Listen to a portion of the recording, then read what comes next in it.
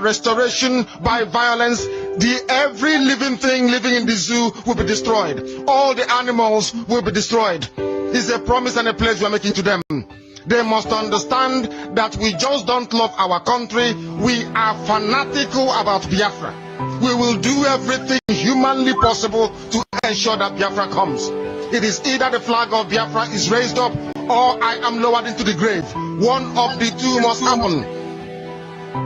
It is better for this heaven and this earth not to exist than for Biafra not to come to pass.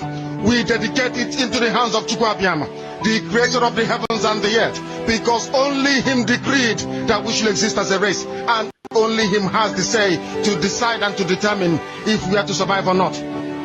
We don't rest our hopes in any man. We don't believe that any country can do anything for us. We are going to reaffirm our faith in the supremacy of the creator of the heavens and the earth, Chukwu Abiyama, upon to whom and in whom every glory and honor belongs to. That's why we worship him and nothing else and no other. We worship the one true living God. That is who we worship. That is why we were created.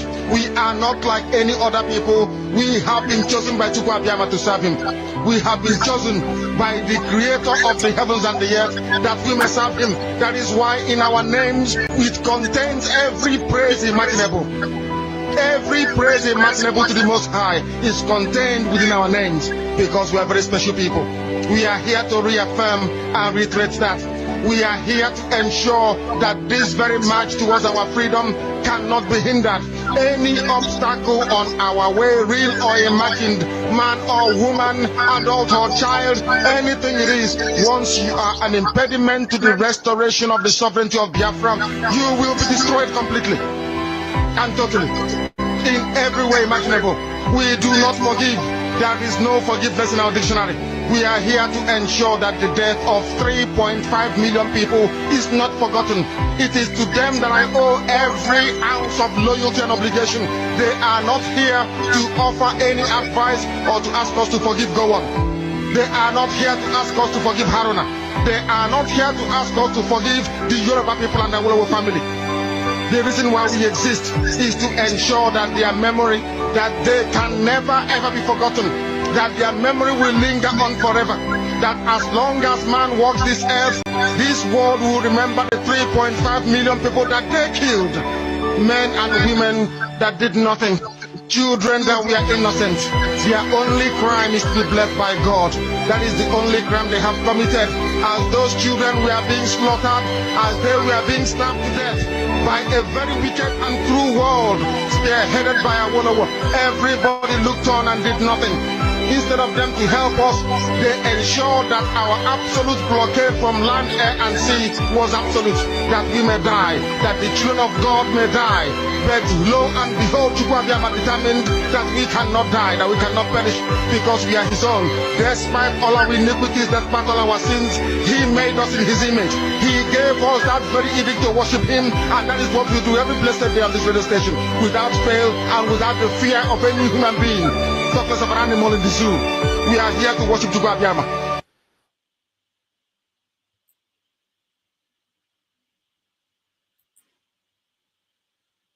Graves that are beginning to shake. They know the time has come. It's a shame that some people who are still living don't understand that, especially Igbo traders in Lagos. Osetigo, Ladepo is the first phase of this very deadly salvo. They will destroy your business. After that, they will take over your houses. When I make open more for them, I want you to be writing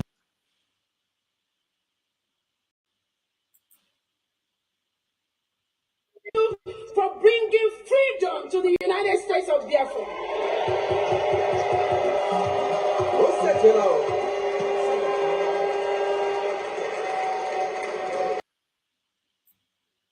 Biafra. All hail Biafra. All hail the United States of Biafra. Thank you so much. Thank you. Thank you. Thank you. Thank you so much. Thank you. Thank you. Thank you. Thank you. We made it. We made it. That's why we are Biafrans. What we did, we shocked them. We shocked the world. This is to show the world that what we do is not determined by an individual. When the spirit of Biafra leads us, we move non-stop.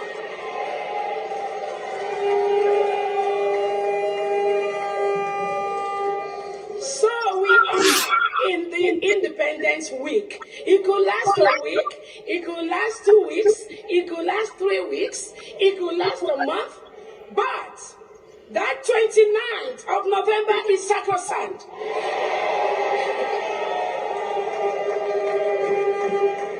And there was a reason Biafrans decided to shock the zoo, and we did it.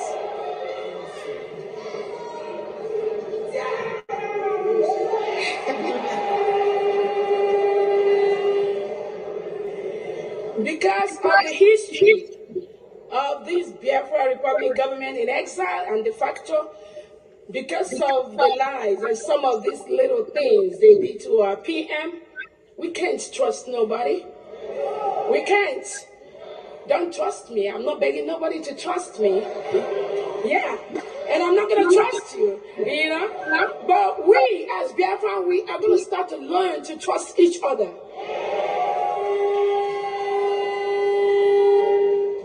So, on behalf of our Prime Minister, His Excellency, the Obadobie, the Peace Ambassador, Anonkan Kampi, His Excellency Simon Edler, we Biafrans, we thank you and we greet you for bringing freedom to the United States of Biafra.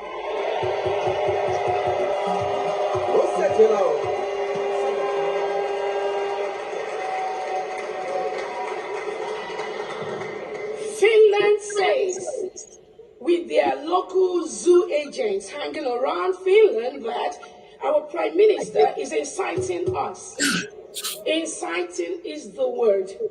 And they think if he doesn't talk to us, if they take away his phone, if they don't allow him to talk to any of us, then we are not going to be incited, right? That was their thought, right? That was their mentality. Just like the zoo thought that when they take Onyendu and lock him up, we are not going to talk about Biafra anymore. Nobody is going to say anything about our freedom anymore. That is their mentality.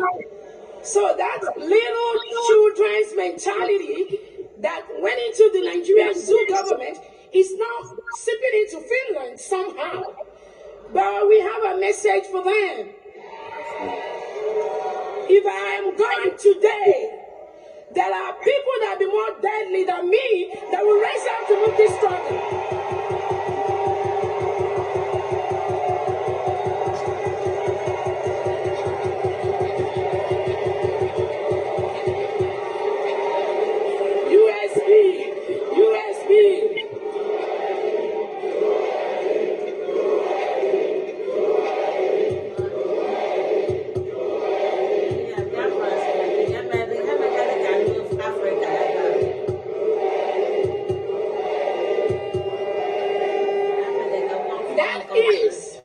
That is something they do not understand, or they do understand, but they think they can suppress us. They think with these little shenanigans they can down our spirits.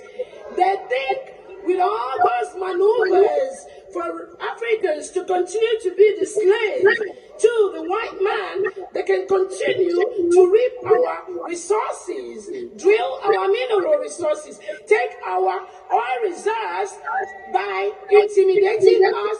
I have a word for the Western world.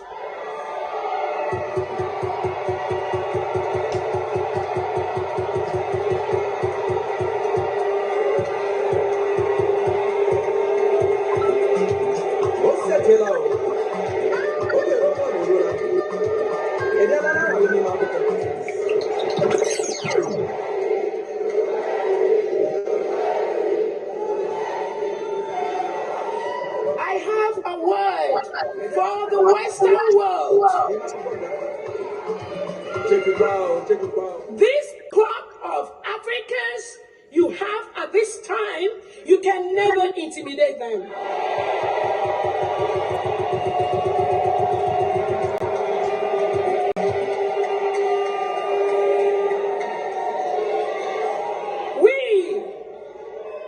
We are fearless. We are intelligent. We are economically stable. We have the money to match you, man to man, fire to fire, money to money, anywhere you bring it.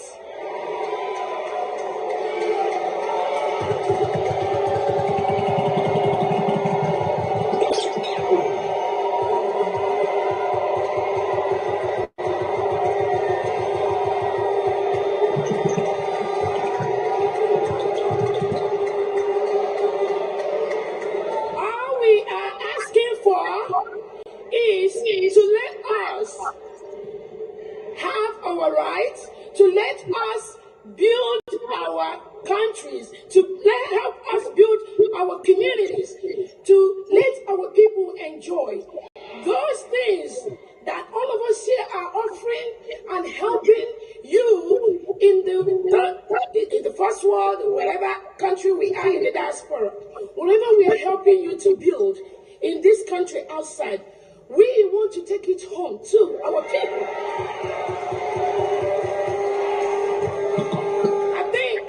I think that is a fair statement. It is fair. It's a fair statement. We can always come and visit you. We can always come and visit our businesses we have in diaspora. But we must go home and establish our homes.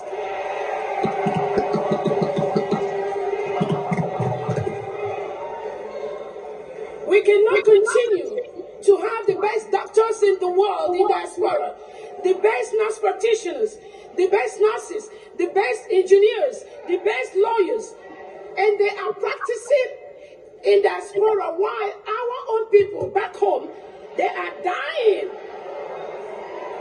of high blood pressure, diabetes, basic health care. They are not getting it. And you think, if you are working with any foreign government, just like Michael Rubin, our guest speaker, is trying to tell the international leaders right now, including Finland, if you think that these people that have been in Finland for the past 3-4 days, we have been in Finland, we have been making us, we have been talking, we are looking for those that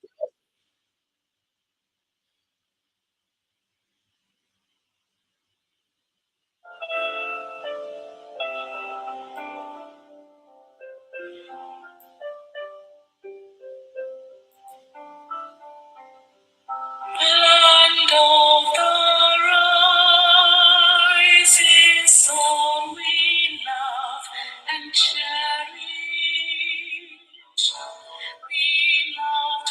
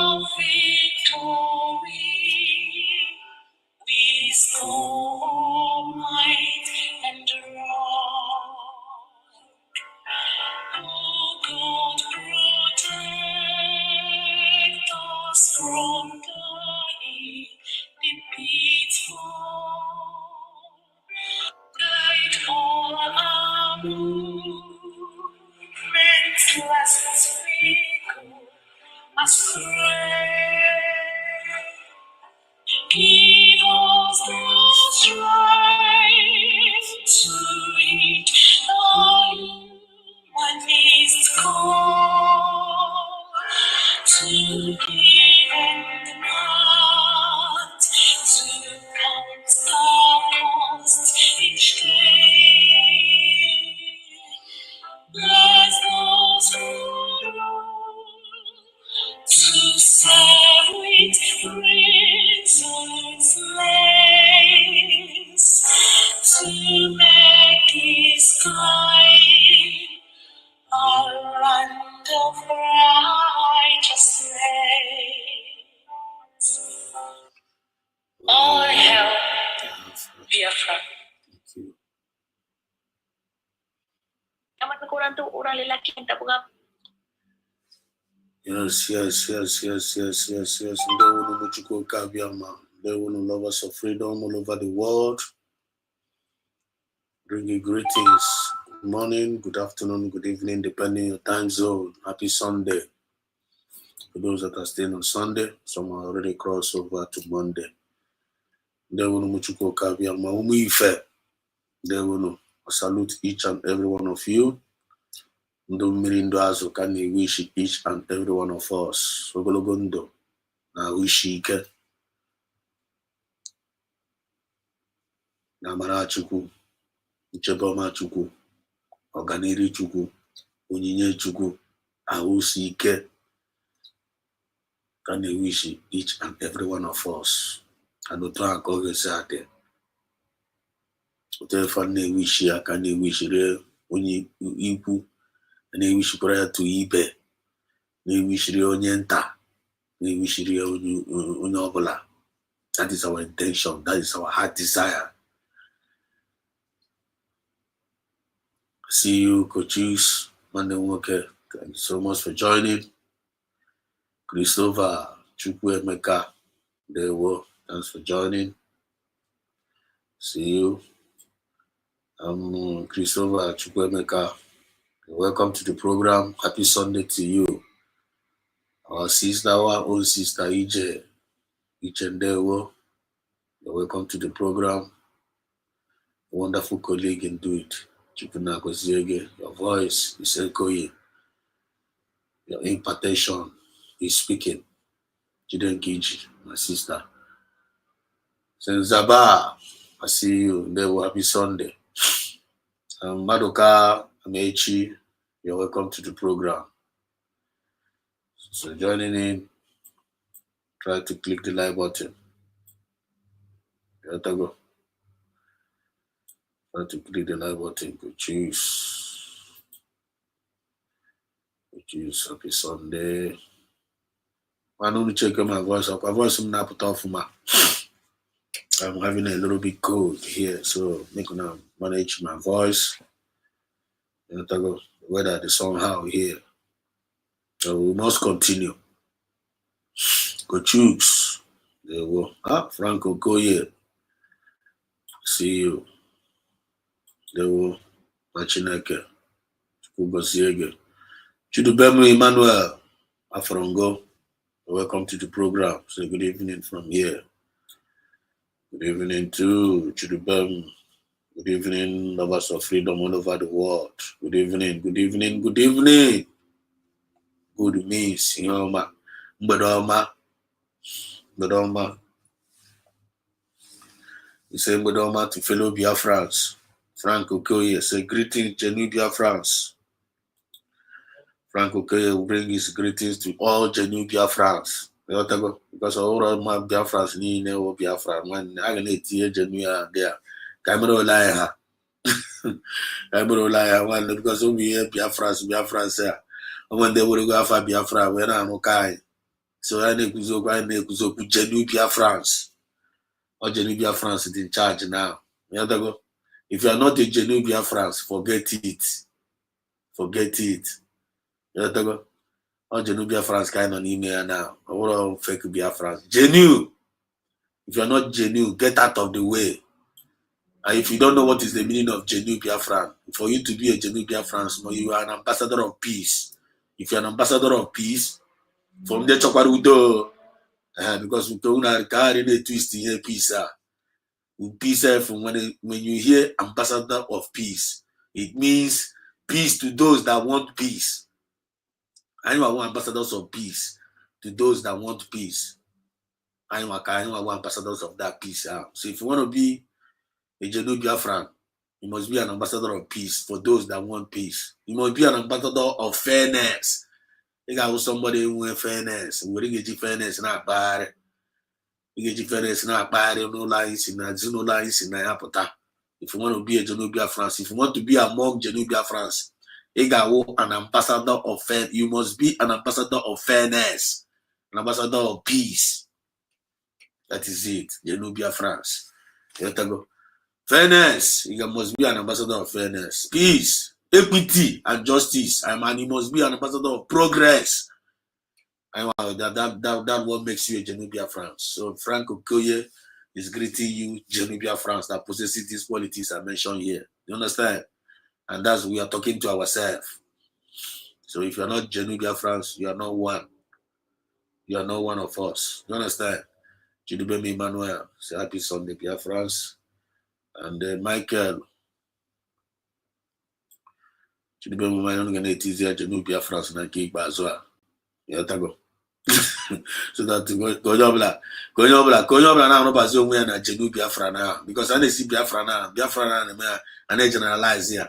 Some people need to whatever Biafra is. So genuine Biafrans can focus. Genuine Biafrans. We'll be talking to genuine Biafrans. Genuine Biafrans indeed. They're back on there now. Michael Obale, I see you. You're welcome to the program. Ezenwife, our own Ezenwife. Ezenwife, they will Ezenwife. The only man that give me super chat. They will Ezenwife, Chugo Gozege.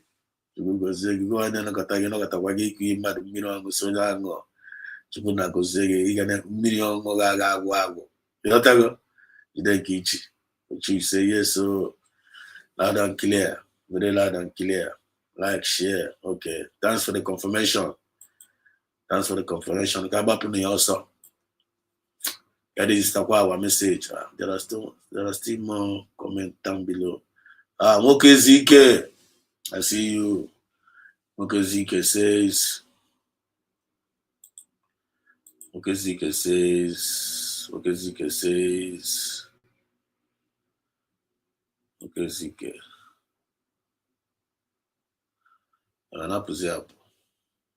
So may we not have a friend that will abandon us in the time of trouble. USB forever. Yes, sir. One day may we never have a friend that will abandon us in the days of trouble. Yawukwana your portion. Yawukwana my portion. Now Yawukwana the portion of this our USB government. Now Fachuku Kabiama. He say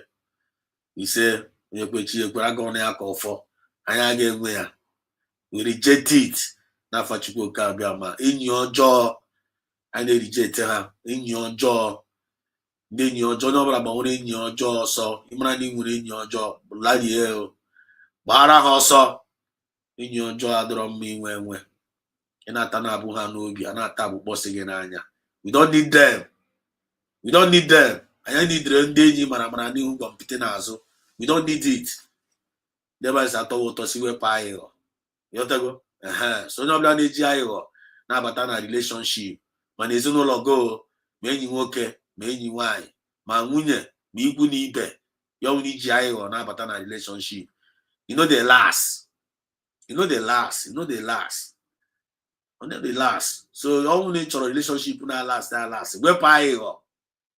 Where pie? Oh, very, very good advice.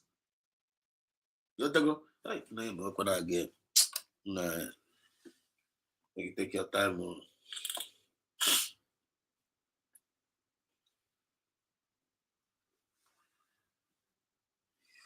Yeah. Sorry for the break in transmission. We're gonna connect back. Just hang on. The thing will be steady. Once some signal on whatever. I think it's okay now. I think it's okay. Check here, okay, because there was a little bit loss in transmission from here. So, all need joy. May we not have a friend that will abandon us in the time of trouble. USB forever. You see? So then you know, but only need joy. Never start to see where iron akoso. Iron nebute betrayal. Iron na in a relationship. Iron no one can apply on English because no can apply on English because no type around type on English. What is iron in English? Is the move. What is iron in English? Because then I call one of this thing of ma. I call why of ma. Because some of these little things are maybe really. What is the meaning of iron? Can you the meaning of iron in English? Iron. Can you in English?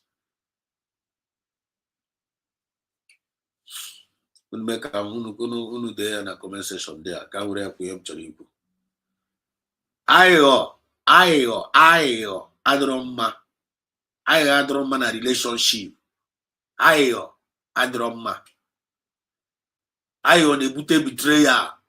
Iron na relationship nebute anyuku. Iron na relationship nebute ekwero. Iron na relationship nebute greediness. Iron na relationship nebute selfishness. Okay, Frank Okoye is not coming.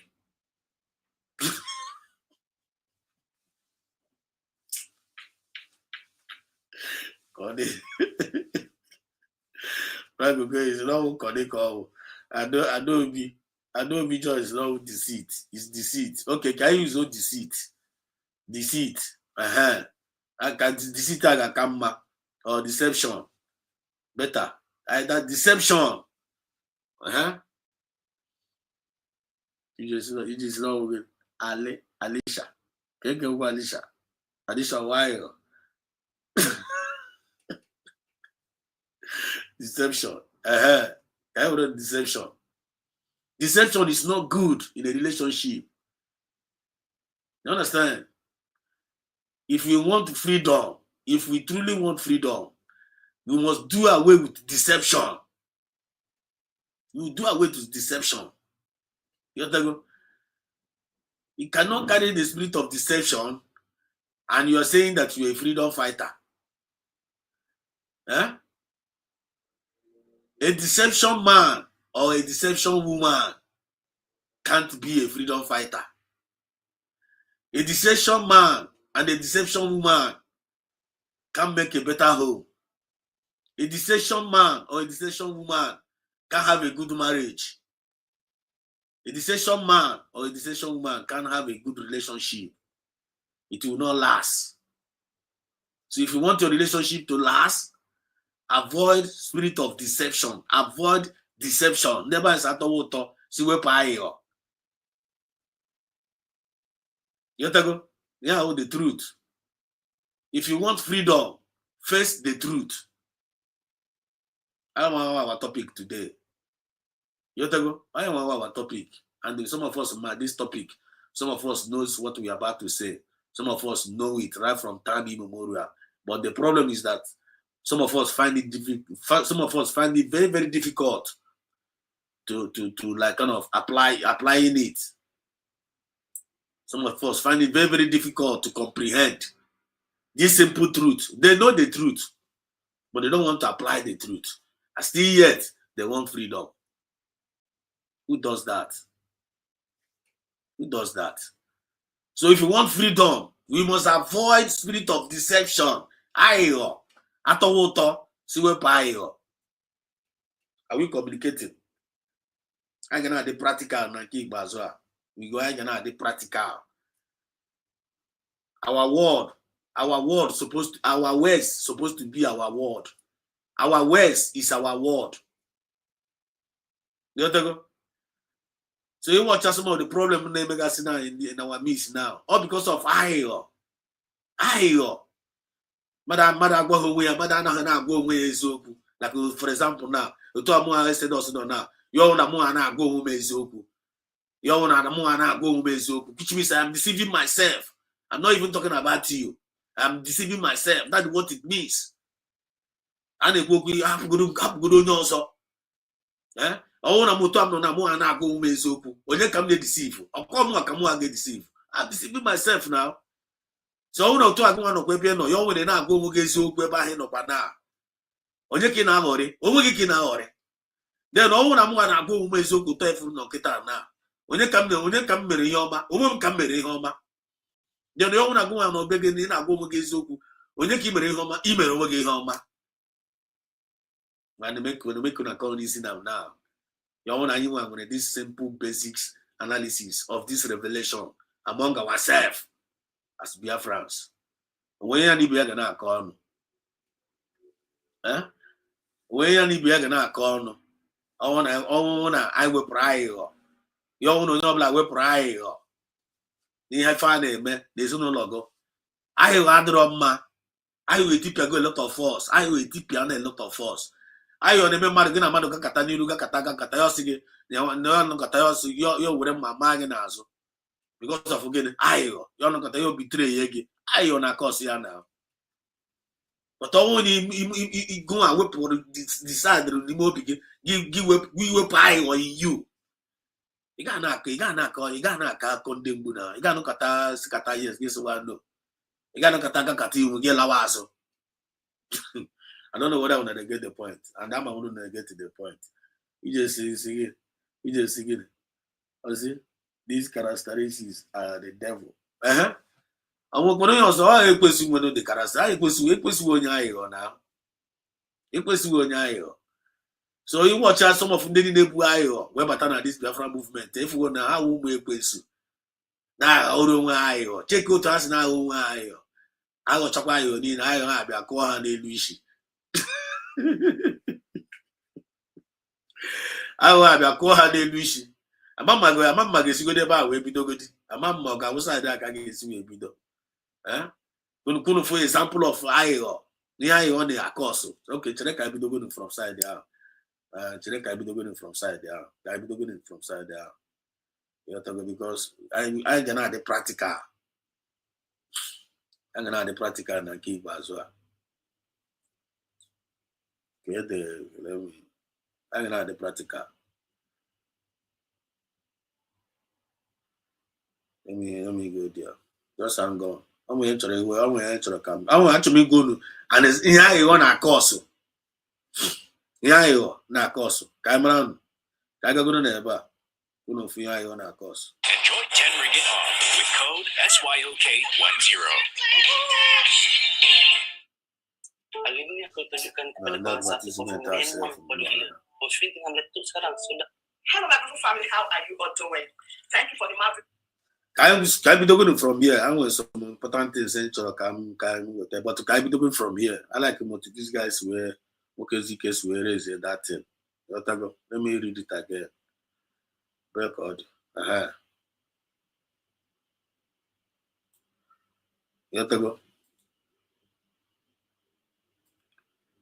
A good friend will stand with you in the times of trouble, not quitting or resigning. USB, we stand forever. Hold on, car. There's another one now.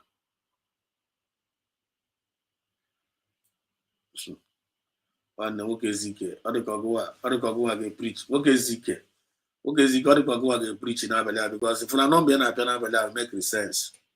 Very, very vital point, but it's too heavy. Very, very, very, very vital point. But I came to find out that now. Or the too heavy to some of us. Or the very, very heavy to some of us. Or the very, very heavy. But it's not supposed to be heavy to some of us. But if you're not keep bazaar, I want you to choice. My moa, my goa, my inina. When you like a mirror apply self-discipline and keep bazaar and moral decency. Without teeth. When you're now where you and it's not gonna be funny at the end of the day. So come money be the na the woman God, munga the woman God, not do to avoid that regret. Now they call some people. Already, some people are cool already. You know, so we are talking about spirit of ayo. If you want freedom, avoid ayo. Watch and then claim when I going to be freedom. I couldn't forget spirit of ayo. The spirit of ayo, those are all of them. I couldn't forget the spirit of fire on our land, some of them, which we want to place one of the example. I bet I give you the story a bit yourself. Right from January, these people have the plan A of destroying the redeclaration of Biafra in Finland. Plan D, to ridicule the movement by castigating USB. Plan C, condemn USB, condemn Brigi. Come and get the money. All processors can on email now. Condemn USB, condemn Brigi, come and get the money. All of them started condemning USB is not doing it well. Brigi is not doing it well. They are able to see thereby the government and the USB and the Brigi and the then have created their own. You can create one class, no CROC. No CROC, we don't care for people. I'm talking about spirit of fire. Get what on no CROC who the place and the bridge and the USB and the no how would the CROC, how would the no how I'm gonna take care of the how I'm gonna take care of the army on ground. You have to go all those blah blah blah blah blah. Biafrans are listening to them, and Biafrans are following them up. Biafrans are waiting for somebody that's going to lead them home. Biafrans are interested. Who is going to take them home? Who is going to make them lay their hands in the resources? Onye na-agi ihe ha the freedom. Also, I will okay. Also, I will bear. The Biafrans have already seen the light because onwe na happen ebe na echi ọzọ ya go ebe na arụ agwụ. Onye tiri sugar n'ọnụ ya sị na sugar adọrọ ya ụtọ. A na-eji enyo enere ya agba aka. They have already made that decision. No USB can happen. 99% of Biafrans or 80% or 90% are with the USB government. Joyfully, willingly, happily, they are happy with the USB government. This group of individuals are GIA or Webatana the movement. Okay, for Tanya the immediate now. They are not getting it funny. Do you know the reason why? Because they sowed a seed of discord. They sowed the seed of discord. How so the seed of discord? They sowed the seed of discord among us with anger. Now manipulate the minds of them mad with anger, of which confession I go be you get ready. Go and grab your popcorn. Grab your popcorn. Confession are still coming. Our confession they must confess all they committed, whether they like it or not. You have to go. How can they John now confess it? What be you know? What be you know? So now look at what EI on our course. Haji or Batana the movement. When I go where is you? You watch and then the spirit of Biafra filter out from the government, of which more are going to be filtered more. I want to have a around them. Some people are to be because once you join the where Batana the movement, the spirit of Biafra will deal with you on a very good day. Okay, on a very good day. Okay, deal. Okay, make expose. So may you never, as you are hearing the sound of my voice, may you never allow the spirit of Ayo to be in you in this Biafra movement. When the Bara also. If you love yourself, if you love your family, or if you love your generation, where I or the one side, come into the Biafra movement with a very clean mind and with a very clean spirit. I'm not saying they got the 100% correct. They got the 100% onion so. I know you go of onion so. You're talking about conscience gonna in my memory job, na memory all the very important because we all do mistake. You can do mistake at any time. But all you made a mistake. You made a mistake. Do you know how to connect yourself back? Do you know how to like kind of say, now if you again? Do you know how to pass sound judgment? You must just pass some judgment to yourself. Not for so also. Or the very, very important. So inability not to run away from that spirit of fire or deception now, it will bring you up to a mess. It will mess you up. It will mess your career up. It will even mess your family up. I want to from the Bible now till you see that only paranko do you get the point now?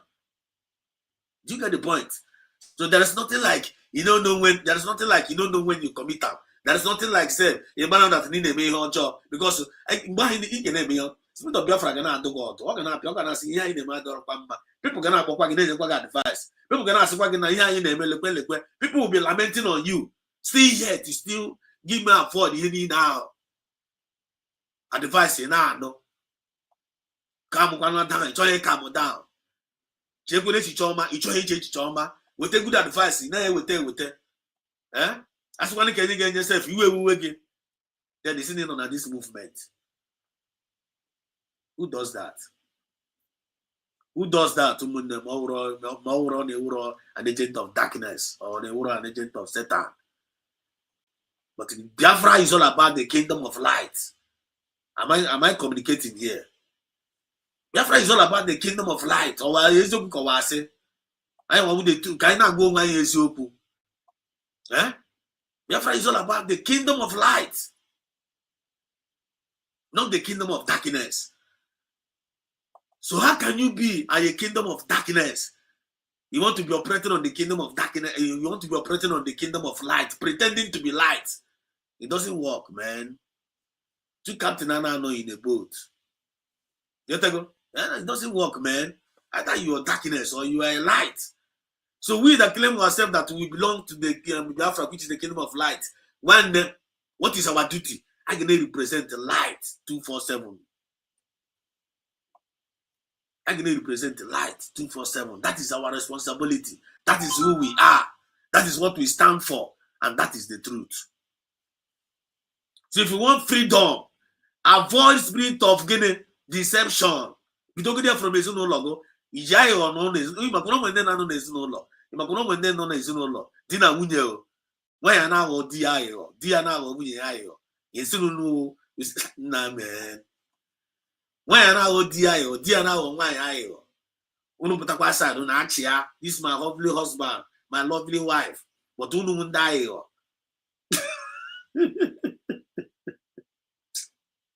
Onye ka ị na-aghọrị onye ka onye ahụ na-aghọrị nwanne make una reason am now. Ndị na-asa nwere ike kwuru n'aka ahụ hi na look at this lovely couple, look at this lovely couple na nwanne gị na-adịkwara ha jealous but ị ga-ama na ha na ife na-eme ha ji ayọ na-eso onwe ha ofu onye na plan the downfall of ibe ya but I pretend kwa. That is what is happening in this our Biafra movement. Who does that? It is only an agent of darkness does that. So the spirit of deception, you must avoid it. You must delete it. You must cast it away from you. Freedom, freedom. You are not emancipated yourself from mental slavery. Go to yourself. You are not using your common sense. Go to yourself. You're not applying your conscience. Go to yourself. You can't get yourself. You remain a slave forever. So if you want to receive freedom, one day you can emancipate yourself from mental slavery. We see all those negative things and a slave who mind them man.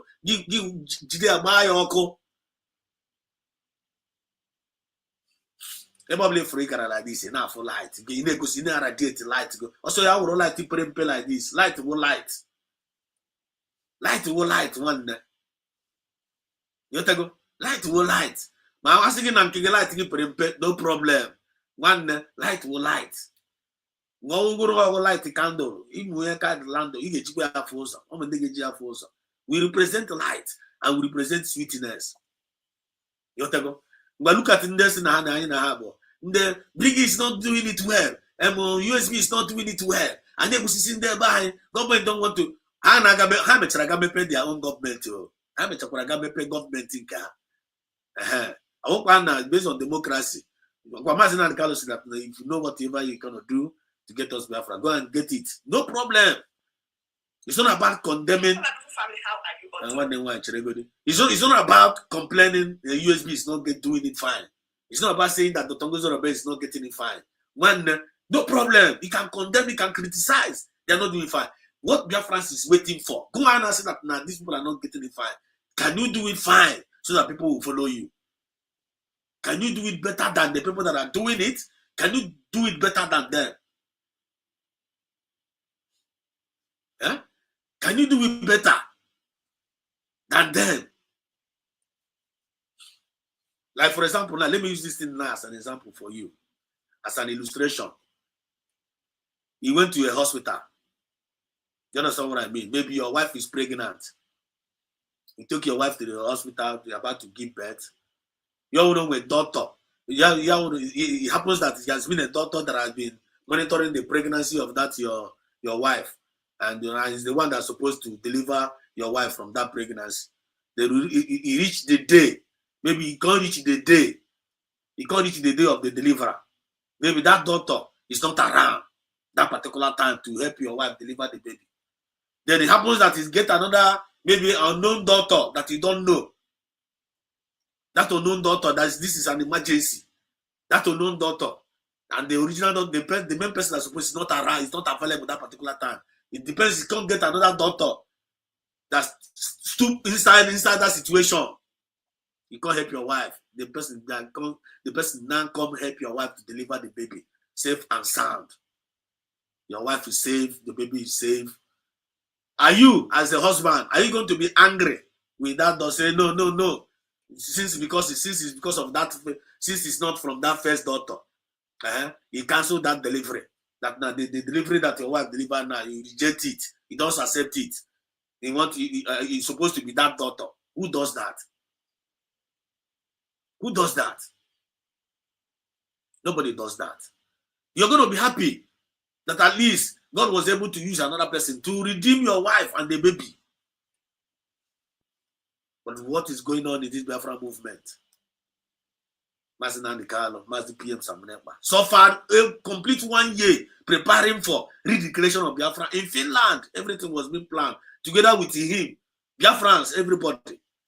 And he was the one that's supposed to announce that we redeclare Biafra in Finland. He was the one that's supposed to do that announcement. It happened that day of that announcement, he was nowhere to be found.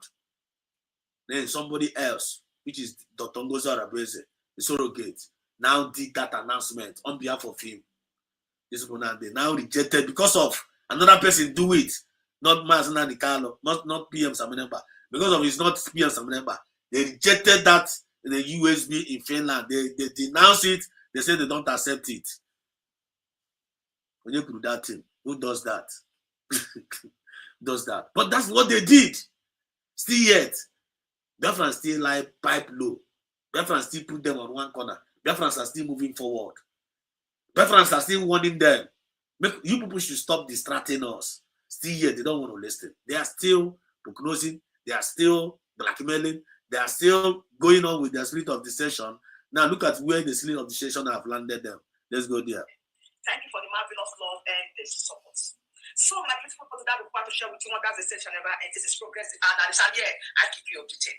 I thought like of the latest happening, and I bring reality to your doorstep. So, without wasting much time, let us dive into the reason why we're here. So, my people, yesterday, Onyocho was so happy, shouting, running up and down, and she said, "Oh, see USBO, Dr. Gossip, please let me know.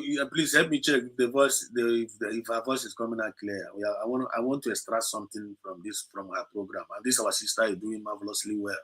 And progress the analysis. She's doing a very marvelous in regards to exposing these evil mediocres. Please help me check if her voice is coming out clear there. They just cut out. She was happy, and I told you people, I said, leave her, let her enjoy. It is that time. Let her enjoy when it lasts, because I know it will last. Today, it does circle between Onyocho and Van. As I'm talking to you, there is real fire on the mountain. These two people are not challenging who will do it best, who will do it more, who told you to talk to the men of ground. We are going to review all the secrets. What happened if you like we tell the people, my people, one that's a progressive analysis shall never end. Now, regarding repair, let's stick to the jargon. Listen to the jargon as we enjoy ourselves today. Very good state of health. My name is Bafra, also known as Pastor Bam Bam Bam, Pastor Agabelo, by the grace of God, Minister, Acting Minister of Information, Biafra Republic of Exile. And I also double as the Prime Minister of Nepa. There's a very urgent message I want to pass across because there's a very unhealthy misinformation that is going on, and I need to address it from my own point as the minister in charge of communication. Our angel, as a minister in charge of communication.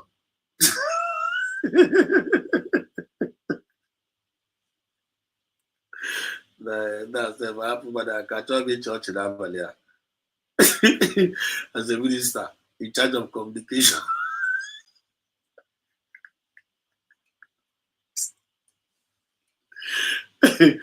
These people are mediocres. These people are clown. Actually, they are clown. And when you use USB government, no,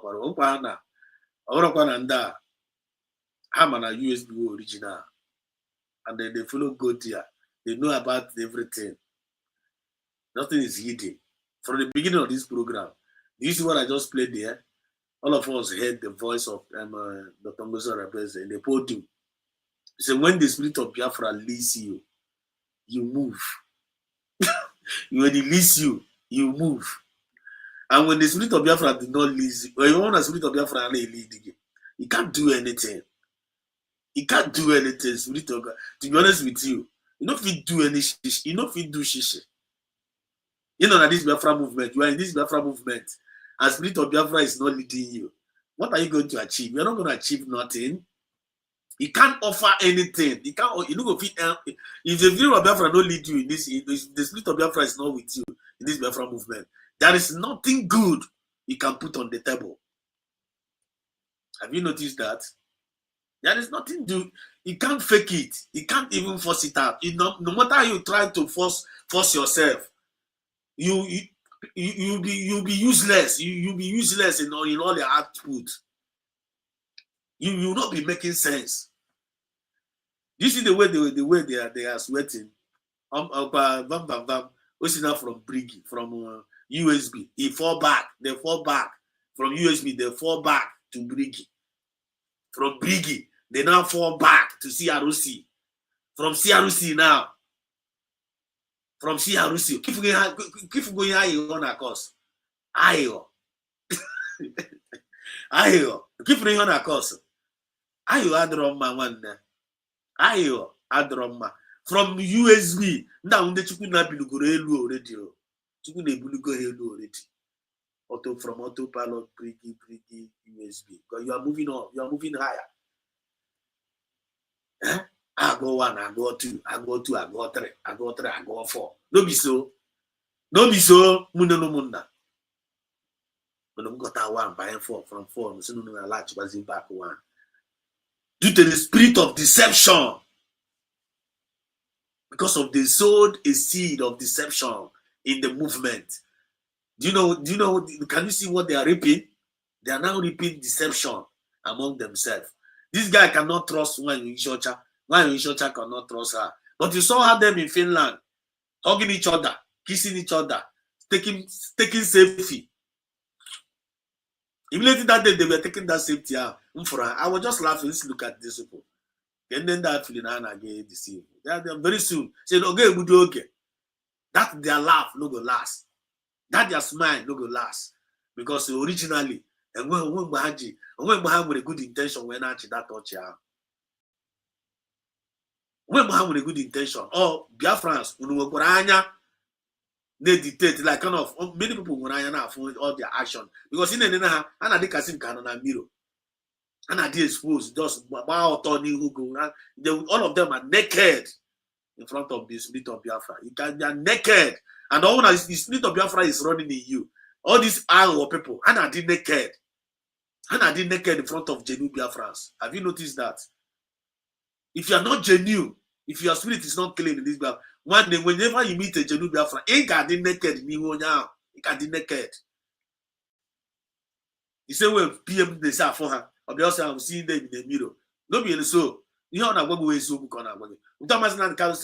once you are not genuine, you will be naked in front of every genuine Biafra. Go and write it somewhere. Take it or leave it. Nda yorute kwa hala gị nso ị ga-ama gwa ha mepụ hala ọnụ ha kwuo 1 or 2 ịmara go already ịmara go spirit of Biafra sị gị lekwe ha na nwanne lekwe ha gbawakwa lekwe gị na-enweta direction. When the spirit of Biafra leads you, you move. Look at them. They came in with a deception, with a deceptive spirit. Now what are they reaping? They are all reaping confusion. They are all reaping deception. They are all reaping saga. The same saga they sowed in. They are all now reaping it. Look at now. Bam now is now saying. The other day, half from a group the other day. Now that woman doesn't have any right. As an independent officer, she is. You're not supposed to override the territory. If you see a news, go and report the news. Don't link in the government. Why are you linking government? You dey craze. Onye ka ọ na-agba ọkwa enyi ya nwaanyị ka ọ na-agba ọkwa ndị si na ọhawa ndị na-asụ ụmụ Biafra na ọhawa ndị dispose trust na them sabi more than government. Come and trust them, come and donate to them so that they will give men on the ground. The same people can't even agree together. They can't even agree on one thing. Then who are they preaching to? Then who are they trying to convince? Because of what? They want freedom, but they don't want to face the truth. They want freedom. They don't want to face the truth. How can you want freedom, but you don't want to face the truth? What kind of freedom is that? Freedom without truth. Now freedom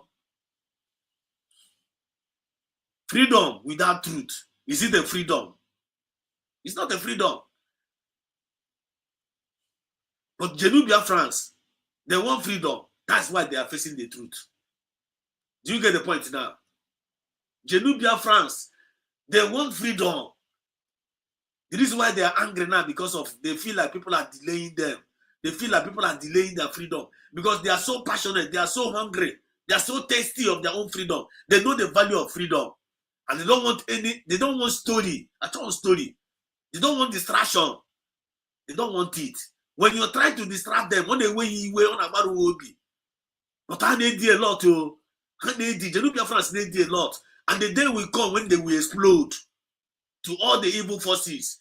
They are the world. Are they ready for this explosion? If care is not taken as soon as possible. And again, I give explode down. Okwa the chi not in them.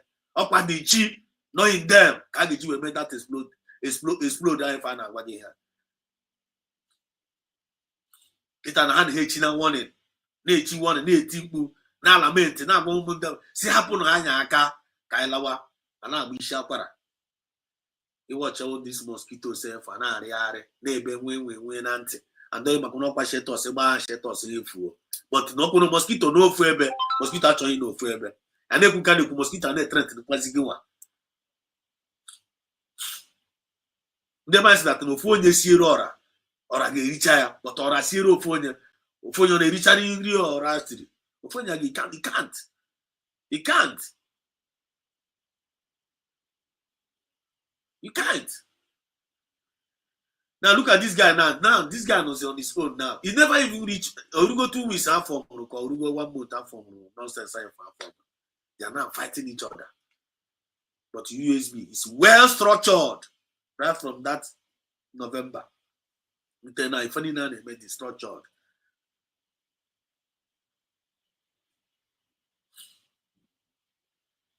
I look at this feel aside for the car go. I resign or honorable lady. I resign or tea that is any honorable lady. Matured. You resign the chapa self. You know I got no forever because you were resign the chap seeking repetition in Rocky back 42 now. The new Biafrans are people inside those words, but they don't want nonsense. They don't tolerate nonsense. They don't tolerate nonsense. Now look at now. I'm going to know from this guy. Going to watch yes, I don't know where now, but I can't know the kind of number. Okay, and why? They're not going to check one who's there. The number in your way. You can check one the number in your way. If you this people, they are useless because they allow deception to be part of them. That is why they are all crashing. Actually, I'm going to learn something. I'll probably find better. Can I something to go home with? I want something different. I want no ginger in your bag. I want no more knowledge your bag. I want more encouragement your bag. I want no more hope your bag. I want no more zeal. Because this time around, all of us must be resolute. And then we have no other choice. So get into Confronting on a Kueba. Our angel, our man in the battlefield, Commander Makeup or Angel Makeup, released an intel to Biafrans to beware of the activities of the zoo cronies or zoo agents in Biafra land or zoo enablers in Biafra land in the form of their governors of all the states, from old Abia to old Enugu to old Imo to old Anambra and to old Ebonyi. All their governors and all the evil they are planning upon Biafrans. And so to tell them and be the glory, this message came and our intel gathered it, and Biafrans are duly informed on how they should behave and why they should be careful. And it actually came from the defense headquarters. Any message from defense headquarters is a message from the government. Any message from defense headquarters is a message from British government. And if there is any misinformation going around and calling names of our people, especially the Biafra Governing Council, and mentioning the name of the man that would insult, please disregard. That is insensitive, that is illiteracy, that is foolishness at this highest order. Before you go out and insult anyone out there, you should understand that the message that comes from the angels of ground is authority from the defense headquarters. And it's a message that comes from the government. So you don't expect someone else from another department to come and speak. Coffee by the beach, ocean breeze, and some summer vibes. Let's go. You don't expect someone else from another. Please, what am I trying to extract here? Because some of us some of us sometimes when they hear these people speak, some of us don't even understand what they are talking about. Some of them they got angry. Some of them they'll say, "What is this guy is talking about?" But whenever you see us playing one of their shit, you understand? We are extracting and they may extract something, and they may extract to let our people know in the other news from the other side. Look at what is going on there. Do you understand what I mean? So that whenever you're making your decision, you know how to make a wise decision. We are not forcing anybody to come and belong to USB. We're not forcing anybody to go and belong to Briggy. We're not forcing anybody to go and belong we're not forcing anybody that must be part of the USB that we belong to. It's all about choice. You understand what I mean? It's all about choice. It's all about your choice, my own choice. Then we that have decided that no USB, that is our own decision. Knowing fully well that our own decision is based on our agreement. Based on, we know that now this USB are now represent the divine mandate. I want to be sure. We know that now I want in a rifle part. You don't need to come and fight us. You don't need to come and force us to live what we believe in. We believe in what we believe in, and we are defending what we believe in brutally, willingly. Because you can't from them now. Nobody sent me this message. The USB government don't send me, but I'm with the USB government. I'm in love with the government. And I believe that the government is the hope of my generation. I'm happy. I must fight for that my government. I must make an impact to that my government positively. Because I know that my government stands for truth. It stands for freedom. And that is the truth. I am facing that truth. Anything that is not that truth, I will fight against it. I don't know if I'm communicating here. So what are we trying to extract from what these people are saying? These are the people that are trying to let Biafrans know that the others are not doing it well, that USB, they are not doing it. I don't want us to forget that fact, that picture they are painting to Biafrans, that these people, they are not doing well. He's the one now that is lamenting in his own government, yo. You want to lament in his own government that one of them in his own government also. I don't know whether you guys are getting my point here. He's now condemning his own, having a very issue with his own colleague. The government actually presented to Biafrans to trust. They don't even trust themselves. Are you not connecting the dot? because it doesn't make any sense because of the spirit of deception. That is what it causes. I try to make a bit more in now because we have more better things to talk here tonight. But the reason why I'm presenting this for because of that deception. On your phone on Biafra, you are joining this our movement. Make sure you do away with the spirit of deception. Some of us are getting away, some of us are getting away. It doesn't make sense. It's not taking us nowhere. Come into this USB world. Come into this USB world. What are you? Try also. Biafran spirit are like an ayo. Because you may with ayo. Check good ayo on the go to get a certain logo. Only one ayo now. Let us be practical here. Because I just was in our go 1 year so. Check good one. No one only one ayo. Because now man I won't die. You know when they get up on when they get up on. You have like in a money make on what. But heti ayo. Obiaga de hammer. I get ayo. Eh? I get ayo. And the even once he be a like ordinary he be make as if he met to here for an eme. He ought to obey for now. They can't even stand it. They can't even stand kissy kibia like kind of he ought to obey for now. One or the hakaham war. Do I have a witness? Do I have a witness about do I have a witness in the comment section there? Why this thing I'm just saying now? And do I have a witness there? Only a witness to what I'm saying. Let me know. Oh, when dog gonna happen in this our life. Oh, when dog gonna happen when they must put eye. Oh, the hit eye will be a goddamn. But if you want to see one keep it to put on eye, find it here like one they can't stand it. On that they can move a walk. But if you are kind of that such individual, you are not needed in this Biafra movement. You are the enemy of our freedom.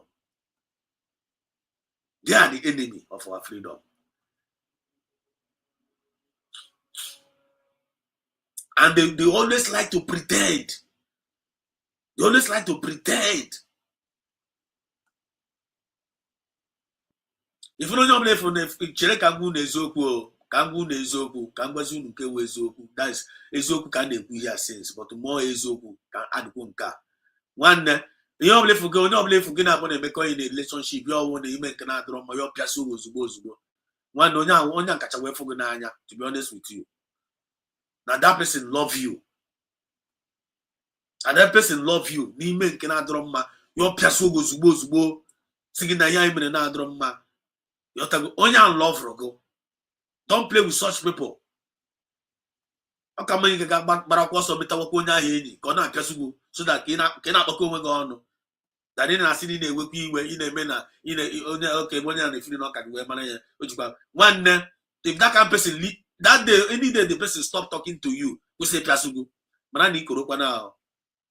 Manani any day the person puts reading again, a Kasugu, sing a happy zege, singing and give rose to sweat the gamma. Ikorokwana. Because who is going to defend you?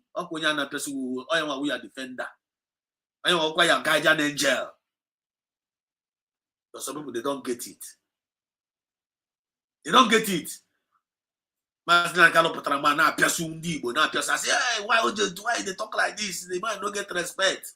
But you don't know that Thomas can catch away love one day more than you know another person. I'll get in the make today. You didn't know another person. It's not happening. It's not happening. They are not saying now why is what everything you say is happening. Everything is not say is happening. But did they learn any lesson? They don't learn any shit. When you learn. But them muanya. No message message ya. They keep the commandment keep they follow the light and they follow till today. They never shifted. They never shifted. You see Ghana their page now. All this opposition now, all these maludas, all these invaders, all these infiltrators. all this manamana who go putting as freedom fighters. Whenever you go to their territory, you can never take anything good home. You can never get anything good home. Okay, get nothing now. Just make una listen a little bit. Someone else from another department to come and speak before Biafra will learn. As a media personalist, you are working in the interest of Biafra. All you need to do is to share that message from the internet and make it go viral to create awareness. You look at that, and again, I talk too much now. This, what you going to progress the analysis. Progress the analysis. The telecast the thing. Now I go this about chicken. They rice. Nah. That is the stage. I don't email now. Watch out. Insulting people and making them feel that they don't know what they're doing. Stop it.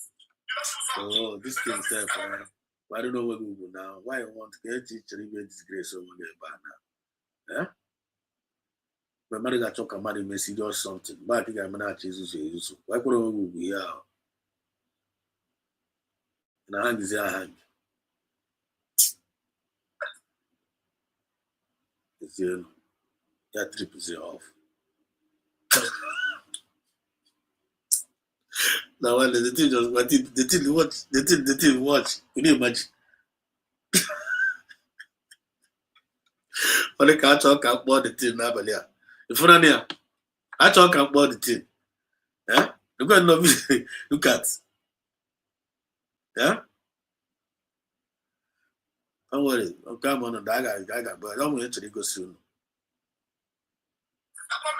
Yeah.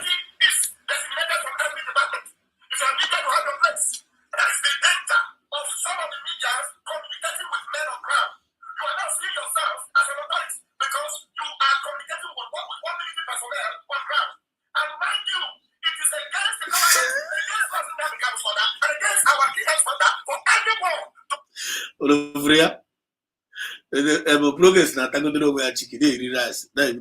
Did you see it? Because these people, they are no more making sense to Biafrans. So you could imagine a whole van, they do something, didn't mean. Now book and get up. Now correct some mistake in a territory. One never not over chicken. Now you don't wear rice. Do you know why he's doing that? Because this van and our girlfriend, all of them, they have messed themselves up because of getting lack of discipline, lack of moral decency. They lack it. And they allow the spirit of deception to work in them. And they brought that spirit of deception to the Biafra movement. Now the thing is backfiring upon them. The thing is backfiring on them. Biafrans, are we learning something from it? We are supposed to be learning a lot. When you know that this Biafra movement, you are not learning from what happened to others. How can you progress? How can you progress?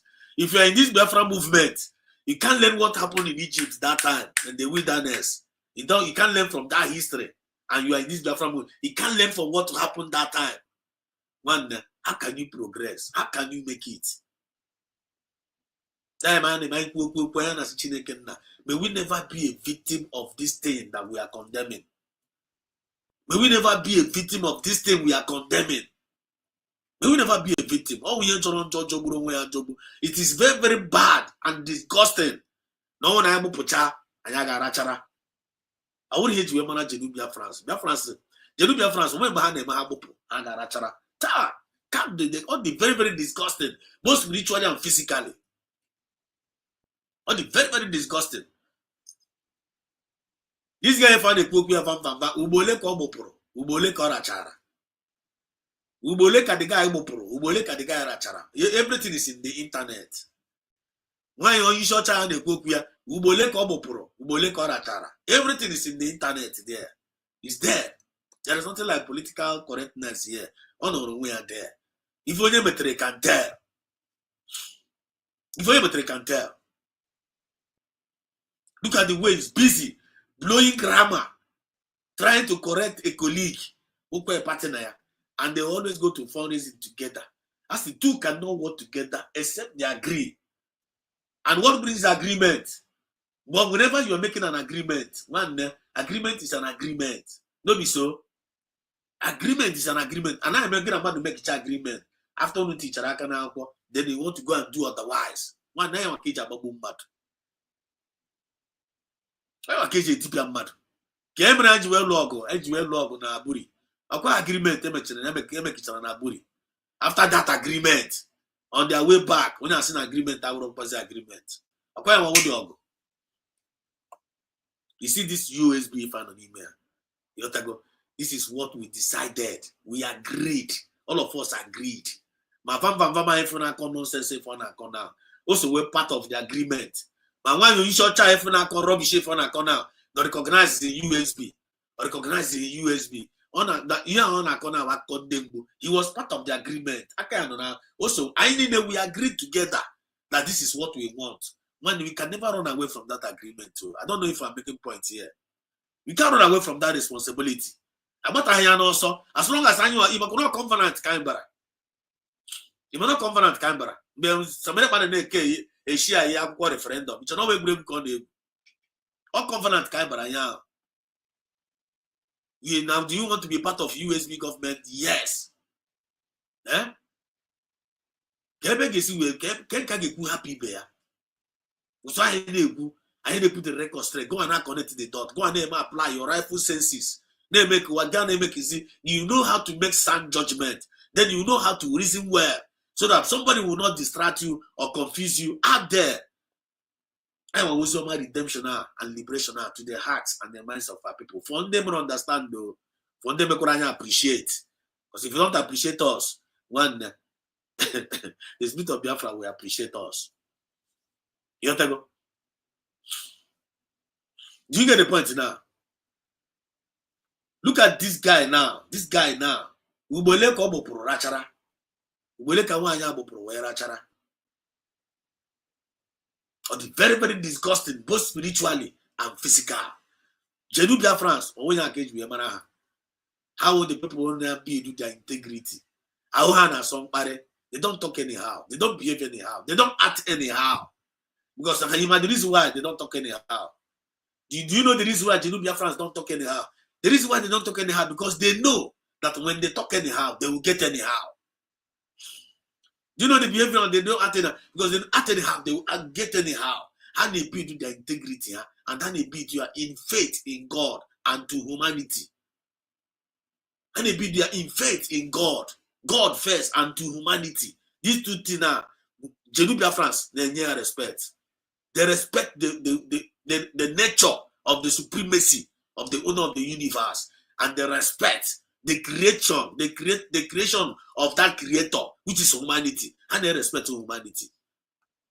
Now the people of the world now took them for granted, knowing fully well because of getting Equity in charge of this world. Do you get the point now? Equity is in charge. So Equity is in charge of this world, and after anyone who Jedu Biafra as a threat, I was a threat to his own kingdom. So for you to be a part of this light, one need to suppose what you stand for. Man, the weight of then Ghana will require faith to not connect back to God. Not connect back to God. When the came on yes. And the line yes. So prove back to us, no yes, I want the covenant, I want the commitment. I want my feeling, man. Every Latin guy was in secondary. They which na rise near na rise elu na rise ala one na rise chaga fall. Rise chabatali kali na ba one haga fall because of getting you believe that now onye so go na azo kariro onye na achugo. Onye obla na achugo ada. Then onye obla choro achugo ada kwa. I don't know whether you guys are getting my point. Onye obla na achugo ada. Onye na achugo na achu gada. Because go iji ogene, imagine the reason why iji ogu no for we na aga. Then you got this afraid of the enemies of your enemies. Because enemies are not know your enemies. I don't have threat to go. Ima ani me lene chahanya, ima kono human beings ka hawo. Ogu no we ka gara ga wo ga chiri one are they greater than they are they greater? Ogwa ha or the greater than obidigwe no we ha. Obidigwe that lives in you. One another hidden truth of Jedu Biafrans will walk on the ere. Jenu Biafrans will walk on ere. How walk on ere. How walk on ere. Don't underrate them. Jenu Biafrans will walk David na Goliath. Joma here David na Goliath. Jenu Biafrans will walk David iti pekora Goliath. Jenu Biafrans will walk ane eleli awite. Yoba oyoko. Don't play with them. Jenu Biafrans na gakoro nwa atọkwada ha okwu. Otu ife ha na ya eme a na-achị ọchị, ebe a na-ebido a na-achị ha ọchị. You not born away here, you might hear them. You not born all manners of name. You can call them all manners of name, you can call them. But at the end of the day, I want to champion you couldn't mean where more. So if you want freedom, face the truth. Face the truth. And what is that truth? USB is a divine mandate. I want the truth. I want the truth. If you want freedom, face the truth. And what is that truth? USB is a divine mandate. Do we agree on that? You and I, do you agree that USB is a divine mandate? For me, yes, 100%. Divine mandate for sure and for real and forever. I know that USB is the truth and not a divine mandate. So all I need to do is to face that truth. So for you to survive in this Biafra movement, face the truth if you want freedom. For you to make it, you must face the truth. You must face the truth. And when you face the truth, when the distractors, distractors, Lieutenant territory again, one, how about break? Ndai or Lieutenant territory again, how about break? Ndasri Lieutenant territory again, how about break? Then Kokotishi, Lieutenant territory again, how about break? Because I'm again, you carry a fire. I'm that they carry a fire in you. You walk on a You walk on a for gold. For gold. Everybody want to wear gold. Everybody want to wear gold. Everybody want to wear gold. You gold. Or not like having gold. Gold here no lu. Imagine gold hanga be true before then you no lu. Ya GL. Imagine gold hanga be true. Many of us want to be gold, but they don't want to go to the process. They don't want to go the process of gold in Agabiga before you are all good. So this is our Biafra movement. If I with the processes, when stages of level if on a play you where. Oh, when they're on stage 1, when they put plan and I got on stage 1, when they go stage 2, stage 3, stage 4, stage 5, one stage of for okay play and don't really play stage for go on stage 4, get plenty of mal, get now. All when in stage 4, you're one of the stages of Biafra to play stage 5. Go on stage 4, now Simba, now stage 5, I get play. Now I got person at stage 4. One when you're not choku.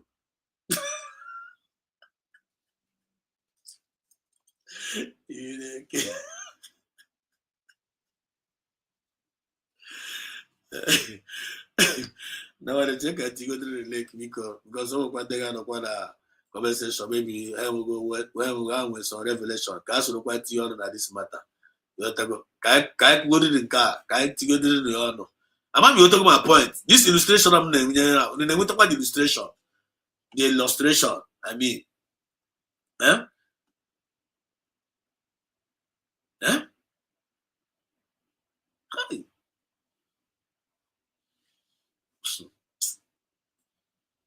We go help us. We go help us.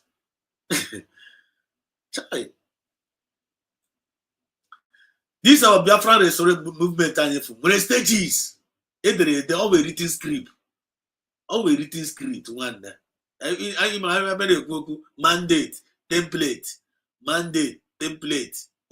Oh, when I'm with the mandate, oh, when I'm the template. One. Oh, when they the mandate, the template, yeah, and then fully stage by stage. No one we can outside say, we got out there. You got oh, yeah, Master the PMs now. I know what's now my GDT. Now my GDT template. That was G, step by stage.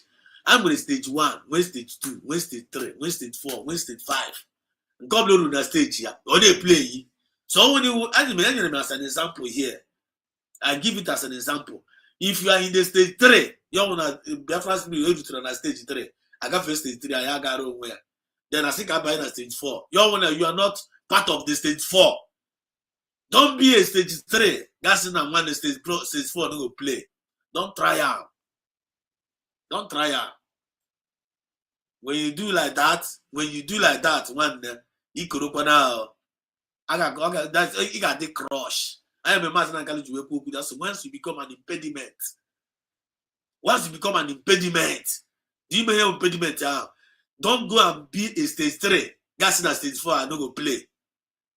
Don't do that. Oh my God, some people they mean at this Biafra movement. I got an Finland. Ghana, Finland, though. I see that now after that Finland, I got dissolved old cabinet. Now get a new system of cabinet. They move the nation forward. I get more experienced people. When they on stage in that big Hajo Simba. Now when the stage 4 I get play. Now I got question. Now I go stage 3 and I know where. According what you know there for today. Because the bam now the other do to her. They were in the state. They were in the stage 3. And I think I stage 4. They refuse. That stage 4 will not play. Look at where they have ended them. Let me bring my people that are coming in.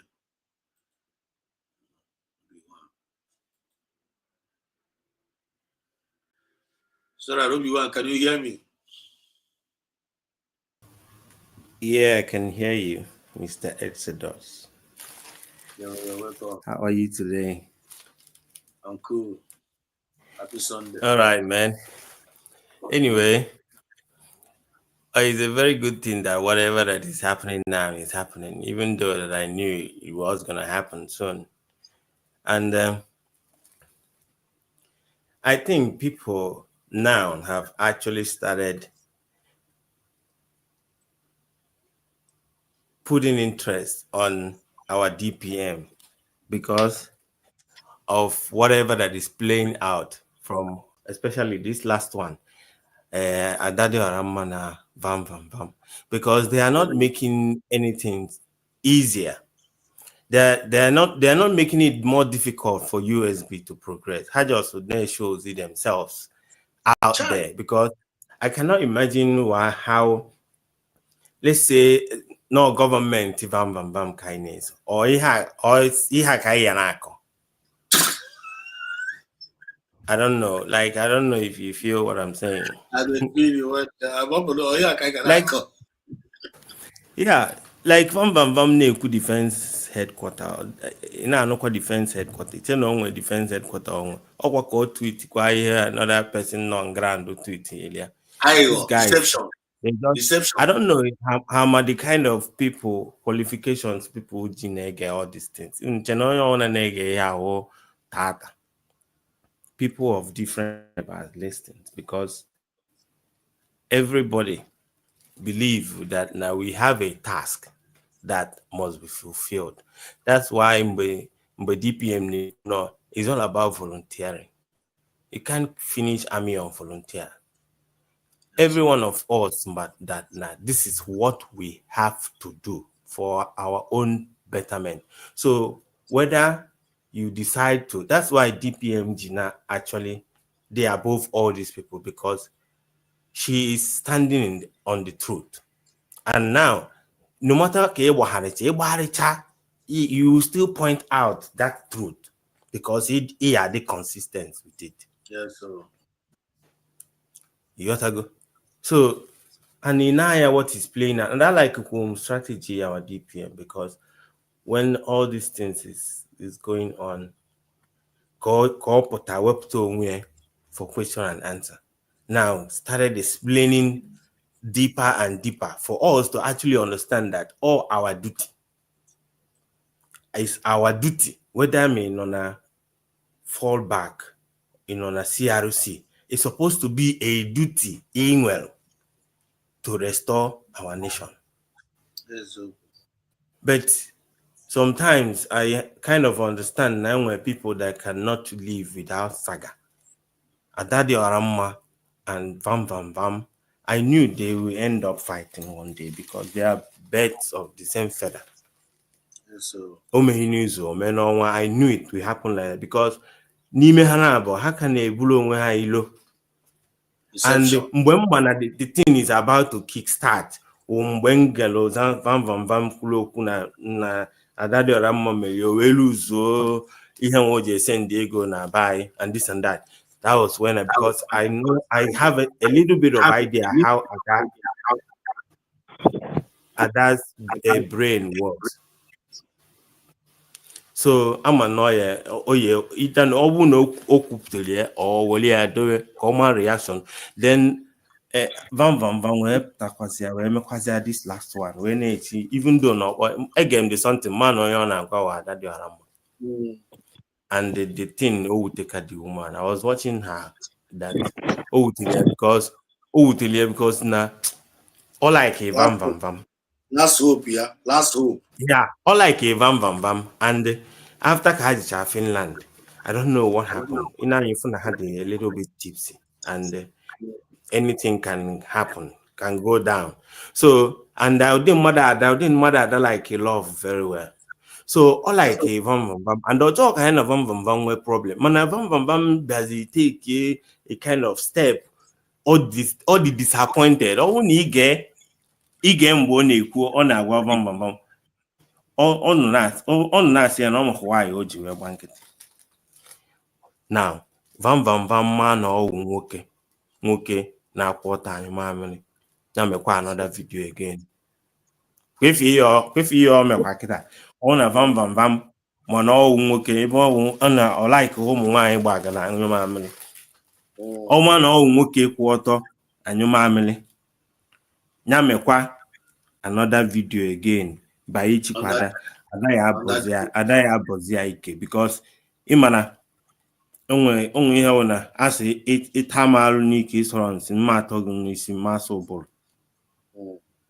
You got that kind of a thing. So at least all these things is happening now and it's showing every reasonable person none of this struggle. Only showed everything may pay for you to actually see the truth. And all of it, just think about it. Or the Simon Epa or the level Simon Epa or level Saga Adana Nantiarusi name because I know because Ada na-ekwezi okwu based on what is going on because ịma na asị agbacha ọsọ agụọ mile. Ọ bịazie na narrate kele ihe mere na gọọmenti CRC ha nalụ oge nkere forms their own cannot come out for one day and tell people what is going on as a government here.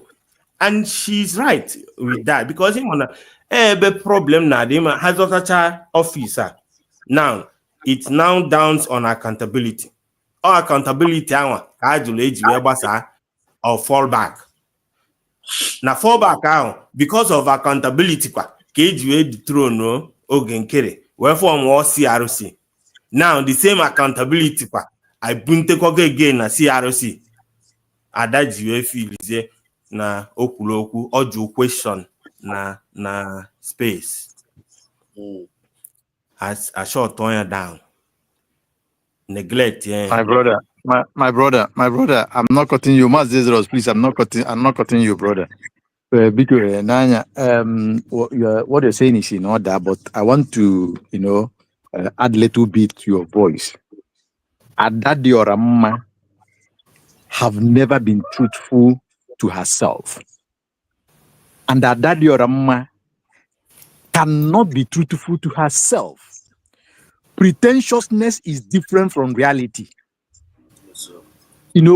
Playing like a chameleonness or like a koba is quite different from being honest and having an objective. So these people, let me tell you, these guys are enemies. Looking at the length they went, this guy akwa nisi Adadiora mma and co. Adadiora mma led this guy to the extent that no kunobria munwea. I swear. Now, do you understand these things? So let me tell you, what they did is just okay. Now we are enemies, but we have a goal that me and you can accomplish. Ima devil ekwen suna abo meet here or dibia na abo rapansi meet here. How man hana pansi? How man ya good. So now they connected themselves. You understand? And make have what the game. Then how could the game? How could you 1, 2, 3? Even the fourth one, because the fourth one because autopilot and Allah sorry for 1 or 2 days. You got to go. So how could the thing or where on came with this cha. It's not about this hidden fundraising. If for Hannah and me and not the hidden, it is not about hidden. It is because of this grace. This grace that people give to them. Nobody goes there, nobody donate. Do you understand? So these people, they are arch enemies. They see the opportunity. This guy, for the opportunity was boo. Yeah, or piana oyenka. It's just like Owuna Hana Bongoye G for MNDB Ozibu. Or Mam today to Buna Bopuya. So what you are saying is not, but I just want to, let that impression or to accuse because that can never be truthful and hang with one agenda. Pull it down. You understand? Oh, that's you now. So go ahead. I understand what you are saying. Exactly what you are saying. Because I'm saying this thing based on how I saw her feelings. You know what I'm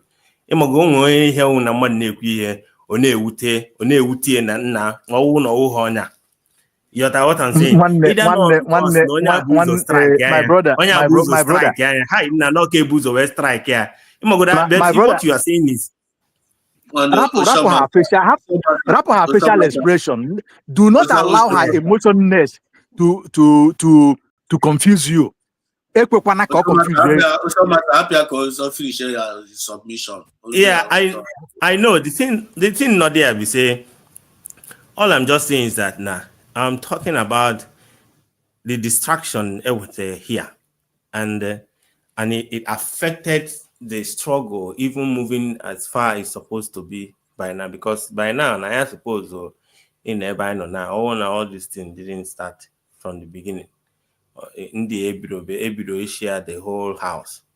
So, but I knew that they will end up being like, and even Ebido the first stage. Because now according to what you said now, to the extent he just and onye nke we kwuo no about now they have cross goal line between themselves. So all man saga I finish here man can finish go din kai go naka yotago. So you are right mana we'll just stay back and watch. But the most important thing there is that God did it at the right time, because this was the time DPM portal. Can you imagine it appear in someone's space and people logged in? Juba question, confront the direct power. Put her that day for like 6-7 hours. That woman not there. Look at the next day fundraising on there. So I believe that now every reasonable human being by this time would have understood where we are coming from. And I don't really like when people attack Go 247 for resigning and this and that. All right, you have to resign. I don't see any problem in it, because in this struggle, Obona, you might not agree with what the person non name. On depend all this am I in this struggle because of this person or because I needed this thing? Man, a happy and does a kind of on. Man, no problem with to go 247. I won't up Tazia go as they are against what we are fighting for. That is where it is. Man, Obona or resign alone, we decided to to continue his life. And I agree with him. I'm the reason, I might know the reason or not, but at the same time, I don't know what the always have or this and that, because no decide to quit. I don't like that kind of talk. Or in their action, yeah, just like that they are in actual to turns their fight. But then that is when we now have problem with such kind of people. Thank you very much.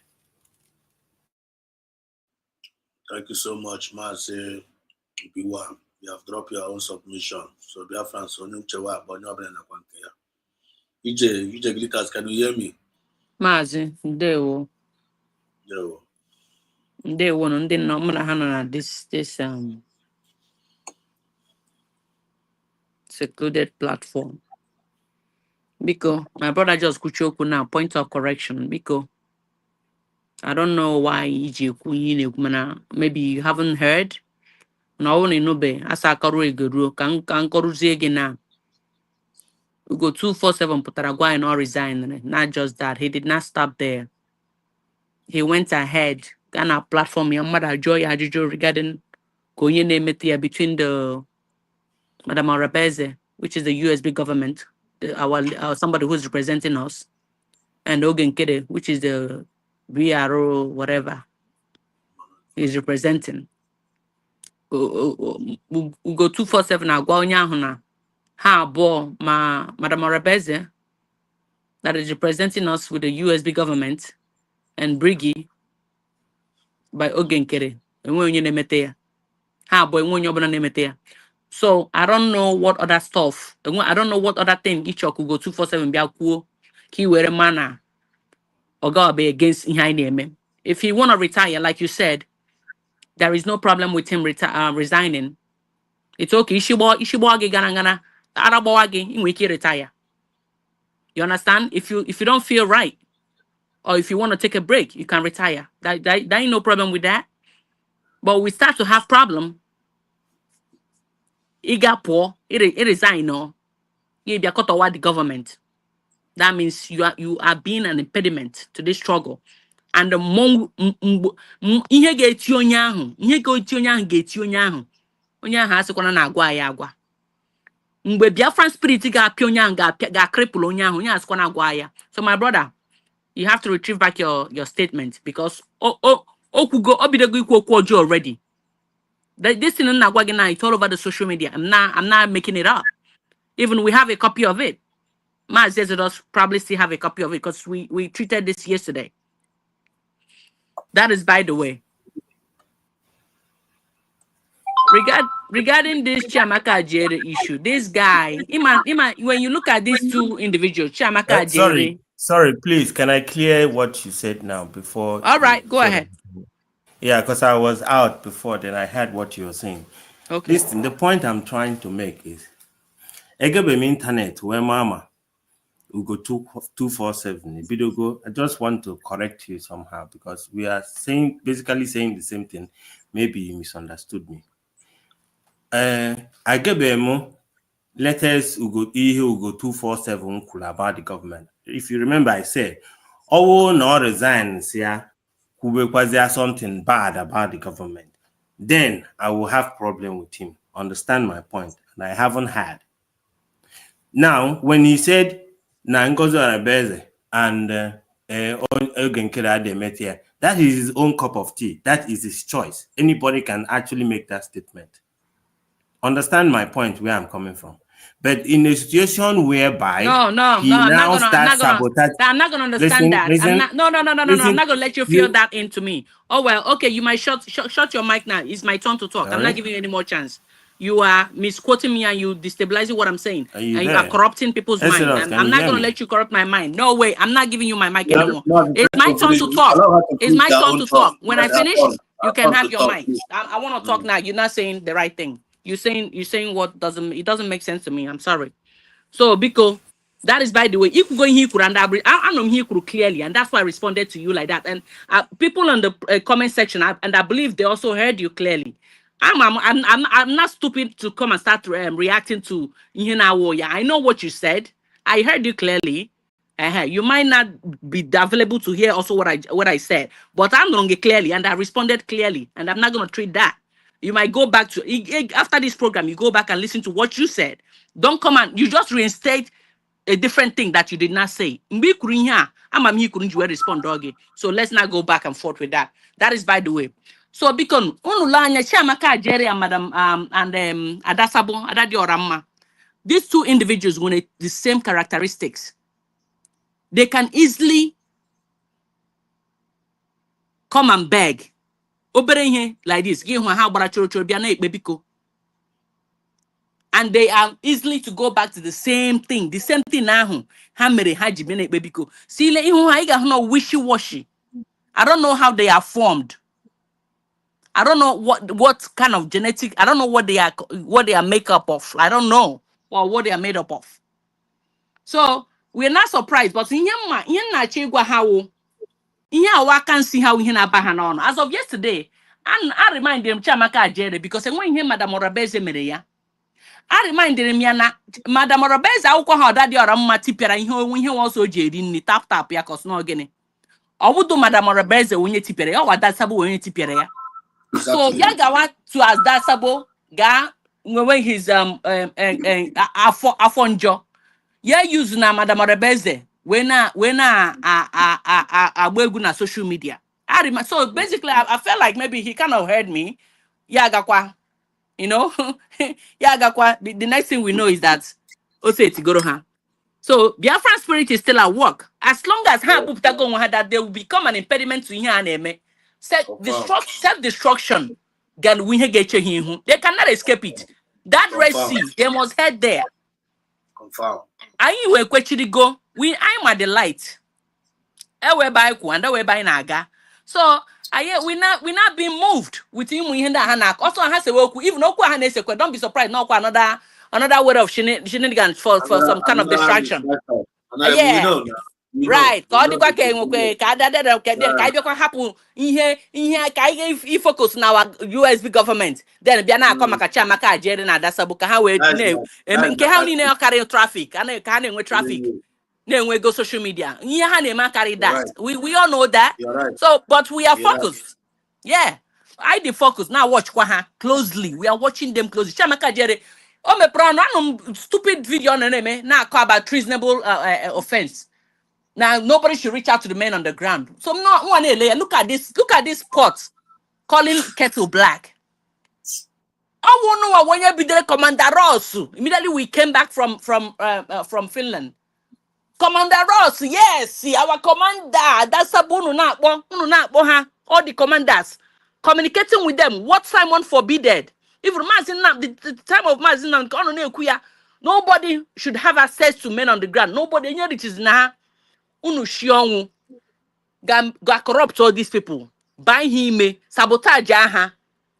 Give ya n'ụbọchị nke taa. Go out Chiamaka Ajeri na-ekwu nobody nwe onye nwere God is treasonable. First of all, a ga-ebu ụzọ kpọgbuo gị n'obe. Gị nwa Chiamaka Ajeri, a ga-ebu ụzọ kpọgbuo gị before gị na-achọ onye na-agwa treasonable offense. Stupid guy. Ya bịa anyị na-eche ya. Only level ọbụla o ji bịa. We are waiting for him. Anyị na-eche ya. Mazi, come hold Goria here because thank you. Ndewo. Right, thank you so much. Thank you so much. Before I call in Exodus, please. Wait a minute, Mazi, please. Please, I remember our platform because no, it's just a little thing because actually please don't be carrying up mic just like that when you are not being called upon or drum.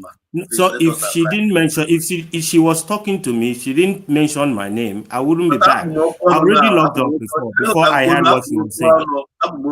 Don't interrupt me now. Just listen, please. Let's condole ourselves. I want to correct an impression here. This is somebody's platform because I'm very, very careful here. When we are a point of correction, the point of correction goes to you first, Mr. Obi-Wan. Highly respect, with all due respect. And I'm the one that put the link here. And I'm not like it there against Ucho Nobala. But I put to record straight. The topic today will ask me if we want freedom, face the truth. I was saying something. I was using a reference. Let me just play a reference of what this deception can cause in somebody's life. I use Ajare. What I played here was Ajare, and I was using Ajare and my research as a reference. I didn't mention the name of Ugo 247 in this my program today. I did not talk about Ugo 247. Now, you mentioned the name of Ugo 247. You don't like when somebody like to insult Ugo 247 and all those. When you with that deception spirit now this program today. I don't know. And I know about I think the reason why you put the topic of Ugo 247 now program they discuss. So if you want freedom, face truth, you got call Ugo 247 do that here. Every tomorrow now, this is a platform said us now castigate to go 247. I don't like that. But I kept quiet. I did not interrupt you. And then back my sisters will pick. Once you make that statement, nobody should attack Ugo. Or the casino when you go 247 attack here. Other man now. So he wanted to correct you in that word. Much this sensitive enough. He did connect. But still yet you want to turn it to an argument. And I told him platform this platform argument. I don't do argument in this platform. If I turn in a studio, ask you or you know get by your mic, don't please don't do it. I don't tolerate it here because with all due respect, if you come here, if I do not mention anybody as a reference, don't introduce somebody where I no mention in this platform. I don't know now. Because tomorrow now, never got caught forever. I see now in the Exodus channel, they were castigating Ugo 247. Go and say, Ozonyoma, you don't like the way they can. And when we castigate against Ugo 247 here today, nobody did that. But you might be saying, I like Ugo. And when you castigate Ugo 247. And when we go today now, you don't like the way people castigate Ugo 247. So because you cannot be very, very careful what people introduce in somebody's channel. That's my own point of correction. So because before going you'll be listening. Somebody drop your own. When the time you have to say, you can say whatever thing you want to say. Correct, correct. And I cry like that now. Please, I don't know whether my submission will be okay with you. Will be one. Can I defend myself? But what my point of correction? First. I understand. I understand. But do you mind if I say my own side of story? Because it seems like and something included wrong here. I didn't say anything wrong here. I only said my mind. You can go 247. It might not be part of your program, but you can easily brush it out and we move on. I wasn't trying to bring up any saga and Mamu go 247. All I was just saying, I feel like Obatam is a platform where we discuss anything that happens. And my lady, here was actually so agitated towards me because I expressed how I feel. I'm not putting anything in anybody's mind. I listened to her. But at the end of the day, you were correcting to me as if I'm coming to your platform to start to constitute nuisance. It's not fair, man. I said my mind. I voiced out. Everybody is entitled to say whatever they want to say. Here, so far you don't insult anybody. Because that's what I don't like. That is what I don't like. You see the way you're taking this thing now, too. The word you drop here, that word you drop here, that you don't like the way people attack Ugo 247. That word is a very wrong statement for you to drop it in this channel. And I have my point of correction. I don't keep twist to my word. Though. That word you drop here, that you don't like the way people attack Ugo 247, it's not Ugo 247. You dropped it in this channel. I said it's not good. Listen, I said it's not good when somebody resigned from the government. We come with a problem why OG resign now. I'm more reason here. Anybody can decide probably because now their way adabaho. The person has every right to resign. But my point is that now my question to you now, where you don't like the way people attack 247. Why do you say that word? Man, or the man a mother resign now from office. It's one or tabu call without the person is sabotage. Your this thing. We are having a conversation. When you see Exodus said, I know everybody is bringing out what Exodus we come here so that we can have a conversation on. Suppose insult here. I am trying to make sense out of what each and every one of us is saying here. So, but if you don't understand me, you can easily ask me a question to explain to you what do you mean. Not being agitated to me as if I know who you are before. You don't know me. All right, you understand? But I respect you a lot for me to come here. But when someone comes up and say, I shouldn't be planting whatever, as if we are fighting, I'm not fighting no one. You understand? I just said that now. Mother resign from office. I was giving my own explanation. Explain you can still tell me it's okay. Can you explain what you're saying? Then I will kindly explain to you. But you just decided to start telling me as if I am fighting with you. I don't want to fight with anybody. Okay, you remember I put gum before, and I intentionally I didn't cut her up. But now I thought that I can just You clear cut it. me Can you off. aware You cut continue? me But off. You that was already why. finished speaking. I'm sorry about that. You If already that finished offend. speaking. Stop lying. You already finished speaking. When it was my turn to speak, that's when I was like, that's when I Yeah, corrected you. I'm And then sorry you came about it. back to interrupt me. I thought I might clear it. I'm sorry about it. I'm sorry about it. You I was interrupted trying me. to You clear, interrupted me. And and there's you are nothing to here. clear. Ugo Man, 247 is a sabo. it's Ugo nice to meet you 247 is a sabo. Because us in that USB and they don't have the template. So get it. I'm telling you today, Mua na Gwagi go 247 to sabo. Get away. Ndi mere mere competent as ndị ara. Oh, no, I can't preach in here. Chariano, you're full of shit.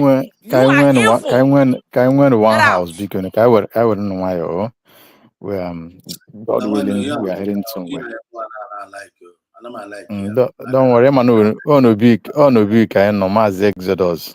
I understand. I understand your. They like to maintain the crew, man. You respect everybody. Don't worry. No, it's okay. Maz Exodus. Emana. Is okay. No, Ezo na no be. Now, now left. I know all this kind of thing. I know. I like here. I was trying to come in. I was trying to come in. Cause the guy know my voice. This is just what I was just preaching here. So I thought what we pay. I'll give you this way when I go back now. Keep going on now. Now they can drop a statement. To drop that statement, I see they put the statement in order. You pick who offense. You pick who offense. Before I'm here, like that, you bruise offense. I don't. To be honest, I don't want to sound somehow, but I don't want to sound somehow.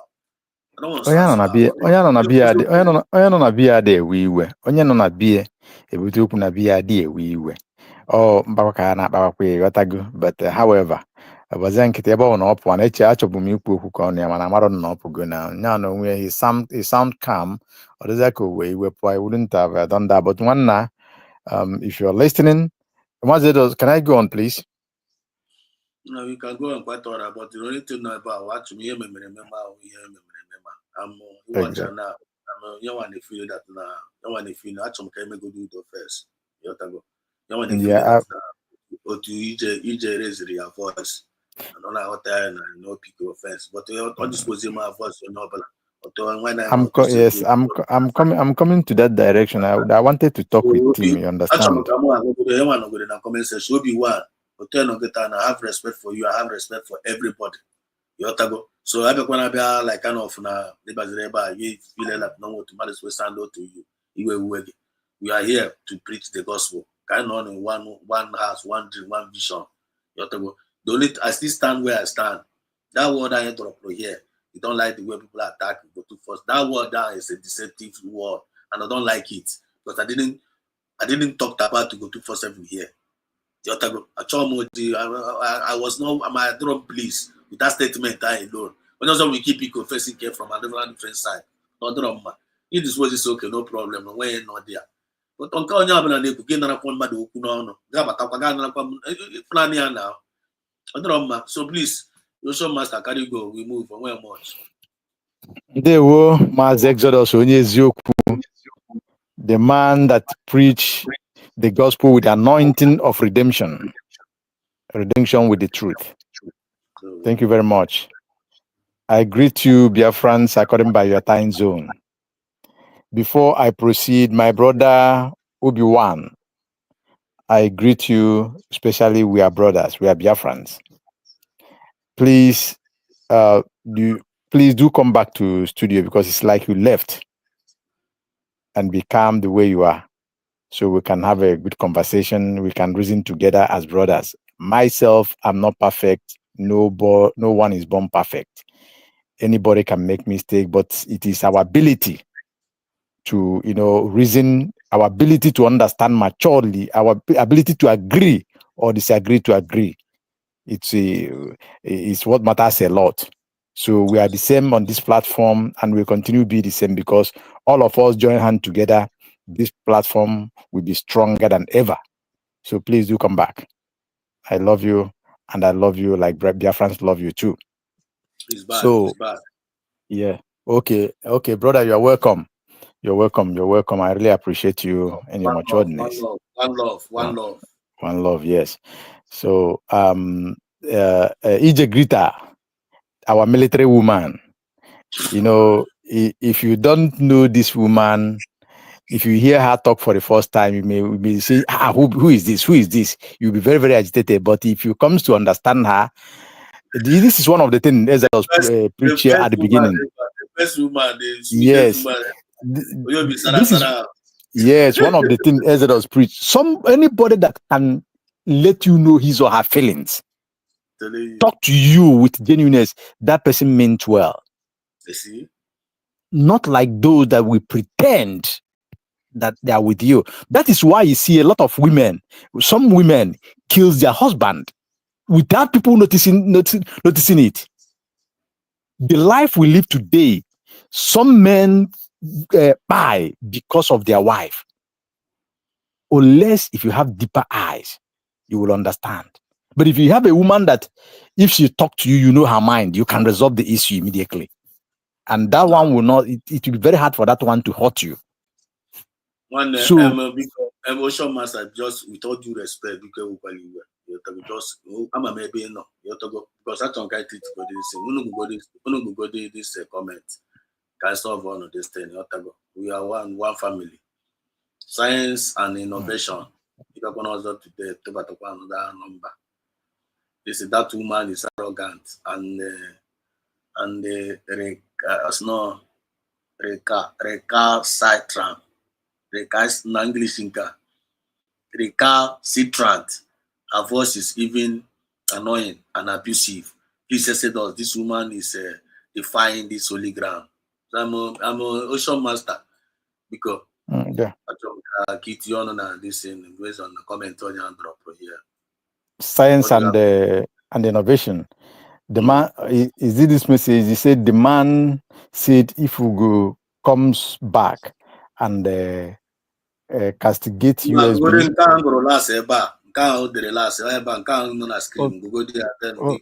Okay. Let me see. I'm screenshot.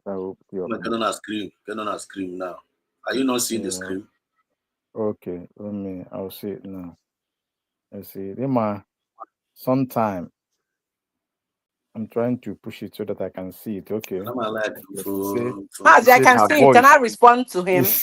He said, don't worry, DJ, because when the Yamana you can go ahead and treat it.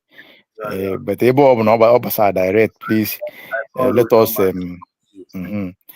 that woman is arrogant and recalcitrant. Okay, recalcitrant. Her voice is even annoying and abusive. Please, Exodus. This woman is defying this holy ground. Okay, my brother who wrote the Science and Innovation. You know, you're a Biafran, and on this platform we are together to reason genuinely. See, you see, we disagree to agree, and do not judge a book by its cover. Thank you. People have the ways of expression. The way I express my feelings is not the way you express your feelings. Likewise, whoever you meet. It's just like our brother Obi-Wan. He left, but you see, he come back again. That is a man. So maybe you don't know, you have not encounter or listen to EJ Glitters. That is why you sound like this. But I will tell you this: continue to listen, continue to. It is not what you think or how you feel it. No, she's a very good person, very good, but she's quick in action. That's why I call her military woman. So yeah, she's not a bad person. She's not a this and this. I will check this word because I didn't see it very well because I screenshotted it to read it out, but it's not coming out very well. So I will check it and see exactly the meaning. But however, she's not doing anything abusive. It's her own way of responding. So thank you very much. Continue with your Good. submission. So yeah, so thank you very much. As I was saying, I lose my thought even, but I have to coordinate from somewhere anyway. What is there is this, Biafrans, today's message. You know, when you started the Mazi Exodus, you said something about, there's something that you said and you asked what does it mean, Idaio and co.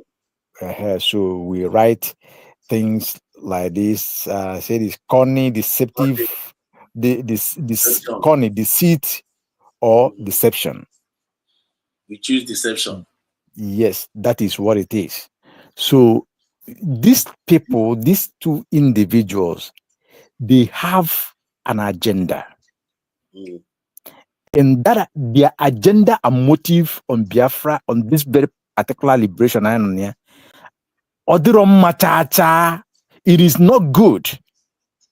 What they plan, what they wanted is to stop everything, put it at stop. Simple. Going by what Chiamaka Ajere said, that while he was in Finland, that he was with Ogenkere in the same hotel, that they discussed together, that they eat together, they go out together, they plan together. Now, there's one of his submission. He said that it was him that called. He said he called Abarawa or he convinced Sonny. I don't know if anybody will have that program or remember that program. For you to know that it's a long time plan. It's not about Nachiamaka, Alovka, Ada Kurikuri, or Ada Kurikuri Alovka, Chiamaka. We are together in this agenda. The way I'm going is the way you are going. We have the same direction. Let us push. I push any. I push any. That is what I see that is playing out. Exactly. Then the egg Chiamaka Kowa Piawa because there's something that the Bayana Maro Mbo ni ekpele mmadụ ajọ ekpele or email mmadụ ihe omenana as ihe mana ọ dịrọ mma, avoid that person. Avoid itie aka n'ofu efele die nni with that person. Avoid no on the same table with that person because he's spiritual. If you don't do that, it will backfire. Nisi nke gwa kwa eme the same thing. That is one of the things that is playing out n'ebe fano. Regardless of that, Na ajụ ihe ka a chọrọ ime ajụ ihe a wee madofa. So the point I'm driving to is how we evil agenda at the same time that they want to carry out and backfire on them.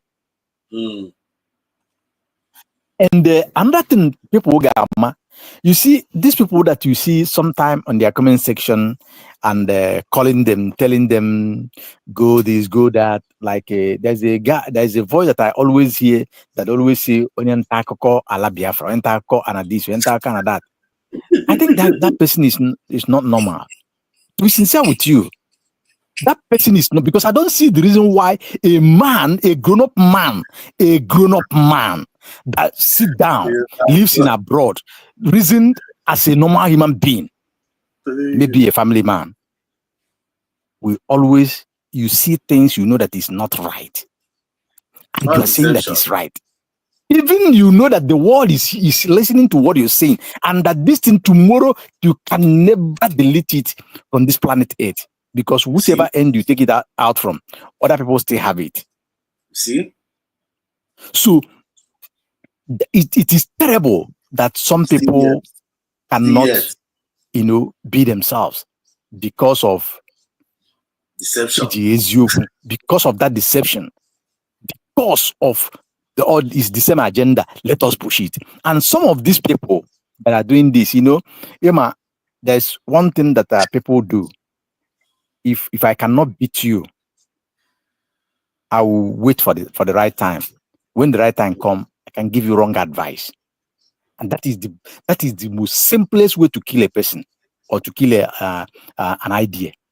Give that person wrong advice in the name of friendship, and the person will follow it. Immediately the person follow it. At the end, if that person is wise enough, he will understand what happened to him. Do you understand?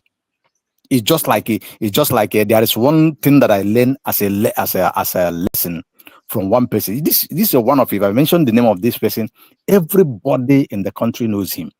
He's an old, very old one, very old politician, and one of the boys that they train work for them, and they made him an honorable in the National House of Rep. Kind of. He didn't pay homage the way he used to pay. At the end of the, after so many years, this guy was there in the House of Representative. Then he come back. The party didn't give him ticket. What did he do? When he went to the old man to seek for forgiveness and for support, the man collected everything he came with, and they gave him advice. Very wrong advice. I don't want to say it here. You understand? Advice that you know that is very wrong. Then the guy ran with that advice. He ran with it until the end. You see that nobody followed him at all. And when he realized himself, he went with his team to go and ask the man, the chairman, what happened, why did he? The man said yes. That is just a token, he call it a token of payback of what he done many years back. They just give him wrong advice. So I learned things from that. I learned things from a lot from that. So these people that you see, some of them telling him or her, go like this, go like that, praising on something that that is wrong. I think most of them knew what they are doing. They are doing it deliberately to help her go to early. I wouldn't say it. Cannot be in Africa. No. You understand? That is what I see that they are doing. Now, our brother Obi, I'm not going back to this thing that you said, but I want to tell you this. 2 days ago, I was I don't know if it's in True Survivor or Mazikai Report, one of these, and I praise this Mazi 247 so much. Just after I said what I said there, praises him. I didn't know that he said something already until after I finished this thing. Some people pick the mic and be saying things, so I quickly run because somebody said about Twitter. I ran to Twitter and saw something, and when I saw the thing, I came back. I said, no. This man, if he goes that way, And even I was the person who pleaded to Biafrans on X the other day. I said, please, nobody should bash him until tomorrow Monday, because he said that he's gonna do some program on Monday. And I pleaded with him because I'm one of the person. I remember when we used to be three good people that he knows, me, Alenora, and one other person that I forgot the name. You know, I pleaded with him. I said, please, Mazugo, I respect you so much because you're a man with wisdom and you knows how to handle situations. You have worked a lot that people respect you all over the world. Please, as you resign honorable the way you do it. Respect and carry your respect with dignity. And do not allow Biafrans to come on you. Just maintain that lane that you took. Even there is anything, remember your stand yesterday, because what makes you a man is when you take a stand that you know that is right. You, no matter what, either it hurts you or it favors you, you have to stand on that truth. And that is my personal appeal to him. But if you think that he doesn't want it that way, if he do otherwise, first of all, before he do that, I ask him to go through his own program, let him watch all the comments there and go to other platforms, hear the voice of people, watch their write-ups. That will tell him exactly, and he should go to X and listen. And I think, I believe that Mazugu is very, very intelligent man, and he's a God-fearing man. And I advise him as well. Nobody should be afraid of death, because death can take anybody at any time. People die as we are talking now. People are dying in the next minute, in the next hours, in the next week, days, and years. People continue to go. You understand? My time is not your time. Your time is not mine. So I will never be afraid of, because of what this person, because of threat, I will not be a man. No. Or maybe because we are brothers, we somehow we related, or we are from one zone or this thing. No. And I used the Uche Mefo as a case study. Uche Mefo was a deputy to Mazi Nnamdi Kanu. And Uche Mefo is from Abatete. Abatete is in Udanambra. And what happened? When Uche Mefo derailed, the whole people from every corner. In fact, the people that prosecuted him so much was from Anambra State, Anambra State. So, in this Biafra, Mazi Simon Ekpa made the ID card. In a first ID card that comes out, there is nothing like state of origin.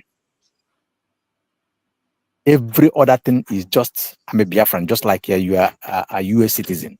There is nothing like state of origin, because that is what the Nigerian state that we are sitting use, against us. They say state of origin, and by so doing, it caused a lot of tribalisms, a lot of hatred, and a lot of manipulations. So Mazugo, he knows what to do. Tomorrow is here already, just a couple of hours. Some people are on tomorrow ready, some are yet to go in. So dear friends, I want to thank you all.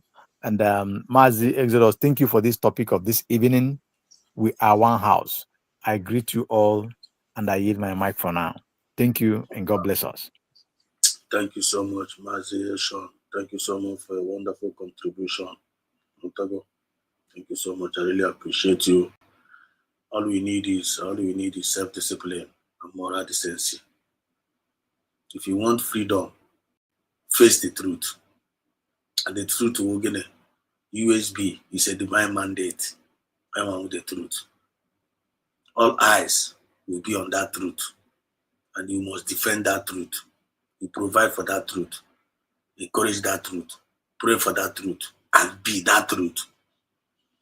And for you to be that truth, because I know my like can be diverted. You have to go, can you lose the focus what we came from? And my like it, you don't believe from them, I'm focus on what I'm doing. I hate distraction. I hate people to give me distraction. I don't give distraction. I don't give distraction. And for us to be that face that truth, one, we must avoid deception.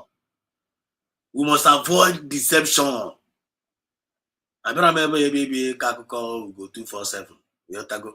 I remember I'm open the paper one a general note. But I want to use kind of where vam na one you shocha na ko hanku. I want to use them as an example, like kind of as a reference to put it in what I'm discussing based on the topic in G. Based on the topic in G. Ocean Master, you know what I'm talking about. I'm Obi-Wan, you know what I'm talking about. Even EJ, after this, I'm going to call you EJ UK. You know what I'm talking about. The sensitive, I know I do somehow. One kind unnecessary because experience is the best teacher. They buy Obrife, and a twist here. If you are not careful, they will change it for you. We go to Obi one Obi's way by Obi Patra by watch. I was following him up. You didn't know the only in order. On where your job will be quite all right. You ought to go only go here. But never, you want to never own their hand. They will twist it. Have a Hebrew apple. I say, I'm going to against us now. This is not go 247. Exactly. I'm telling you. Exactly. They always do that. Some people are just spy. They go around and twist the word to put enmity, to cause confusions. Put enmity between us. I want a mamma who tells my master no black or yotago and my brother that kind of thing also because I'm me and mad and I'm like my me. You're talking my point. Exactly. So I won't take correction towards that area. Mom will take correction towards if I'm gonna be fair. Nah, he said, don't have any right to come and correct me in this kind of thing. Is it because I come into your channel? Is it because I can humble myself and come into your channel? One day, I didn't force anybody to come into my channel. Or if you don't want to put I believe now, Ofu Nama, Ofu Casino, Ofu, and I believe now, I didn't have to fear. I not to fear and what can I try not to our freedom. Oh, you probably with in job or in you contribute. You have to go and the contribution again positive contribution. So that if I man I our contribution are you with one instead of I want to move forward. I have a was your I'm a ocean master, I'm a our contribution are you with now one I want to the contribution or because they was your No. We don't want that because that is what the enemies want, but we will never accept that. We will never. Yes.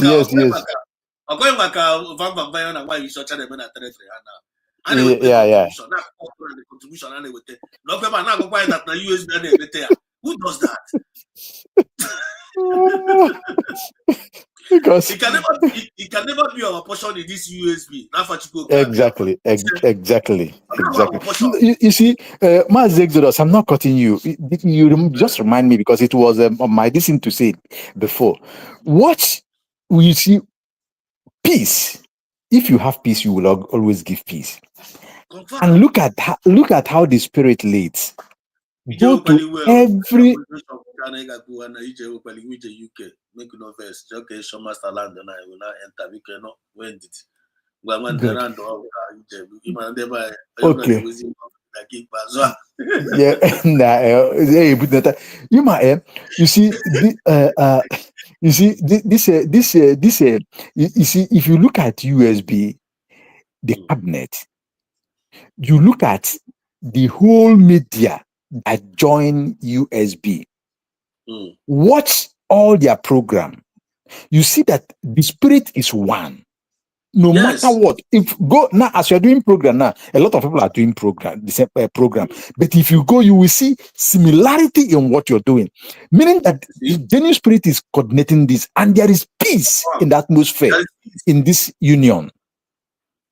Unlike other side, because you cannot give what you don't have. Mazi Exodus, no matter how I pretend that I love you, if I don't genuinely love you or like what you're doing, my brother, it's just a matter of time. It will manifest.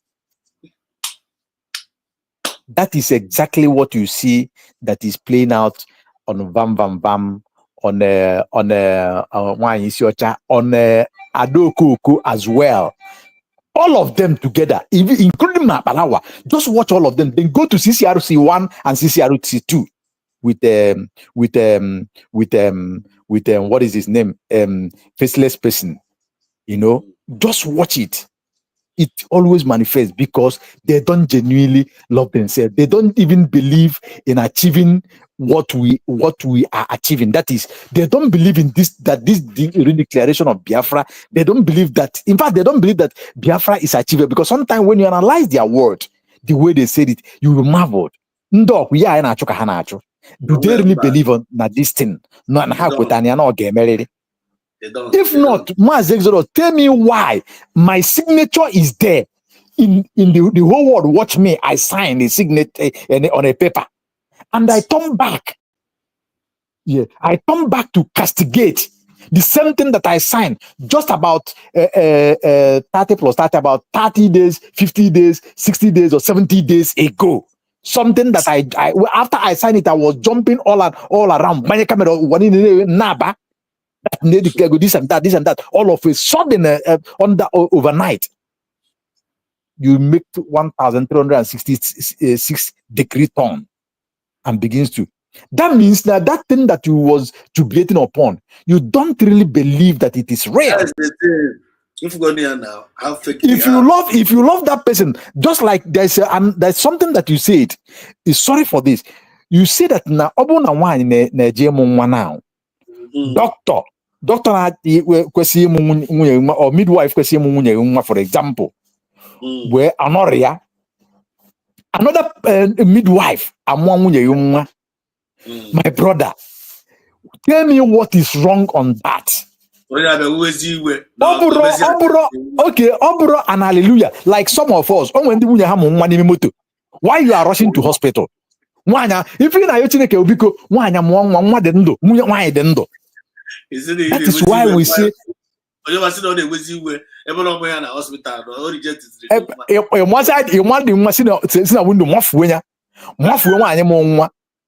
do you really believe that do you really believe on it?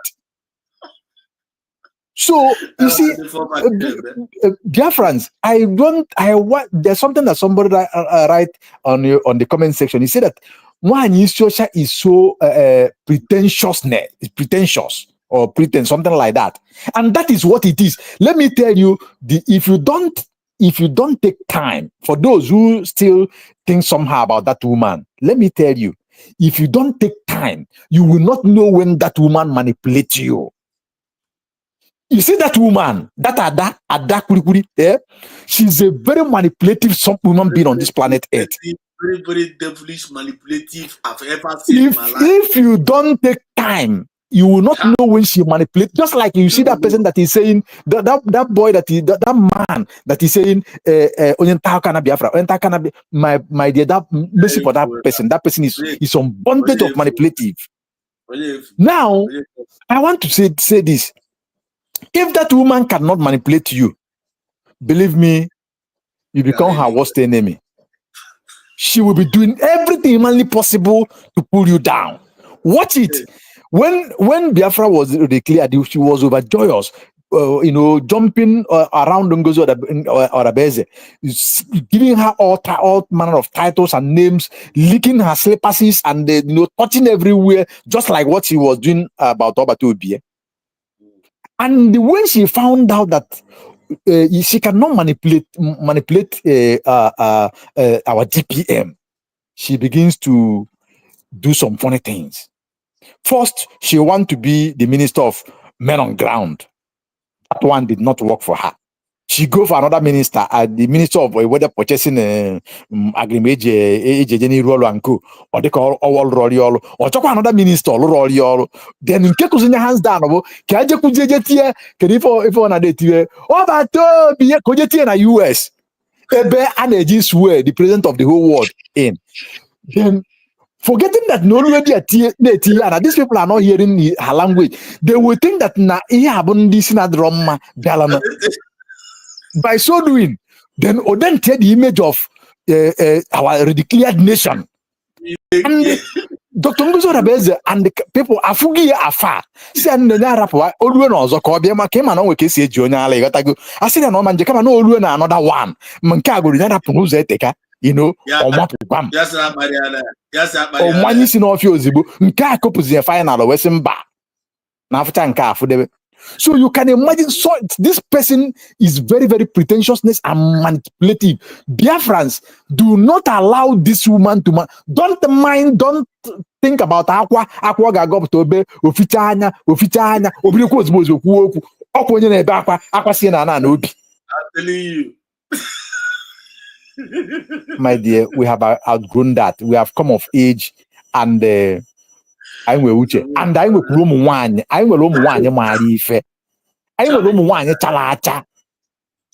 Mmadụ ka ije gritas ọ bụrụ na ọ nọ ije gritas nso, I believe na n'ihe ọ na-eme na ọrụ mmadụ ya agwa anya kwụsị ya.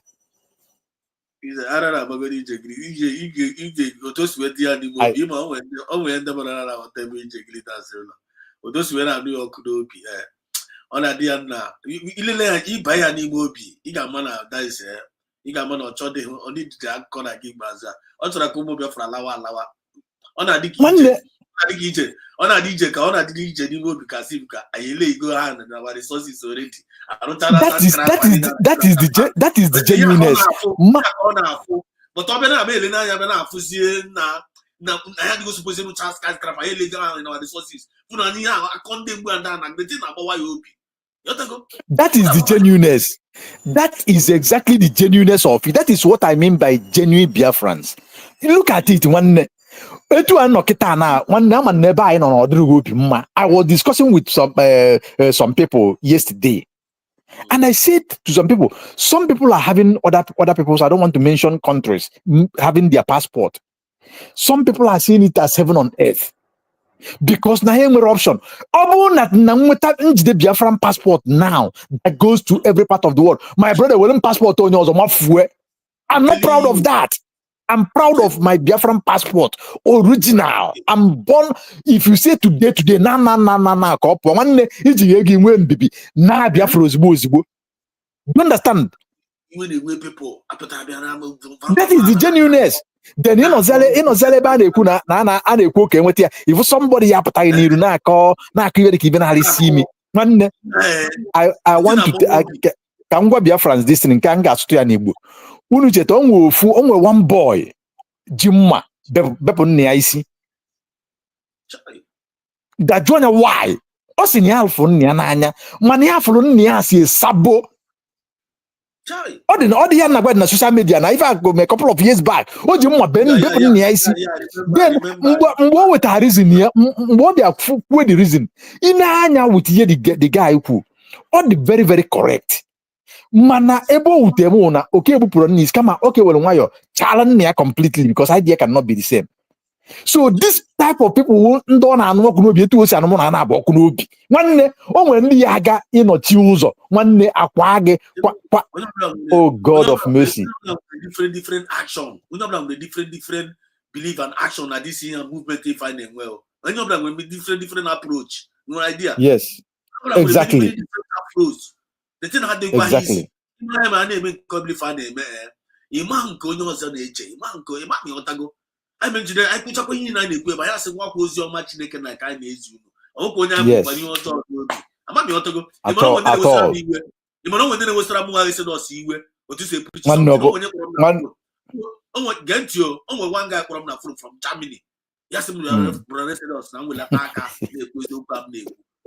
Not the too heavy on them. Not going to lose followers. But I'm here. Yes. Also, will attack the person. Someone the cake will come someone the Kaya will now will attack okay, maybe lose of what do you mean? That's him number. Now one and now also now that self discipline now. Now that moral decency they preach. Now one not that are too hard, incorporate with the other easy.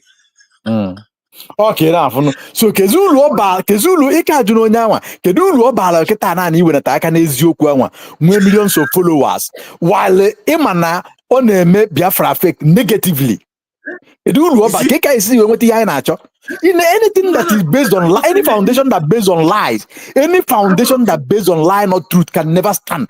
Just like what Mazin Nande kind of told you. And this thing, because all the something they keep going off. EJ UK, please, can you grab the mic? Can you go with him to bring whoever? EJ, are you there? EJ UK. I only know so now grab on the mic. But before Ghana grab on the mic here, I'm just trying to put this thing here, our people. Namadu, somebody called you and say, please respect yourself. Let me, Exodus, respect myself. Let us respect ourselves. Is it a bad advice? I want a bad advice. Because I want to help I don't want you. And I get what if I in a chalk. So my mother now saying that now don't preach that self-discipline, don't preach that moral decency. In order has very, very hard to comprehend. Now we should be sounding political correctness. Political correctness is not going to take us to our freedom. The only thing that will take us to our freedom for us facing that truth and care the truth now. USB way divine mandate chukunando berayi na game achieve. So that all we do no bla namma. So be chukuna go like we na give we take all we drag na. When you dispose you pay attention ya chukuna berayi na high game we if I na cho. So anything no bla game again for you not to meet up with that thing. You run away from it. That is even when we say that now come out for us no ufaka game that kind of proverb. You see this our Biafra movement. Anything like I find not one thing. And then you get the way. You own eye or something. You need to remove it. Don't entertain it. I want no spirit of pride. Do away with spirit. When the spirit of pride this movement. Spirit of pride, it a lot of force. Pride. Who are you to talk to me? A lot of people. But when you said it, you are saying that don't say it. Okay, am I going to allow you in a prime asking ride on? You are causing mayhem and asking a ride on. You are lying to the people and asking a lie on. And asking a ride on. You are lying to the people. The people are not asking a ride on. But someone is saying that when they stop lying to Biafra people. Now saying that I get ending up in the hell. When I get ending up in destruction. It's no now that kind of advice and always your enemy. Then when I say ride on, I will say your friend. Now when it doesn't make sense to me. So if you people don't like that truth, and them and all will divide, you know the right truth, you want to run away from it, please continue to run away. But I'm assuring you, you that self-discipline now, but just moral decency, the same speed that you back sound, you do a match, but I'm gonna talk about that self-discipline now.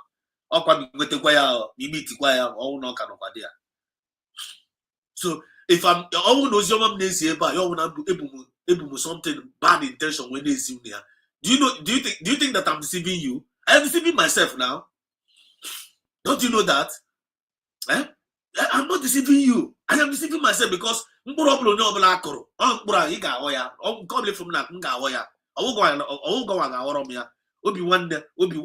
look, you got all me, you got Rob Koromo, UK, you don't go grip my own, no one gets you back a more John Koro, or Roma gets you back a more. So if I come to this channel, we have to come and use it to deceive you. In the name of Kangore, in the name of Kangore, manipulate the mind of the people. The thing will still bounce back to me. So when you're now and I'm almost get deceived, let me go help myself. That we just need to get this simple truth. So I'm coming in there, man. Judge yourself. You're taking my point. Judge yourself. And the people in public will actually get to get man and kill and keep. Because if you talk anyhow, you get anyhow. You act anyhow, you get anyhow. You're taking my point. So because the guy can't run down. Can't draw an issue one way. We don't have one years open. Starting by telling ourselves the truth first. Without one on our room, but I go ways open. Go go Zoku, Ayana go my Zoku, Ayana Quaro, Gina Quaro, we find a Biafra United States of Biafra, our citizens are Kaja, and women of integrity. Deception are more also. The great deception they may have and do to. Can't you see it? It can't be our portion in this USB. Having them outside the gate. If you are with a corrupt mind, that this Biafra, it can never last. So they are very, very simple. So I don't know whether I'm EJ UK. I don't know whether you are okay. I don't know whether you are with the mic now. EJ Ano UK. me.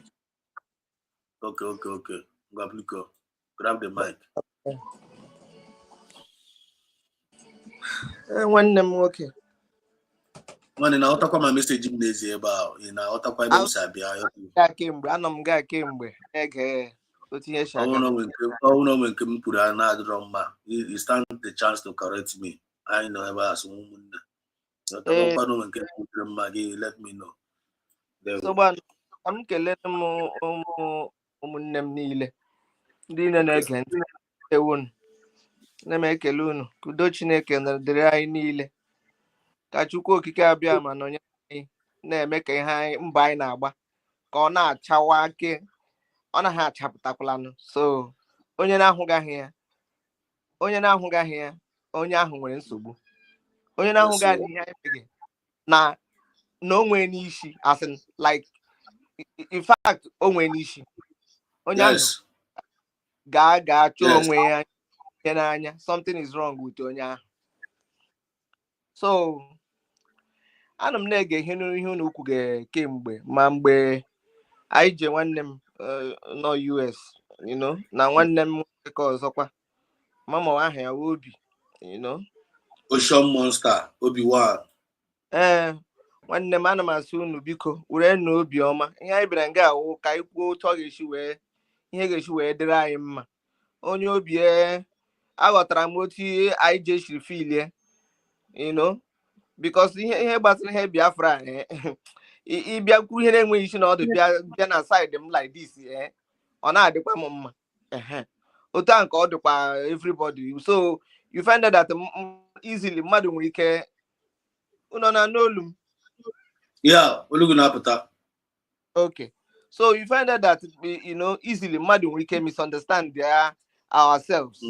So ana m asị onye filiri na emeghere ya ma ọwụ o wutere ya ma ọwụ mmadụ kparịrị ya ma ọwụ in one way or the other biko ana m asị unu onye ọbụla biko obi dajụọ na ọwụ enwere ihe anyị chụga ahụ. So ma anyị je biko ewela iwe biko obi nwanne m kwenu ewela iwe onye ọbụla dajụọ nnọọ biko obi n'onwe ya onwe ya anụ m gaa na-ege ahụrụ m na mmadụ obi ruru ala ji nwayọ okwukwe so nwanne m ihe ekwughị gịnị anyị nọ na USB.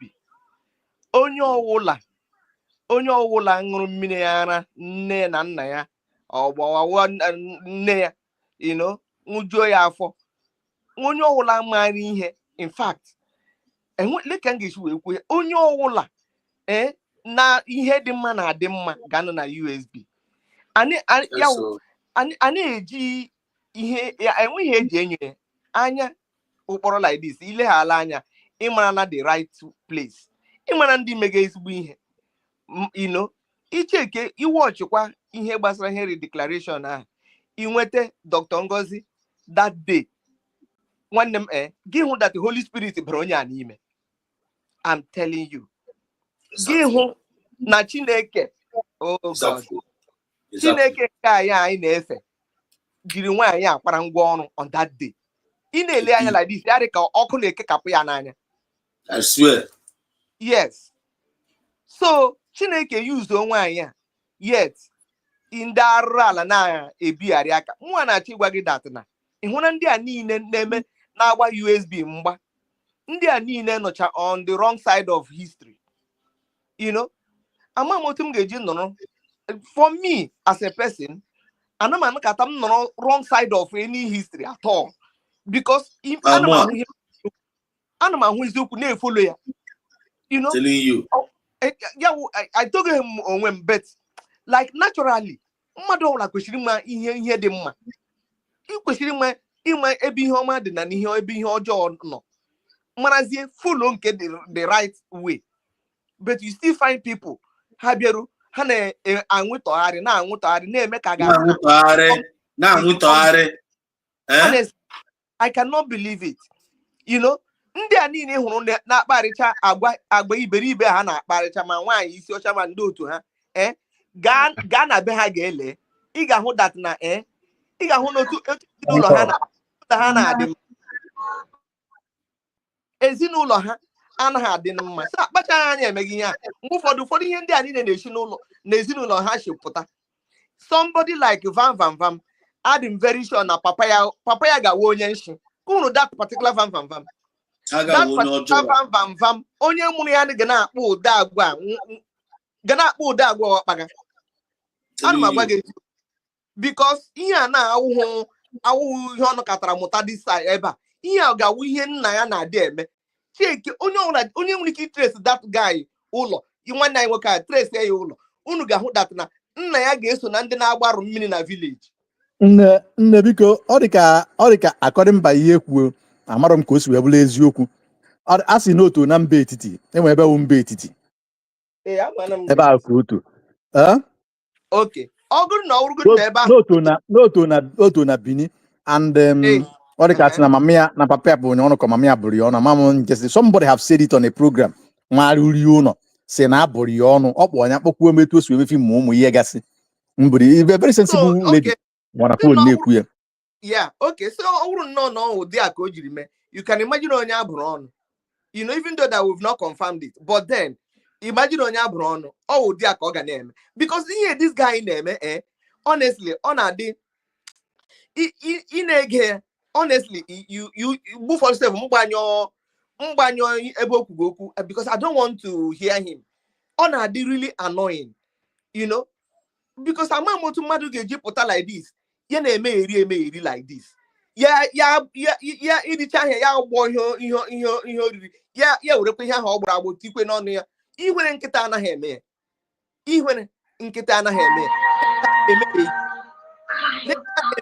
na-eme eri ka ndị nwere problem all of them nwechara problem so isiokwu kwuru na gịnị mmadụ ọwụla am I still coming out?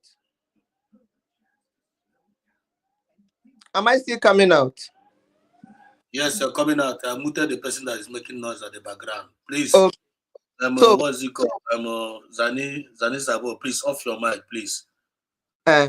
So, ndị a niile hụrụ na-eme eri honestly ụfọdụ n'ime ha nwere ike wụrụ na ọwụ ihe nrite ka ha na-achọ ego ka ha na-achọ ka ọ bata ha aka somebody like this lady a na-akpọ Obi Chicago would that is a very stupid woman, a very like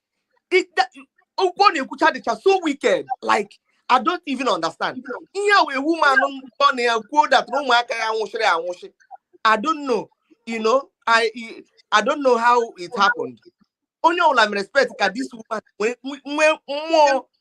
more very humble in spirit, but this woman put her like this. He only voice out like this. Gina one does it. Gina one do the can wine cow. Many of them like this. A little problem or we go. Ego here. And the woman will come Biafra flag. It's equal na background. Yeah, another person. Chomo koma would not oh he went yawa oh he went near the grapo. A very stupid woman like this ego na drive.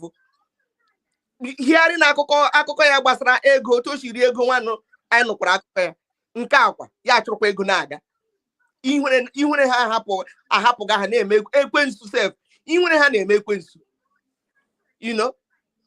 so ihe na-eli ewu program imegede mmụọ maka ma ndị hapụrụ ihe isiokwu onye hapụrụ si na ya megidere ya anaghị emezi nsogbu anọ gịga but don't come out mgbe ị ga-eji akpasu mmụọ onye ọbụla n'ime anyị when you come out to say nonsense honestly speaking you regret onye ahụ ga-regret onwe ya whoever ọwụ if you want to leave the Biafra thing I make feel that na ojule gị then just step aside. We have no problem with that, but don't come back to ruin yourself because onye ahụ na onwe onye a na-aga iri na onye mkpọrọ aha but onye ahụ if you come out ma ndị ahụ if you come out bịa iwụwachi ọnụ honestly speaking, ndị mbụ mere anyị atọ ya na apịtị. Anyị atọ ya na apịtị because like nobody is happy. Nobody is happy with the situation. For me, anụtagula m ala bekee. Enwe ndị ka biri ọhụrụ, mụ anụtagula ala bekee. You know, that like, 20 something years, like I want to go home. I want to go home. Onwe ihe ọla na-eme ebe a na-abazi m anya. I just need to go home. So mmadụ abịa nga abịa na-afịọtọchi anyị achọkwa ịma ihe ahụ ya na imekatara si that na you are tired, just go home and rest. Don't come and use your platform and be saying things that will get us annoyed. If not, we'll just roll you on the mud. Ka mgbekwa onye ọwụla agwa onye dị happy. We are just heading home. We are going home. And eji m opportunity a na-ekele nwanne Dr. Abue. Chineke nke eluigwe gọziwe gị, na-agwa gị ume, na-enye gị amamihe, mmaji kwuru mmaji. Onwe ihe onye iro ga-eme gị nne, because you're on the path of the truth. Ihe tụga wu the right thing. And I niile so gị, anyị so gị, ịmakwa ihe nọ gị na anyị rie ahụ. Forget that ihe ndị a niile kpaga mkpamkpa ndị ahụ, they are just few of them. They are just handful, just few of them are the ones making this noise. So don't think maybe many people are with them. No, like we are so many behind you. And I na say jideshie nke iji ike, jideshie ike. Ekwensu na agba ụja n'efu, onwe ihe ọla nke ha ga-agbọta.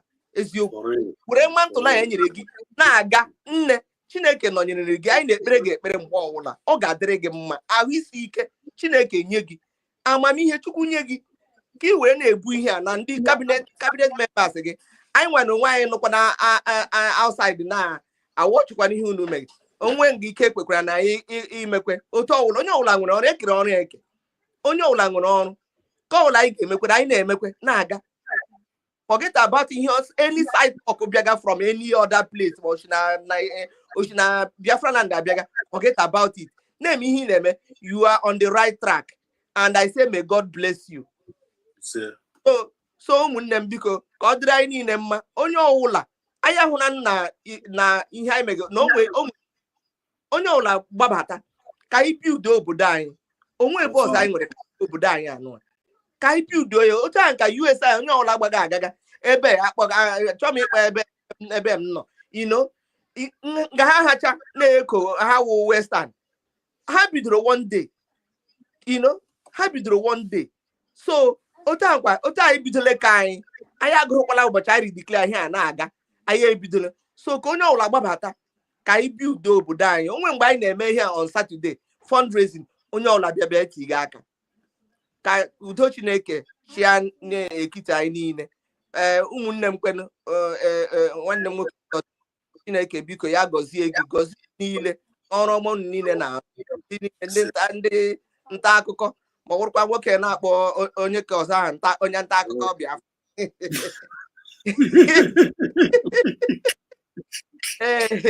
Ọ dị egwu nwanne m. So ọ ya nụnụ mmadụ ị na-agwa ofe oke na-agwa ofe na-akpọ ada dị ọra njọ onye nta akụkọ Biafra. Imagine. So ana m asị Chineke gọzie unu, jidenu ka unu ji ka m nye ndị ọzọ. Thank you so much, EJ UK. Chai, good to hear your voice again. My own colleague. Your colleague. Thank you so much for that wonderful contribution. Biafrans all over the world. Our sister EJ UK. One thing in Chinaka now, you know, powerful one. Us now, all of us want to go home. I want the truth. Biafrans are tired of rubbish. They want to go back and rebuild their nation. So you don't believe my game, man, as a Biafran to make sure I like bring it on. I want the man you don't believe my game, man. One actually, so you move Biafran actually now know now want to go home. Can you get me way home? Just be saying it. You have to go. We can make it. Nothing stop us. Just be saying that. We are, even though what we are going through, be part of the Joshua and Caleb group. Be part of them. Joshua slaves so we move from Egypt. Those na akori na wilderness. Ha abụọ kwechiri. Otu ha asị wee soro Moses ha mechara ha abụọ mechara baa na promised land. Had they been they give up along the way, akaba ya.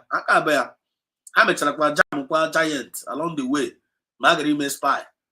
A na-ekwu ka na-ekwu ha sị na nwanne ndị ọzọ weta report ma report ndị ọzọ wetara na ndị a dịka giant ha nwa dịka ant dịka na Moses na ha nwa ga-eme n'ihe dị na ya.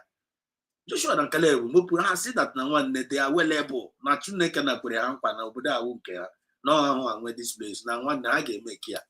There's nothing stop us. They believe in that promise. So do we want freedom? Yes, I need freedom. But tomato na claim na ha nwere freedom and they face the truth. Some of them don't want to face the truth, but they want freedom. So how can you want freedom but you don't want to face the truth? Yeah, 1 + 1 will know 2 now. So if you want freedom, we must face the truth. And what is that truth? What is that truth? USB. Government think I and agree together. 12 vote na ya teacher can signature. Well, USB I'm gonna agree. No, you are our new nation. And I gonna assassin USB. One or two if I'm an agreement, there's nothing going back. But if I teacher I can aqua, one now I need tiga can aqua, tiga can aqua. So there is nothing like in our boss. If I get the boss, I give a back. Yotago. Machine can now do John Ozi, one the gagas Yozia. Kehejo I was John about Kriala. Obaraga by probably for Baraga trouble. Your Baraga about trouble. I'm going to name why you short. Why you short a Kehelemia? Yes, you were a mandate to defend. It's a way God will defend. It's a way God declare. Since young, Gazega Mezegi Bidoba was also now, but also from mandate again. Look at what she's going. Look at what is going on in her life. Look at what is going on in the life of Vam Vam Vam. Look at what is going on in the life of Ogenkere. Look at what is going on to all those TRC nonsense, fall back, fall deep, all of them that are out of the track. They are not getting it funny. So that truth on not like a face here.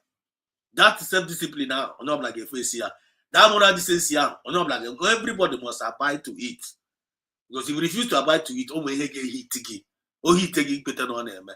He better na Biafra Spirit is in charge of this movement.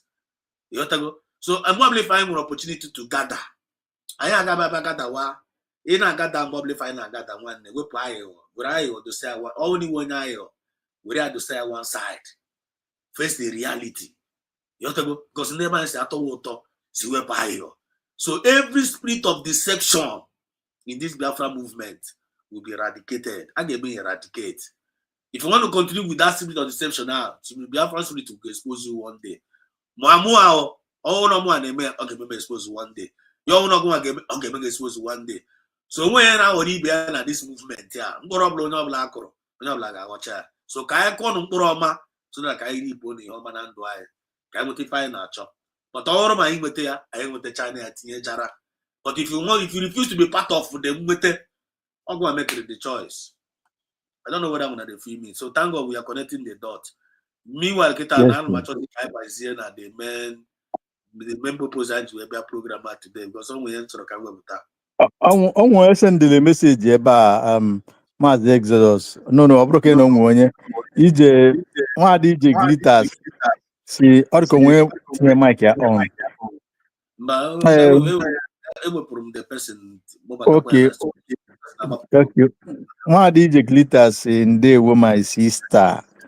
Ijoma speaking. We are good. We are one family. Deception shall not prevail. That is it. Then Fidelia Ibukwe said we hear clearly.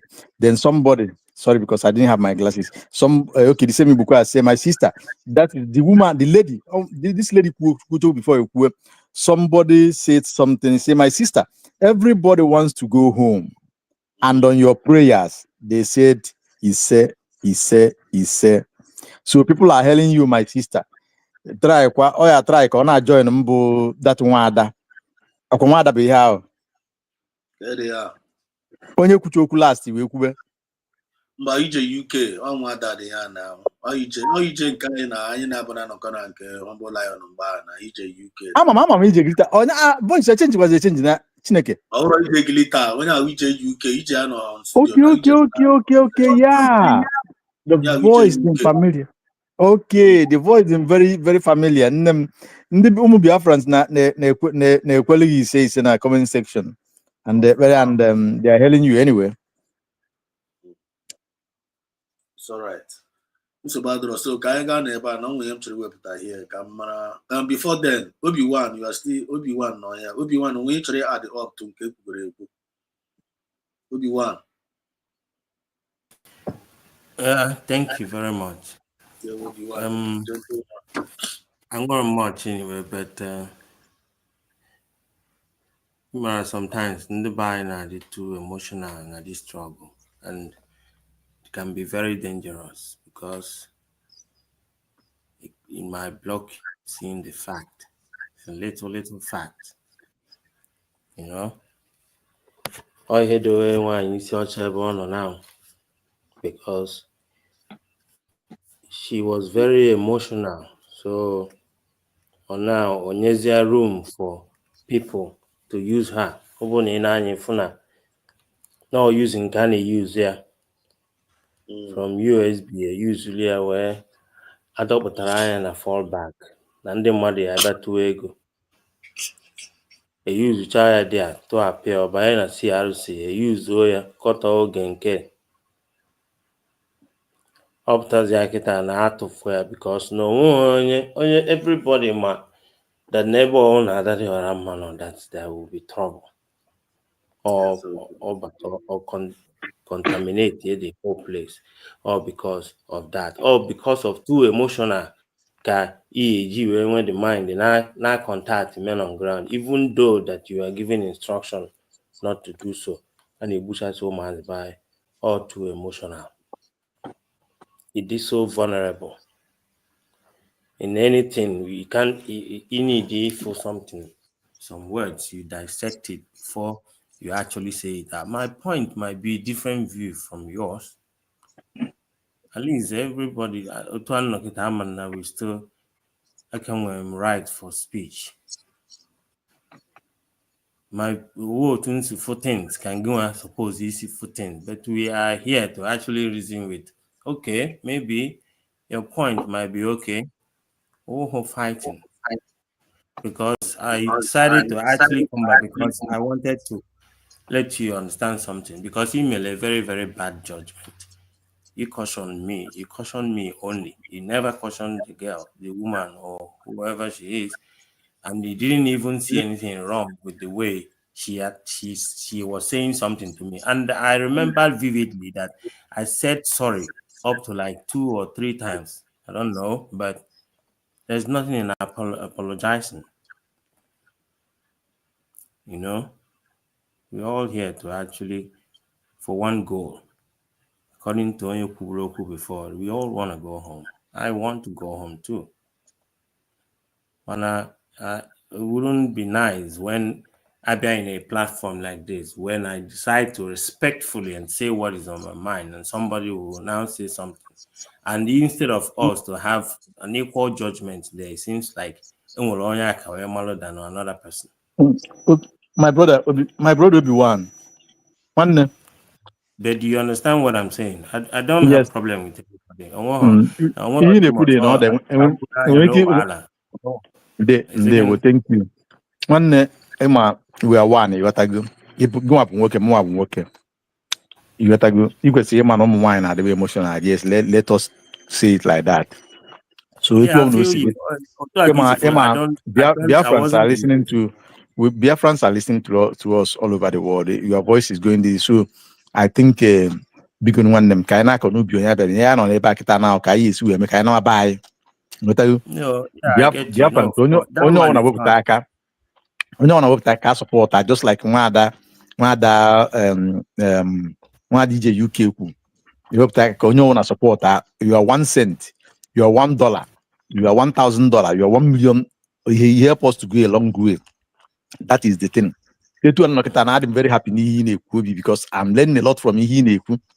Just like every other sensible person, human being. So because here, on platform about somebody, that somebody question from Germany now, or what is question? No one. n'eziokwu ọ na-ekwu na mara ka o esi wee na-ekwu dị eziokwu ịghọtago so ịmago sometime you just and ka iji wee bụrụ nwoke enweghị ya aga ọbịa you know like myself enweghị ya aga ọ dịka then I will just learn nke m mere when nke m mere especially in a forum like this ịghọtago so please ndewo nne nwanne m oh No, it's okay. No problem. Oh, yeah, man. Yeah, I happy yet. The most important thing now, we need to actually be serious now. Now this struggle because now offers the for you seeing what is playing out now. If for that now, a circle go for free. The freedom is up. Things is about to happen. Some things is about to happen because now the truth will always also far that na in on open. You can because all it was here to pass also you cover think it before. And by then you keep complicating yourself. And the mad unstable is the another thing because now na adadi around is stable. Okay, but no unstable and the in funny na-egbu Vam now na adadi orama what their past programs. All you have put none. Exactly. On our today is we vote here said also must have no they are not the consistent. Not that orama not do past video or maybe before. Boy, they cannot do it. They can't. They can't do it because now they've been unstable starting from the beginning. You know, I don't know how Bam actually sleeps. I watched the video about say Simon and Biafra release and he comes out and tell you about defense headquarters. I don't just understand how these guys think. And the worst part that is now some people now Biafra on a phone. Now see you are doing well. Now see that you see on somebody like sometimes you just see like Exodus. The thing not there is that now if you why don't you do something? Let us see. That's the thing. Just do something. Actually, for something. Man, something. I so nine so ngozi or a bezel na onya kai fugo din name I phone your name can if people will queue in. We go follow you. Do more than Ngozi Orobeze now. One name is I go ring your bell. I'm telling you. I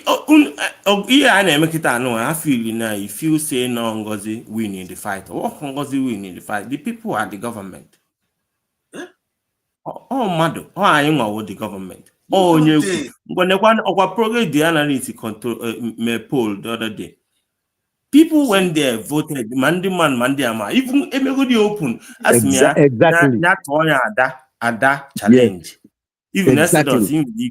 Most of you guys are supposed to even conduct all these things in your distance. Ask me that challenge. No one had that feeling and go there, met ya, not in your poll. Come on, the mud vote.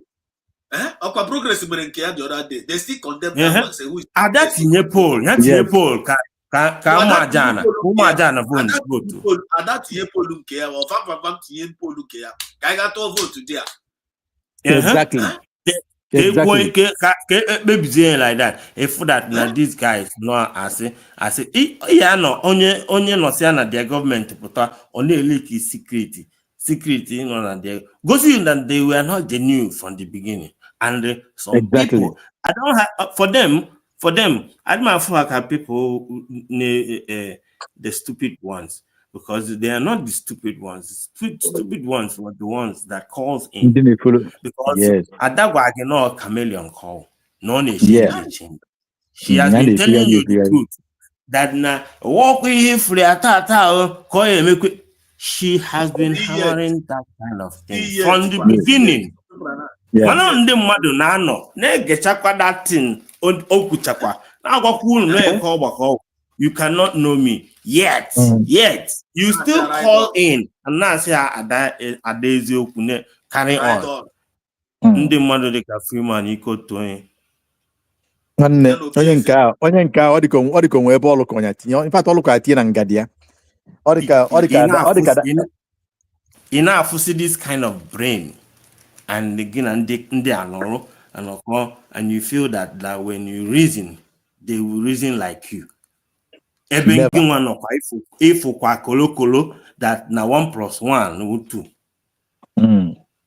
Na Can play actually play. Can I say that because in can even myself a kuchara go come actually boost away play here. I will be one who go here. This guy may put on there.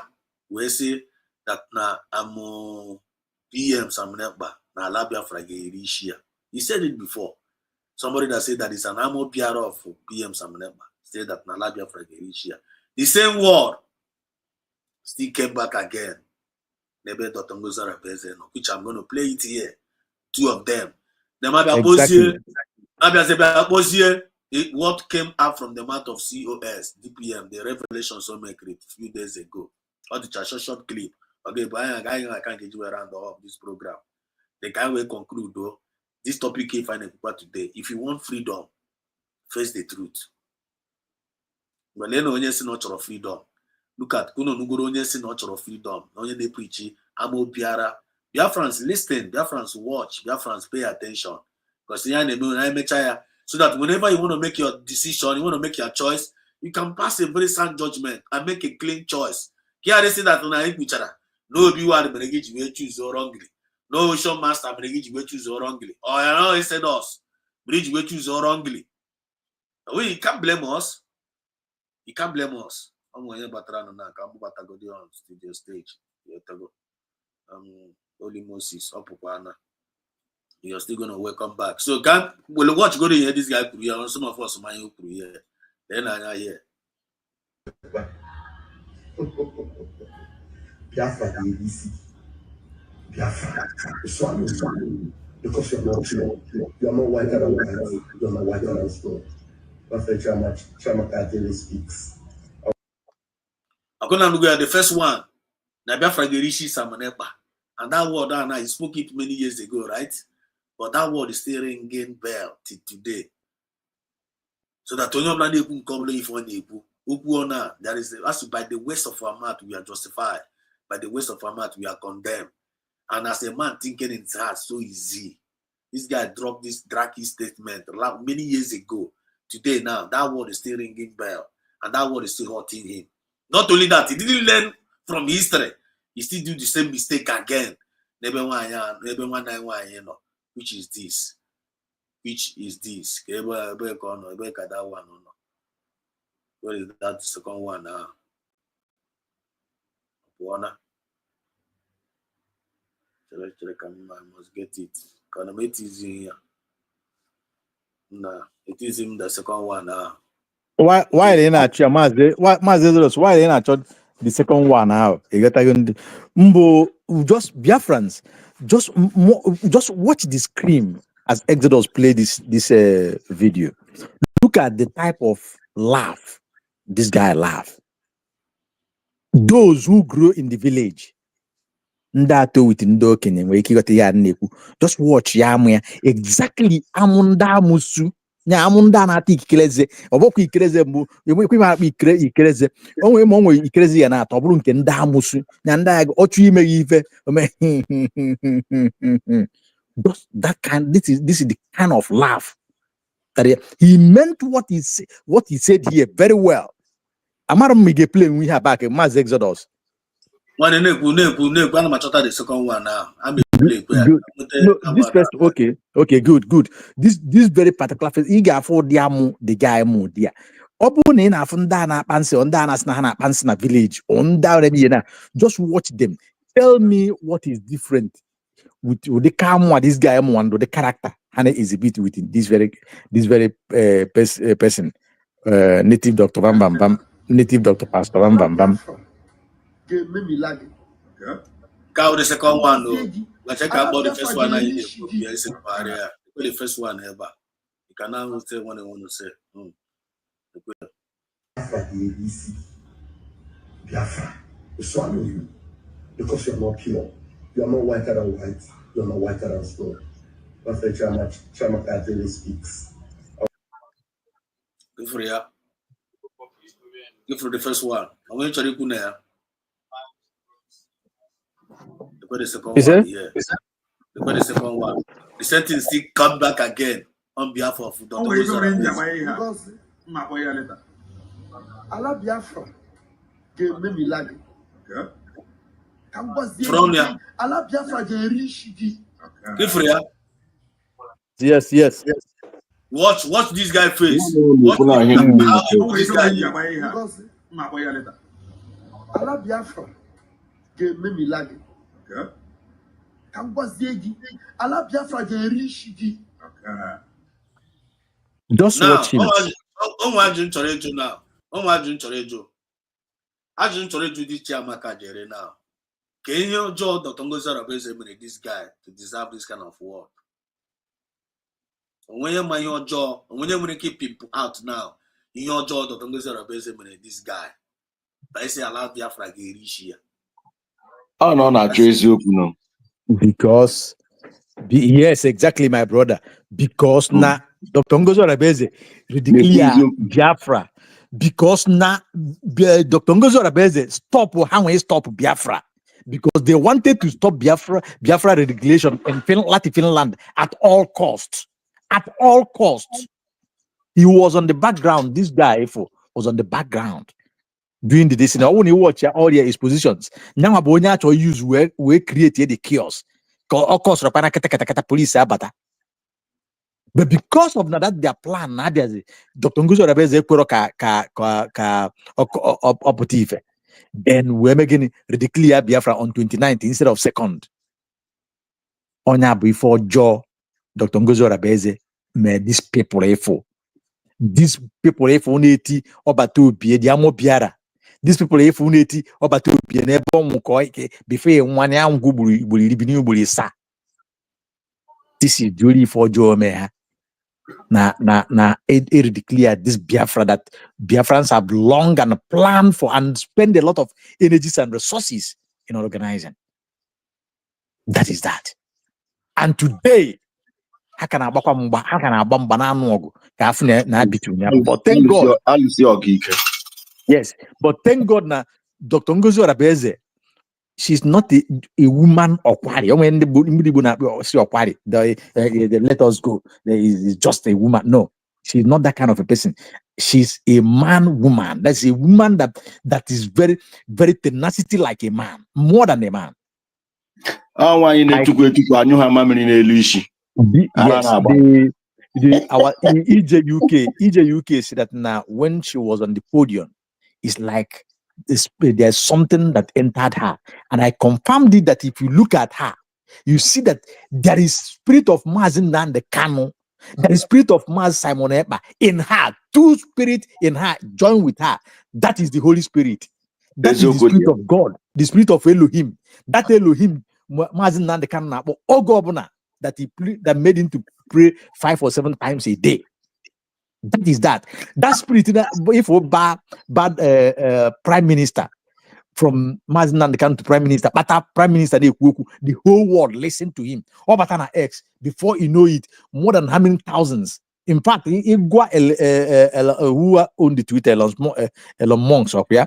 Now go back to be on Twitter. If you remember that time when you check the rate. Yeah.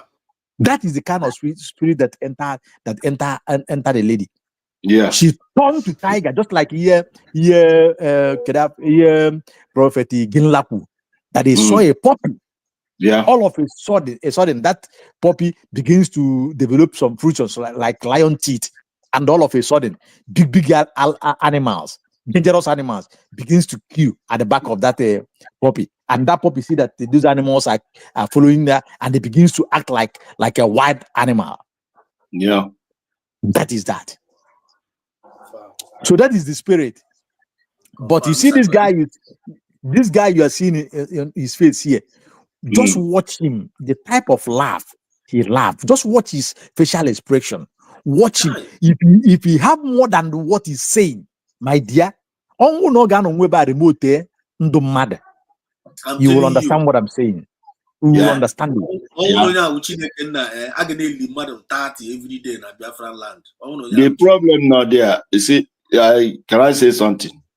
One day, grab your mic now. Ogwan, this is your turn now to speak. Willie Moses. Okay, thank you. What I him chori could there now than only one thing I'm like na this struggle. One thing I'm like here now than this Vam Vam Vam and Adandochu, all of them. Him and how the media na-ewu mgba Simon Ekpana. But mgbe ha bịa bizie dị ka ga-asị la ha betray iwele Biafra. Chineke shize from nowhere. Wepụtezie ndị dị ka Onua. La ndị dị ka ndị ọzọ dị iche iche na-ebilizi. Ha nwa na onwe ha na-eme gịnị na-alakpuzi. Ilele anya ihe ha na-eme na ọwa akwụọla la egwu ụla ka ha na-agba ife a. N'ile anya. Then unu nwa na onwe unu zi na-emezi na-adịzi current na-emezi gị Chineke na-ewuli unu dịka ụlọ. Mgbe icheso na ịwụ mmadụ, mgbe icheso nwere ihe ị na-eme, gị na-abịa adịzi proud of it. Maazị ka ị na-eme gịnị ka iji nwe na-ewetu onwe gị ala until you finish. Gị bịa lee anya, gị bịa hụ na mgbe nna anyị ukwu Ojukwu na-eme ihe a, ya bịa wuzie to the extent Ojukwu enwezigbo ike to run the race. Ụwaziri ike pụta. Ụwaziri ike pụtara awụghị na ọ bịara iweta Biafra, but ụwaziri ike pụtara. That is why I'm against that man. But m bịa letuchakwa ihe ụfọdụ ma hapụ ya. Because ụwaziri ike bịa mee ka that Biafra name ahụ ghara ịla. Because Ojukwu na onwe ya go down. He cannot run the race again. But ụwaziri ike wụzi onye bịaziri inu bịazie bịa mezie ka the Biafra na-eme exist. N'ihi na-enwezi race again. The matter o ji ụzọ aghụghọ were ya na-emebe onwe ya, were ya na-emebe family, were ya na-eme ihe ndị ọ chọrọ iji ya na-eme ama mme na ghọta. Tili ya bịa gakwara ya prison, ya bịa lakpuo. Mgbe ahụ bịa lakpuo, Simon Ekpa bịa Nnamdi Kanu abịa pụta. Bịa hold the mountain. There is a message the thing about this to the extent onwekwa otu eche eme again. So Nnamdi Kanu hold it. So Nnamdi Kanu na-abịa nwee problem. Wụkwanụ nke ọ na-aga pụta na with heavy power. Then Simon Ekpa pụta na abịa mee gịnị bịa hold ya. Gị bịa hụzie na Mike ji anyị nwa na onwe anyị amaghị ihe na-emenụ within Nnamdi Kanu and ndị DOS. Onwego onye ọbụla man. Onye ọbụla sị na ya ma ihe na-emenụ.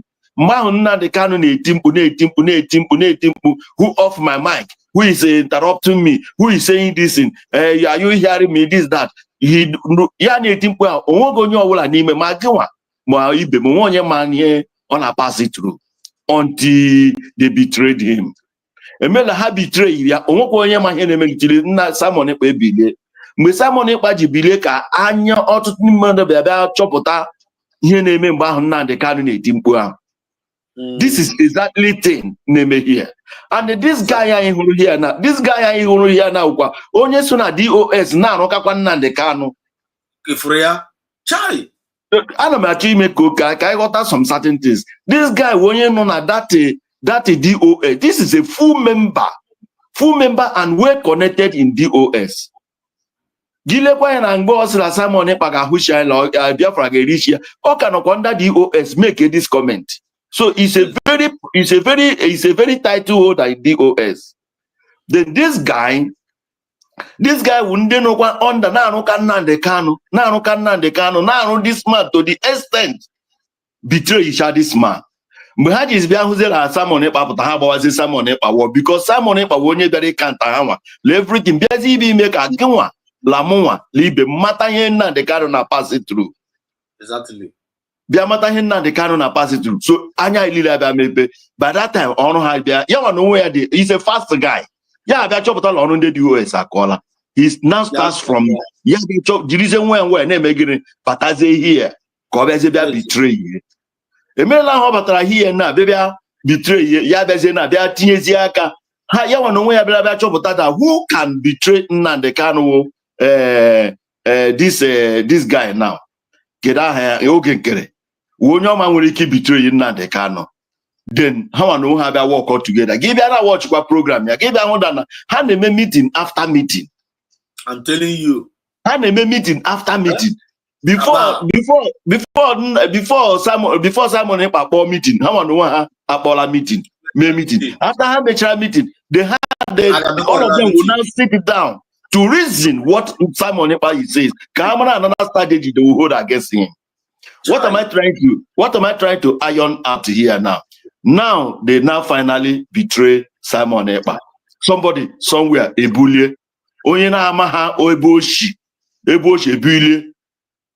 Then ya will say this our mommy Bilizri Ngozi Orabeje. Nwanyị ka nwoke. The woman ebile. They have feel law egwuregwu.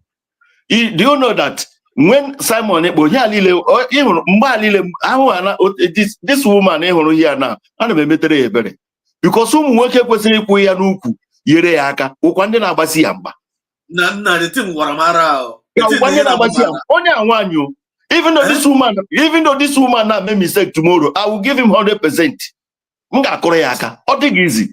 Ihe Nnamdi Kanu nwoke ọ na-anyị ya arụ. Simon Ekpa ya na-anyị ya ya wụrụzie nwaanyị. So ụmụ nwaanyị ndị niile kwesịrị ịgba ya aka n'ukwu na-eyere ya aka. This woman made mistake tomorrow. O nweghị anything this woman kwuru tomorrow I will blame him for one day. He's a woman. He's a woman. Let them learn from us, and so that we will protect them. Now, this woman, after instead of anyone knowing to fulfill our word, that was the one is guy guys is easy. Come I get protect here near full support. We are now bringing him out to nail him. The commander Neku, like he sent the Lord 30 million. This that blah blah blah. Yes. Expect when they about this woman when they why did you expect him to bring money to give these people, to give this our brother after I try for this? Where the problem that he went brain someone problem he went brain one year expect you to ego settle okay, that is by the way. Now this guy, this criminal, people are only this guy. You will know that this guy has already gone. Because he this thing. I watch movie. I watch movie. I watch movie. I say 4 years later. I watch the movie. 8 years later. I watch the movie. 10 years later. This guy, 10 years later, what will be in your family? As this guy, family. What will be the after my son? Screen.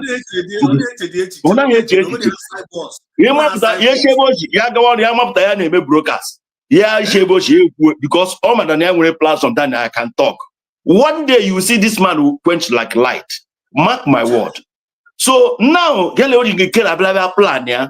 Somebody put one of our brother know you captain. Logan Kelly, the way go on and this guy in our here is a fast guy. Oh, my mother don't go Nigeria program. Then there's Elijah. This guy now salary. Before my hand with the Simon, but this guy no one salary. Okay, Kelly na 400 euro. Okay, 400 euro every month. Then after they were succeeded for their plan, they may increase their salary to 1,000 euro. They may increase their salary to 1,000 euro. After that money, okay, that money. They find out they are not doing what they are supposed to do according to his command. That is the thing. This guy is able to be able to confused. Don't confuse with those people don't confuse with don't confuse with people. I thank God that Nnamdi Kanu is alive. He's going to tell us what happened to DOS. I thank God that Simon Ekpa is alive. He's going to tell us what is happening in his cabinet. That time, all those people, they cannot see face to stand again. Their platform is already completed, closed. I thank God that you people are bullying. God has raised you people. TV. The guy, what he's doing is wonderful. What you go on hold wonderful. The other guy, what you people is doing very wonderful. I thank you people to support this woman. Please, support that woman. Let somebody say fight. I'm not going to anything about Nigeria again.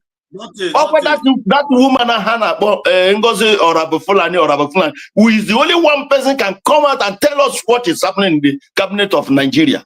It's only one person. It's only one person. Now this guy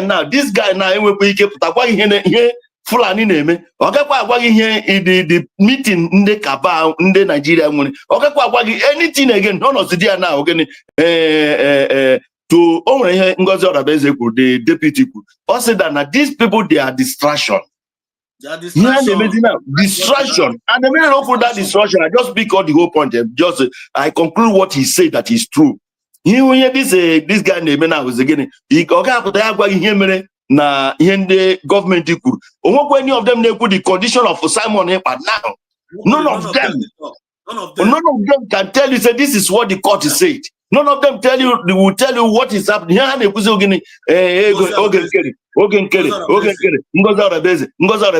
it what will come for? No information. The brokers to this very dark man. What the very dark man did. Just imagine rubbish. A whole a freedom fighter of Biafra. A whole full staff of Biafra. Minister. Look at what he's doing. This guy, look at Adhado Rama. Adhado Rama, a fully illiterate, common English, he cannot even speak. Common English, Gawzonyana control Luha. Pora Zerigi. Gawz a one, Iho Yakujachi, Yane Koko Tahana, Machiano, Papa, Ebenila Neshi. Gawzonyana control this full idiot, full flesh man. Oh, look at Adhado Rama. Oh my God. Thank you very much. I'm just watching you people for long to. I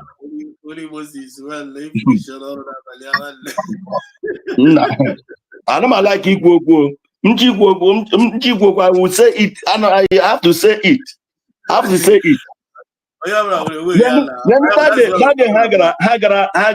Hagara Finland and not the kind of all those things happen. Amansi. It was somebody in a problem. It was somebody in the face something. It was somebody even on any of them when the time you only she keroti shaka.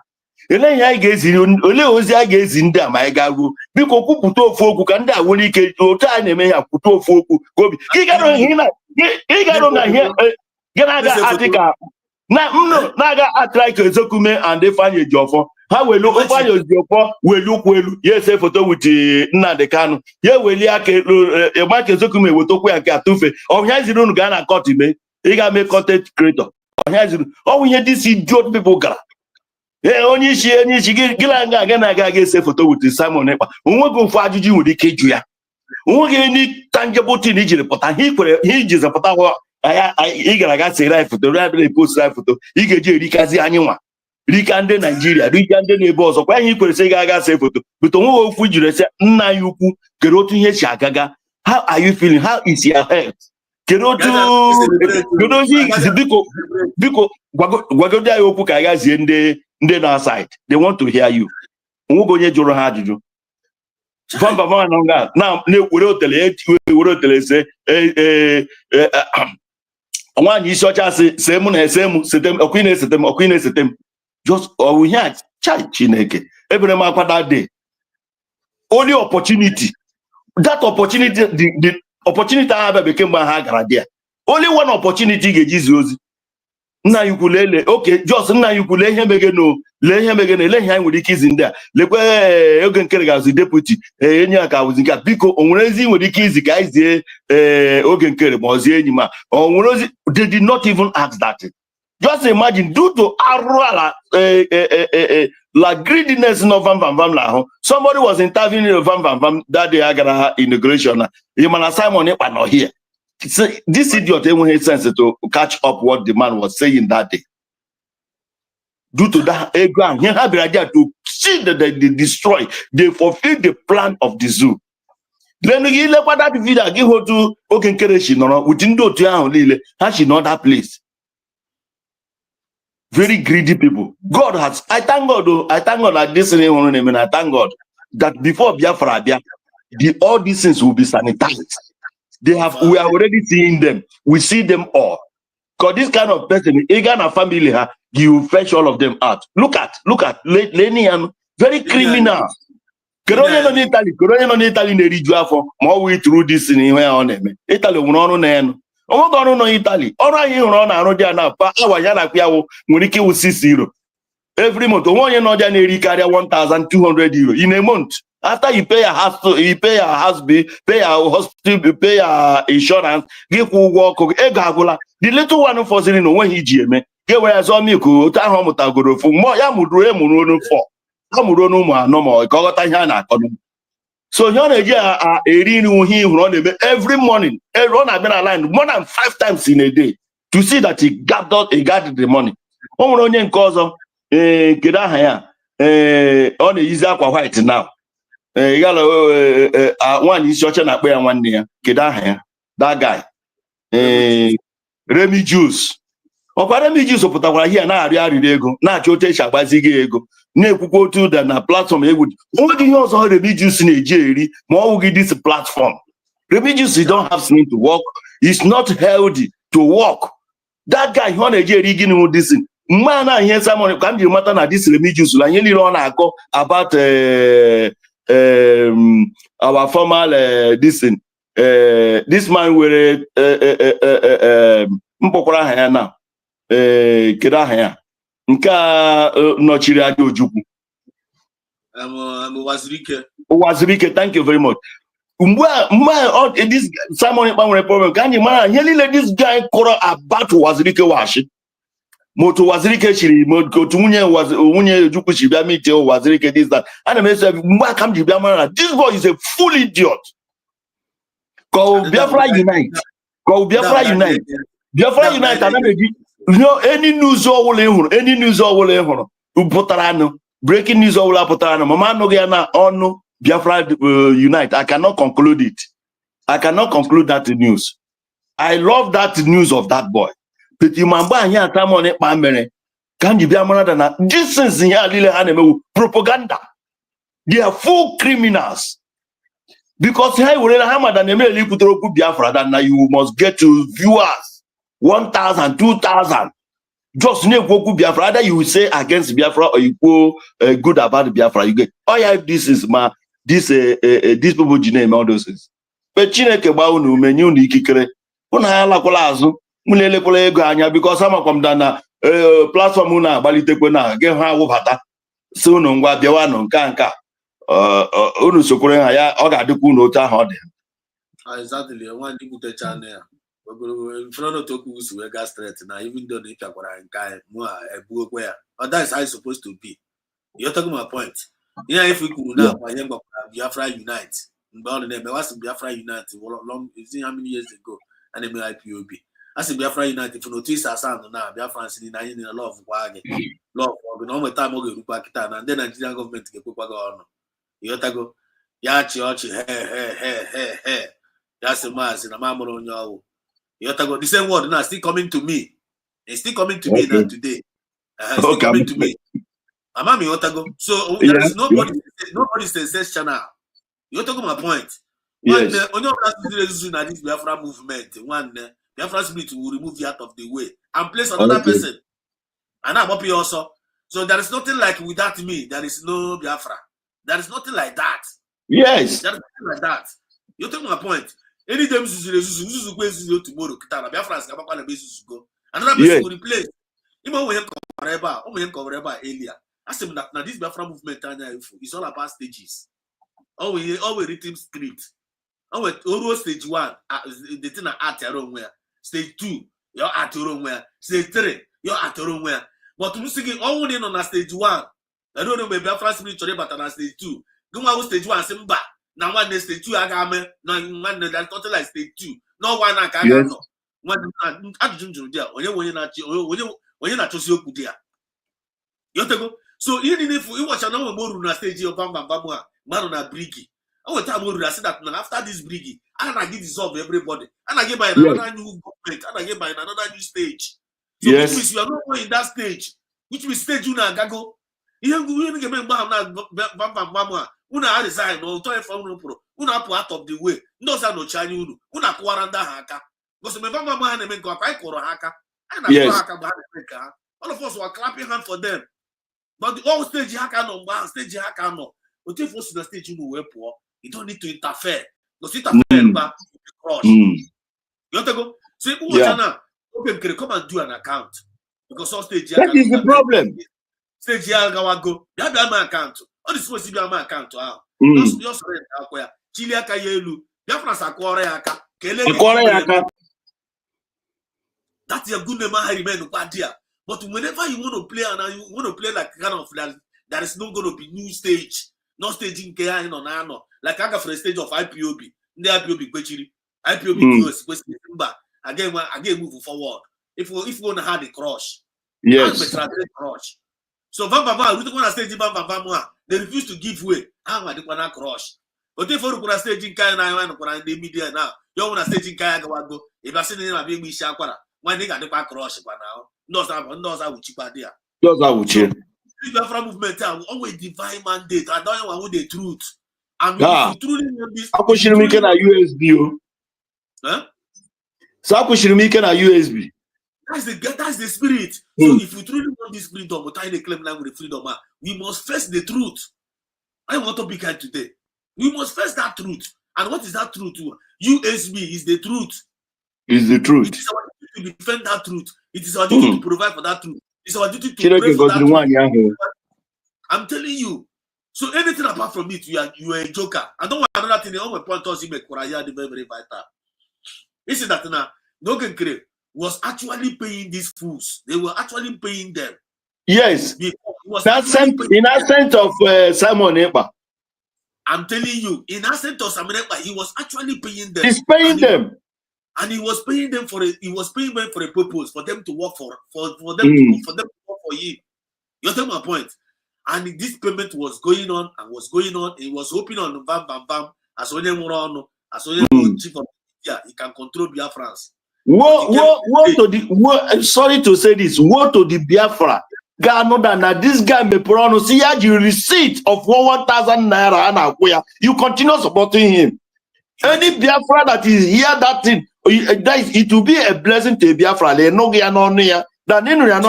to this guy. Then they will pronounce the receipt. Prove that this okay can acquire 1,000 naira upon all the hotels don't know that this guy is collecting money with proof 1,000 euro every day. He may go wrong. He's collecting no less than salary that 1,000 euro almost 2.3 million naira. Here this guy now collect every month. Almost 2-3 million naira can collect every month. Na talent, na pressing goes on a base or Abu Fulani because on her collect that money. He has the power. Here Marcus is in here that money. Or he had a or Abu Fulani or he had a again. This guy continue now that money. Woe to the Biafra, woe to the man, and woe to the woman that I heard this voice from this man. He heard this thing from the horse's mouth. They continue, they believe in all they believe. Oh, Adam, sorry. To anybody who will know that no from him or from me or from you or from anybody from him direct. My brother, and you mean with that in there is a post here, people down here. He had the proof of 1,000 naira, 1,000 euro. Let me Biafra. Go when he can pressing the chief of staff. Go when he can hold no John Megan, go hold no John Megan finish that lady. But God has punished him. God will expose this man. God will make him to become something that he will become nobody. For collecting 1,000 euro for my head, for the Obibo massacre, you collecting 1,000 euro. For Obibo massacre, you collect 1,000 euro. For all what is happening in Imo State, you collect 1,000 euro. For what is happening in Biafra land, this guy have mouth to collect 1,000 euro. God that will punish him, the punishment has never even come. You will see. We don't. So all we needed to do. Oh my God. Holy Moses. You see, Biafra, this is coming from the voice of the Holy Moses. A very, very strong message to Biafrans and the warning with a revelation. Politics. Somebody know the criminal energy politics have been a Bible. You know that all those people that knows Bible like me, one day I will just use Bible to talk to him. All those people that know, you know what they are doing in the church. If you know any pastor that know where to favor him in the Bible, that is where you will preach in the church. If you know the area that will favor you, if you know that the area that will protect you, if you know that the area that nobody will use it against you, is exactly, you know that this guy, I don't know where he was a pastor. He always go and bring the portion, the place that will favor him and to preach to the Biafra. And the idiot, they will follow him and they will believe what he's saying. That Bible will come against you. No matter, I don't know him. Another one. That we are called a home cousin Kebiati. Yam Jiria again, he would have put that as you. I got my top of I just buy. You finish it and it will become his end. He need to be about La Biafra is not to Egoya. La Biafra will here, Kate Assembly and now 1,000. Even Egypt proof.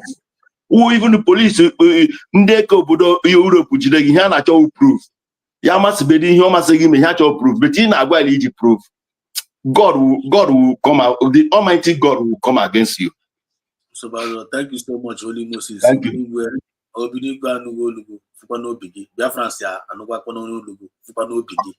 What is where register the message and the message no go. Man, if you are just joining in, I only want to tell this message. Yeah, you have to go. But I can share button, share this message, and at the same time, need to rewatch it again. Our brothers and our sisters have passed a very serious message here. Obi-Wan have dropped a very serious message here. Sean Master dropped the message, and EJ UK have dropped the message, and our sister EJ Glitters also dropped a message here. Mua myself will drop kwa. When you didn't find a drop here, I na drop here na I multi make noise. Na baby. Yana to make a very, very vital point and a very, very tricky statement to our people. So that go not way about the you have to go. You watch this position in front of me about all the very, very simple. These people was paid. They were paid agent to come and distract what we are doing, to come and stop what we are doing, to come and render what we are doing useless. But all of them fared woefully, and they are going crazy. They are going gaga now, and they will continue to go gaga until I am our destination land. Amen. So don't, if you are different, don't be discouraged.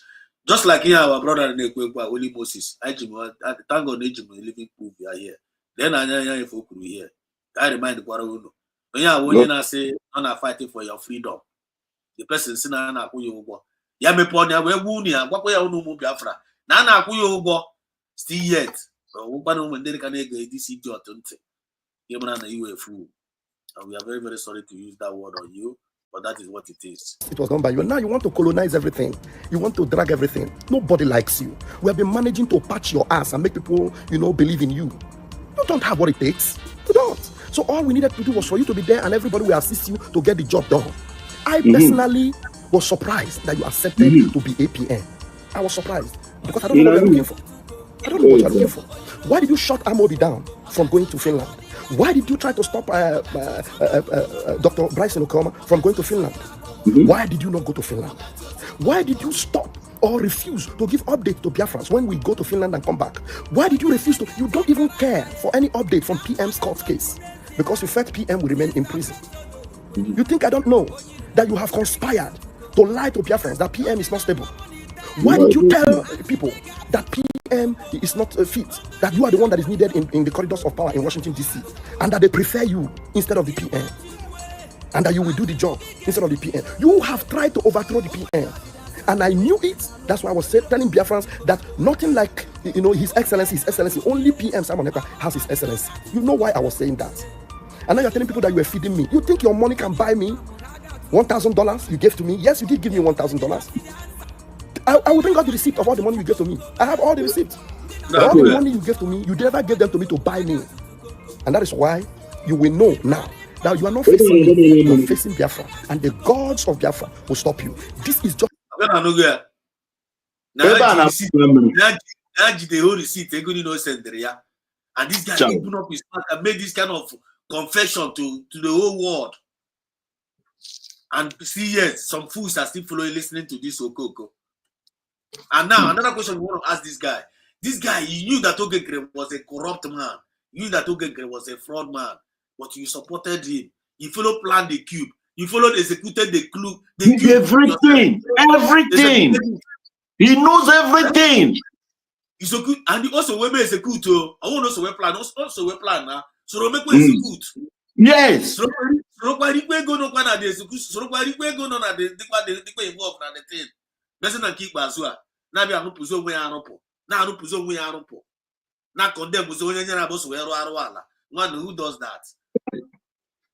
One thing that confused this boy. One thing that confused this man. This man. Okay,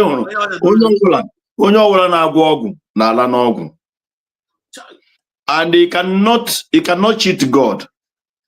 Ima omahada native doctor ogu native doctor gworo onwe ya na-efe lokwe ya. Ehuru ya ahụ ọnya n'olu. Ehuru nke ahụ ọnya n'aka. O nwekwere ka ọnya n'ukwu yigide ya akwa. O nwere ka ọnya n'ukwu yigide ya akwa. And o nwekwere special shirt again ndị esendere ya, the other things esendere ya agwara how to do it. Omahada na that Bible ahụ na ejikwa agwara ekwulesi vanity upon vanity. All is vanity. One day, all those things on Yalolu will fail him. All those things in around him cannot help him. But the main thing cage this boy, where the most problem so far, with that in Ogaraga,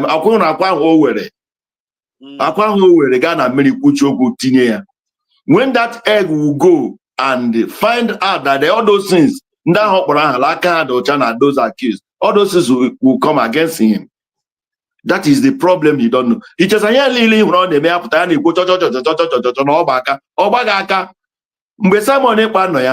thing here, all those on his but the spirit that he has invoked has come against him, and those spirits must work against him. That is only one thing.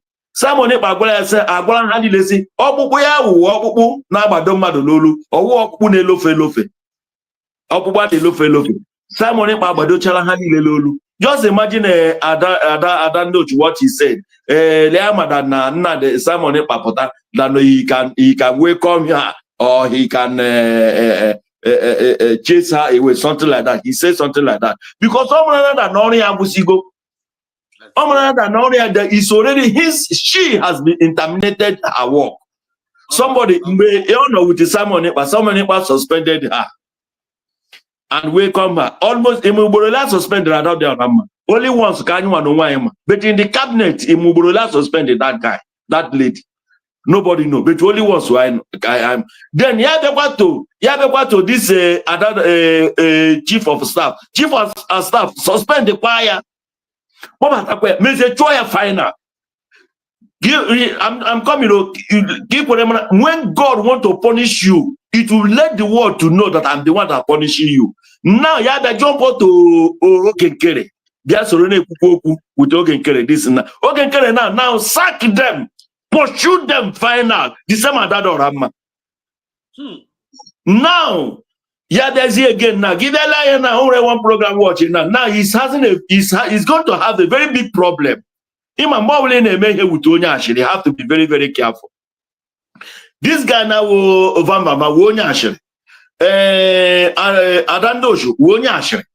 he cannot work together. It will be in our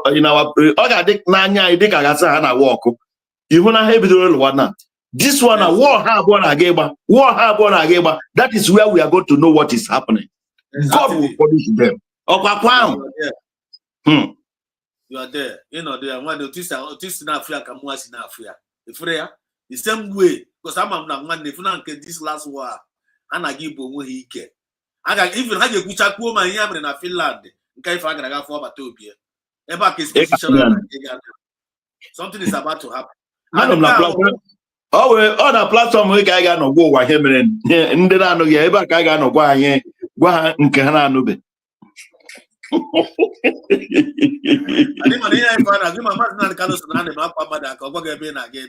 nke ahụ nke ọ na-anụ asị ka ha hide dị ifu na nke a ha ga-anụkwa ya otu ife a na-ekwu ya na ha na-ekwu ihe ha mere ha ga-anụchakwa ya still yet ha ga-emechakwa make that confession. They don't go run away from it. Yotago, ha ga-emecha kwuo ya by fire by force because But then, they will hide yes, it. yes. They can't hide it. This is Biafra Unite. This is Biafra Unite. Mark ege mata onye ọgwụ. Ọkwa foto ọka only one pitch ọpụtara. Mgbe ahụ ka ị ga-ahụ na Ada dị ọra mma ga-atụ foto ga-atụpụta Biafra Unite wepụta ya. Mgbe ahụ ka ị ga-ahụ this idiot ga-ewepụta ọkwa all of them they will bring out their self out. God will punish them. Ọkwa number. Can you watch a number? Can you get number COS pịara ha na few years ago? Okay.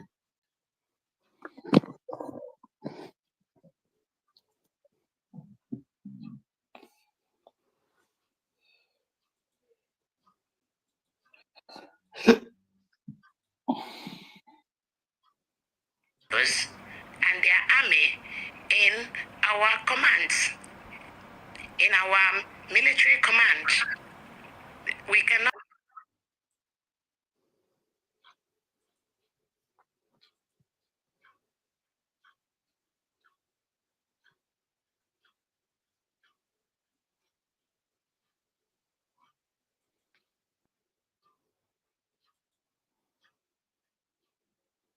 What the Prime Minister talked about, we are fighting it right now. So we are successfully, we're using one stone to kill two birds.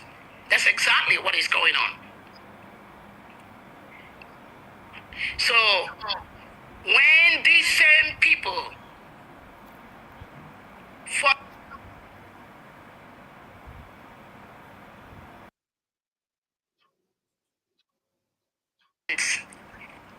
in our military command, we cannot be successful because while we move 2 steps forward, those ZOS people inside those military camps pretending to be fighting for their freedom, already paid to stop that freedom, what they do is to draw us 2 steps or 3 steps backward. And we're not going to allow that anymore. That is why I was listening to, I don't know if you see, or somebody was saying, it's very important to draw the line to restore Biafra.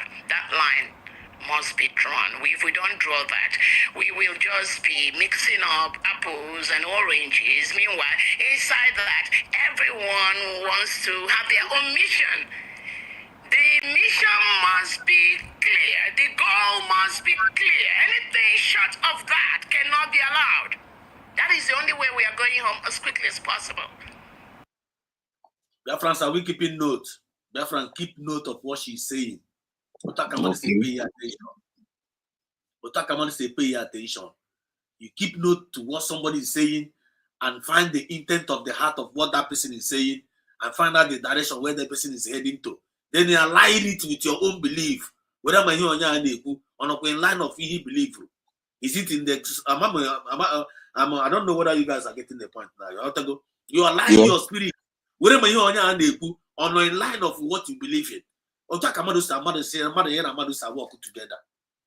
You take my point. Whenever we hear from Dr. Ngozi Orebeze speaking, Janubia France now, the meaning of what she's saying, and how they follow up. But when you go to the other side, you see how they twist things, they'll be Afwezo Ekude Yunala. Afianacha yellow, I think on a black. Afianacha white, I think on a black. And Janubia France know those people. How are the truth? And they can't deceive Biafrans anymore. I'm want to go. What are the if we could then only go submission here? Listen. So when they see that they've taken Onye and Nnamdi Kanu, what did they do? Our Prime Minister stepped in. Boom, the fight started.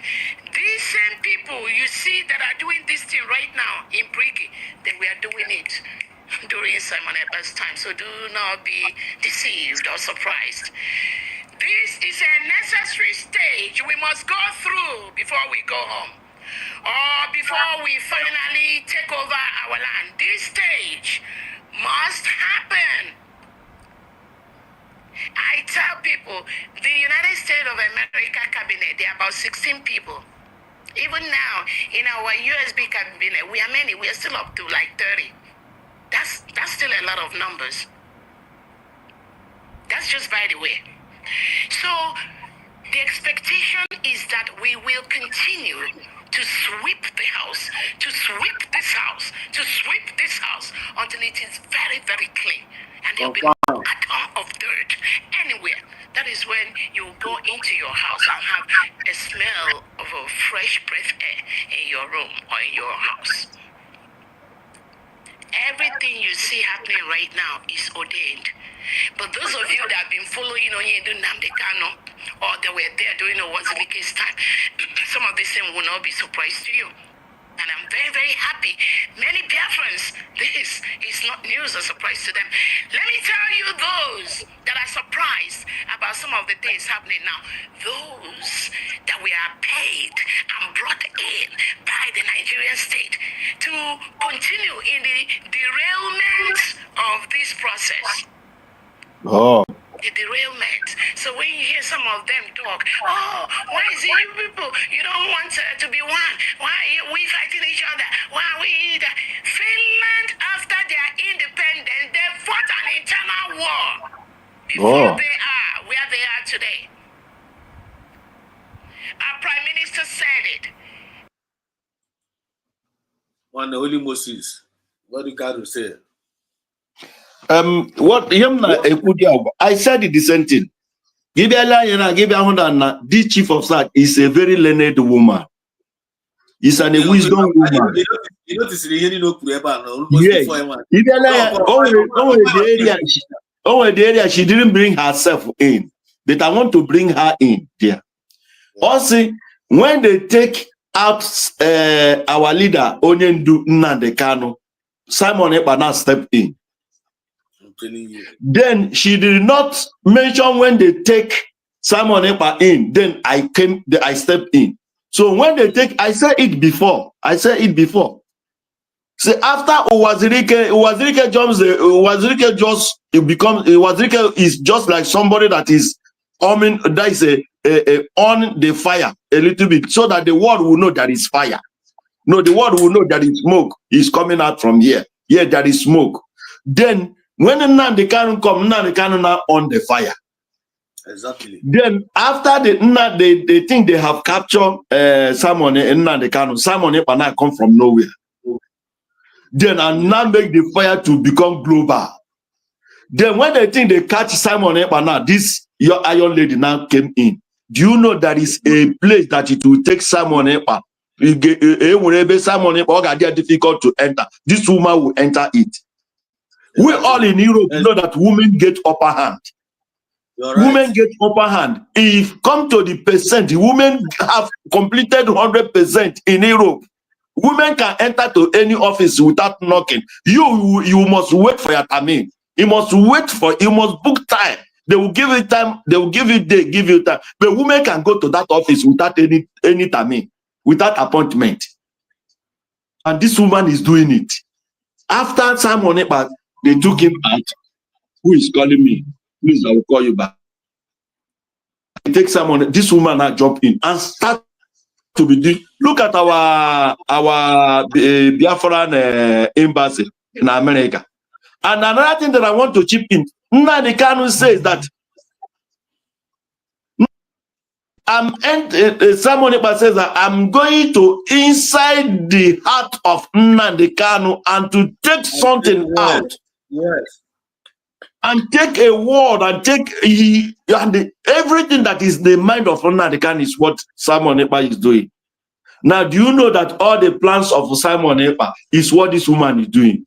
Look at what the breaking news. The breaking news. The Biafran soldier is no more Biafran soldier. US soldiers. See? He now changed it. Everything to US because we are now in USB. So why are we answering Biafran soldier again? That means that USB is no more. But this woman makes sure that USB is completed, full, restored, and exists to each one of us. USB army. USB army. USB radio, and everything. No more Biafra Liberation Army. Then Gishebish, but I hear that come every day here. Again, as some come away with those full nego 500 euro. Again, can increase to 1,000. This one make some gewegi negegi. Who does that? Whoever does that, you see what I love in this. Him like Rogani. He knows their mother's name, but he not where woman. No here now. I only want the encouragement our deputy Ogene. Rome did not be the one day. Simon Ekpa did not just stand one day. He become global. Yeah, be the name is in every day. So now the Kanu, when the Kanu is a global after that arrest Ahmed and Nigeria, the first one. We are Potazebia, I may appear in Israel. Potazebia me brokers. Yeah, there was a times 10, more than times 100. The same thing with the Simon Ekpa. It's not easy, madam. God will God will open the eyes of the blind to see what you are doing. Continue, don't go back. You hold that mountain until the person in Atonya Pota, even he can leave it for you. Say, carry on. Let me start to back you. We need somebody like you in front. To be in front. But only what you need is backup. We are going to be a backup. But when the woman may be the first, we can have a woman as a first of a prime minister in Biafra land. That case away brave. So this woman, the brave, I said it earlier. Before. After Simon Ekpa, then you want to where to go the mountain. No move here steady. Na gashike. Ilanya, hear the woman through here. You don't even need to give her advice. You have to go because you are my informed man. You are my honey. You are the sure of what he's doing, all the well informed. You have to go. And if you're not saying any advice, or the Kasibuka maybe when you're meditating or the Kahota, get some good get panty you here. Because us here and them no. Now here we not like a best bet no you on our game, no me go before. You have to go. No me go before. Yama kusef adiga away no di ha mere. And yama go away no di ha ne me. And yama kusef man that now all no us no shift to a beat. Now I get my problem. You take my point. If we shift a beat, that template and that mandate, what my problem? And also that no more Biafrans now. No to no kata na yama join the bed. Don't go curious na. Yama join the bed any media meeting or we go to now man Biafrans na watch you know bala. Now men can add on na Biafrans ma. Now men get them ma Biafrans ma. Now Biafrans ma combat the na arwala ni na. And Biafrans are dealing with them mercilessly. You take my point. So I'm trying to let them know. If you people want us to love you the way we love Mazina and Carlo, why can't you act like Mazina and Carlo? If you people want us to love you the way we love Simon Ekpa, why can't you do like Simon Ekpa? If you people want us to love you the way we love Dr. Ngeza Rabeze and USB government, why can't you behave like them? We will love you. That when any sentiment time with this love very fine and where I won't die when they are special. If somebody can tell you like now, somebody like Biafra Unite. Now after Mutarachata, Biafra, you can't believe here. Somebody that everybody loves. Everybody loves him. Love him. Everybody loves him. Everybody loves Ishocha. Everybody loves them.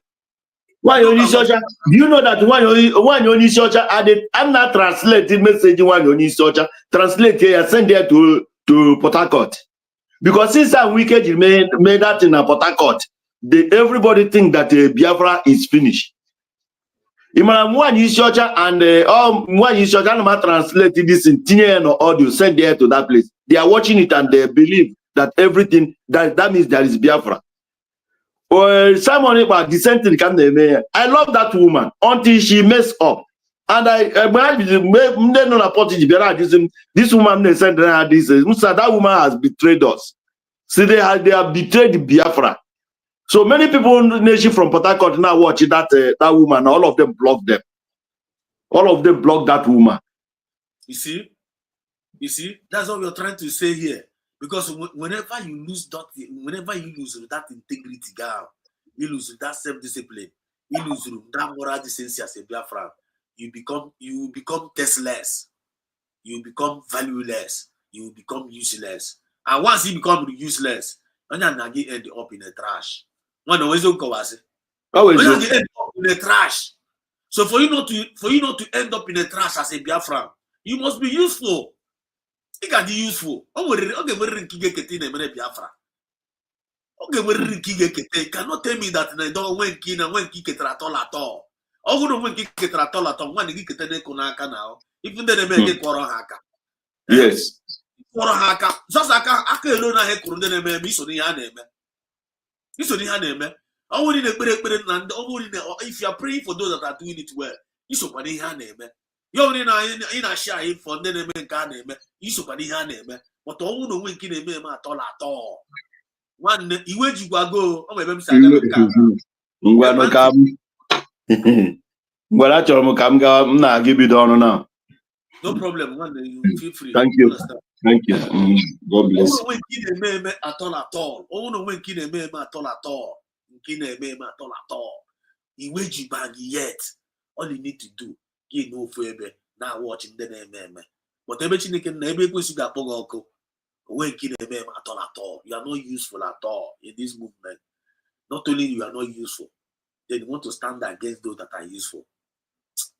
I back a man's nan that once you become an impediment, you will totally be destroyed. One woman we're going to end it up here. You're talking about point. Check camera man got that last one now. Camera man got that last clip of that. Look at listen to this. Those ZOS people inside those military camps pretending to be fighting for their freedom, already paid to stop that freedom. What they do is to draw us 2 steps or 3 steps backward. And we're not going to allow that anymore. That is why I was listening to, I don't know if you see or somebody was saying, it's very important to draw the line to restore Biafra. That line must be drawn. If we don't draw that, we will just be mixing up apples and oranges. Meanwhile, inside that, everyone wants to have their own mission. The mission must be clear. The goal must be clear. Anything short of that cannot be allowed. That is the only way we are going home as quickly as possible. So, when they see that they've taken Onye and Nnamdi Kanu, what did they do? Our Prime Minister stepped in. Boom, the fight started. These same people you see that are doing this thing right now in Briggy, they were doing it during Simon Eber's time. So do not be deceived or surprised. This is a necessary stage we must go through before we go home. Or before we finally take over our land. This stage must happen. I tell people, the United States of America cabinet, there are about 16 people. Even now, in our USB cabinet, we are many. We are still up to like 30. That's still a lot of numbers. That's just by the way.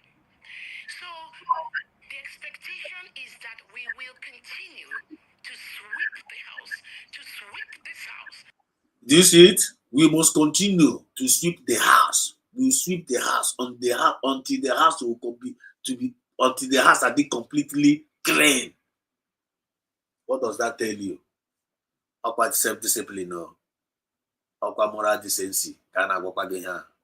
If you don't have moral decency, if you don't have self-discipline, you have nothing to do with the USB. Know it now. And know it well. And stop deceiving yourself. Then I will stop deceiving myself. Respect yourself. I respect myself. We all respect ourselves. So that can motivate our job. All of us want to go home. All of us want freedom. All of us want development. All of us want good things for each and every one of us. All of us want the best. But if we don't respect ourselves, we can't get the best.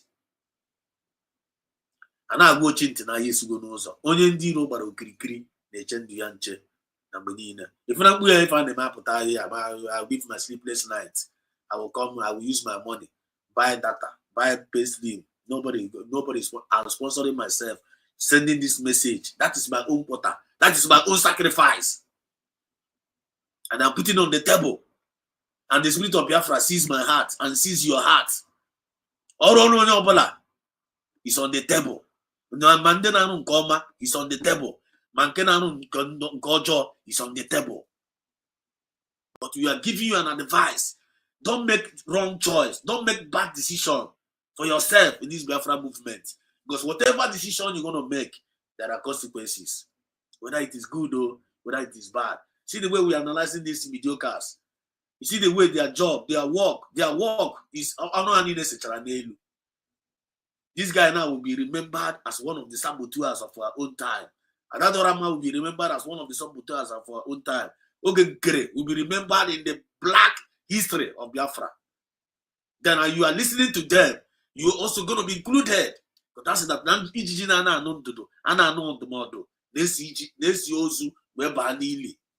May never be a portion. He said, "Can I go channel this thing now?" Excuse me. We don't get channel to the voice of this Dr. Mozart based on one last clip and got more than I have for tonight. To sweep this house until it is very, very clean, and there'll be no atom of dirt anywhere.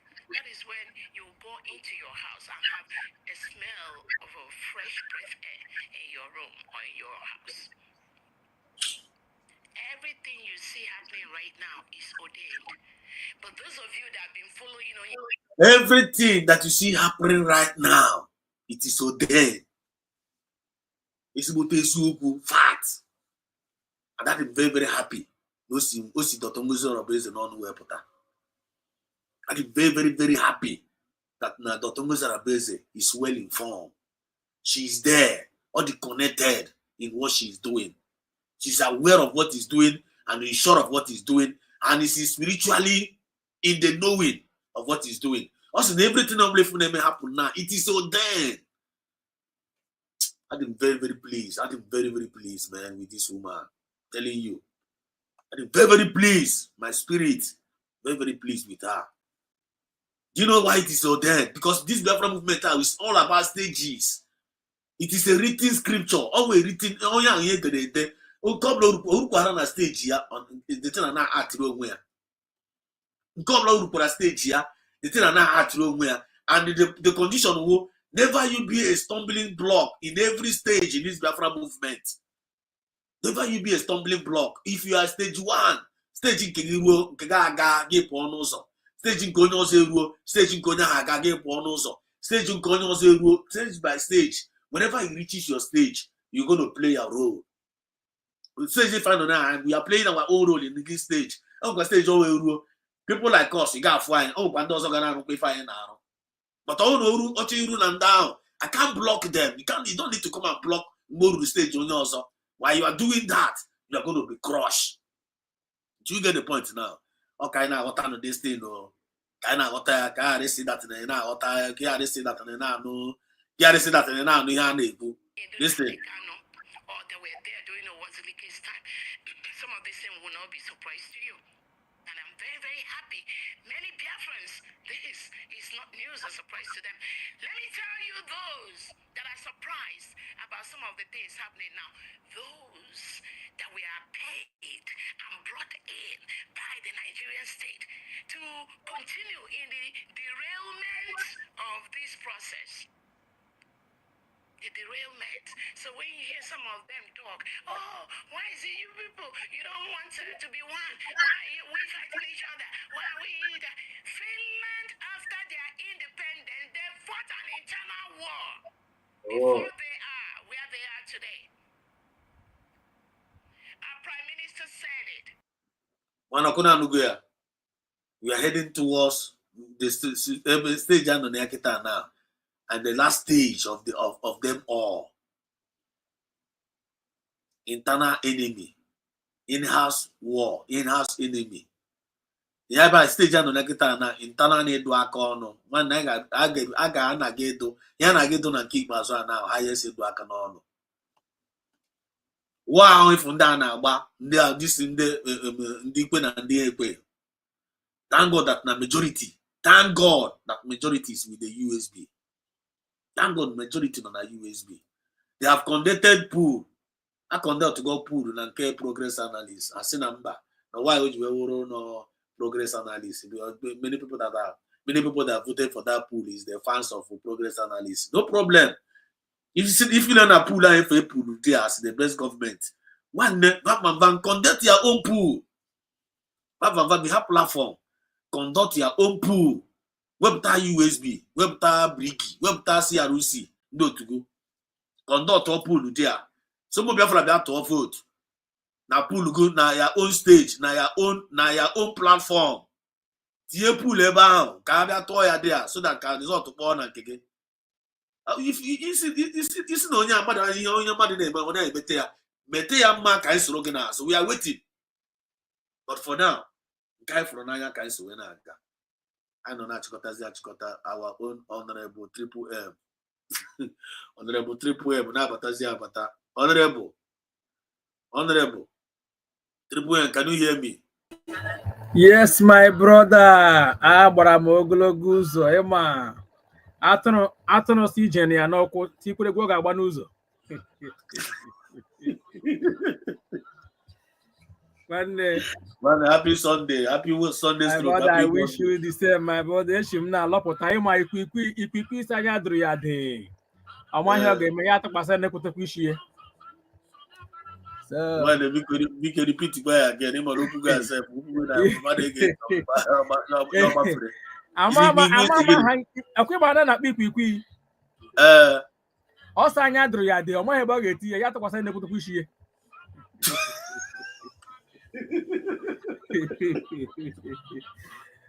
Greetings to you all, my genuine and indefectible fellow Biafrans all over the world. I swear. My leader Mazen Nandekalo say, "Ano, ana gwonere." I swear. If you are not whiter than white, you cannot stand to speak about Biafran freedom. So, you know what every time. One day, it's not by mistake.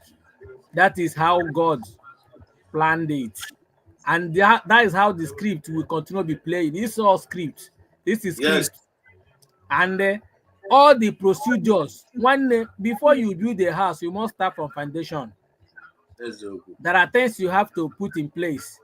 When a Ghana ruling level wall into complete block or magako roof.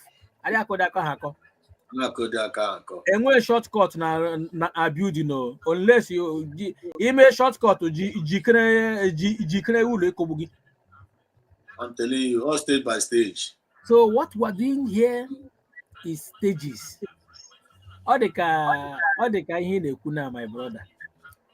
A na-ahapụ ebe a na-eshi ọzọ gawa ebe a na-arụ agwụ. Ajụjụ m na-ajụ ụmụnne anyị ndị nke si na ha wụ men on ground, mana ihe anyị nwere na-awụ USB Army, USB Air Force, USB Marine, USB Navy, and USB Police. Confirm. And even Biafra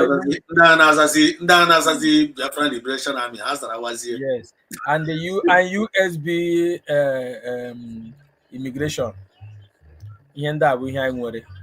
My question to them, when they will come and be, castigating the USB out of vote, from the cabinet, they choose what they are. And some na comment section, say I will USB.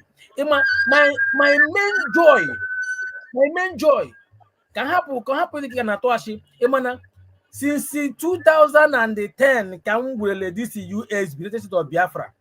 Come no na say na this nation ga adimma. Mboma na can preach. Today, yeah, be able to pass. Now let's ask the people that says that they are not with USB, that they are with my brother Exodus. If you are planning, program planning, yeah, and If you don't plan well, you plan to fail. Yes, okay. Biko ụmụnne anyị anọ n'ime ọhịa ji osisi nkụ na mkpụrụ granọt si na a na-eche anyị. Olee dia mmadụ kwesịrị ya pụta chọrọ ime ihe ọ dị ka onye jike n'ụlọ na otu anyị nọcha obodo oyibo ị nwere target si lekwe ihe ikwupụta n'obodo lekwe ihe na-achọ inweta. Ndị a na-eme ihe a na-egiri ihe a ele ihe wụ their target ọwụ continuous in the bush na-anazu ego na-confuse people. In fact, career agitator, because this is the same target DOSG, because they are not there for freedom. Ihe a nọ there wụ career agitator. When ha emepe ya, in fact ọwa akawo ego kọ ha bịa wo bro flag wo enwere onye kwuru okwu na program kai yesterday ka ọ dị ebe ọ sị na time efeela mgbe a na-ebu flag a na-agbari ọ ga-eme ha abam n'anya ọ ga-eme ha abam n'anya mgbe Biafra ga-abịa n'elu ụwa ọ ga-eme ha abam n'anya. Nwanne ị ga-echetu ediketi nwanne onwe ihe na-emeva m ha na-eri ego afọ ji na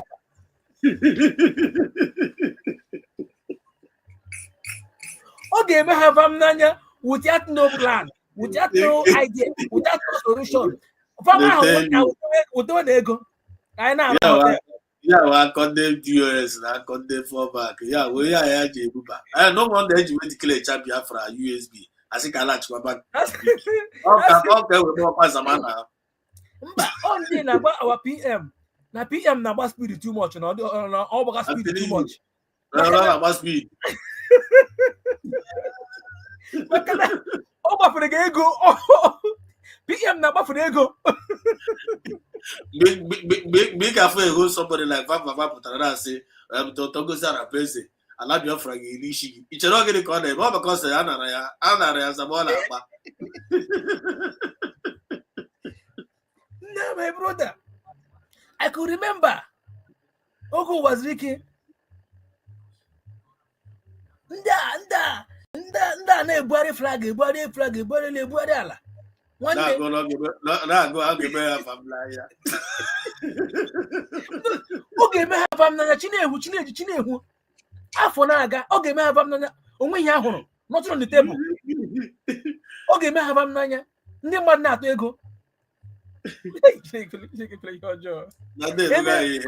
Abịa gba ha kanchi ha pụta America come British come Nigeria is clean us ha kwụcha ihe ha ka ha ga the next day ebu flag ọ ga-eme ha abam n'anya ọ ga-eme ha egbuchi ụmụnne anyị.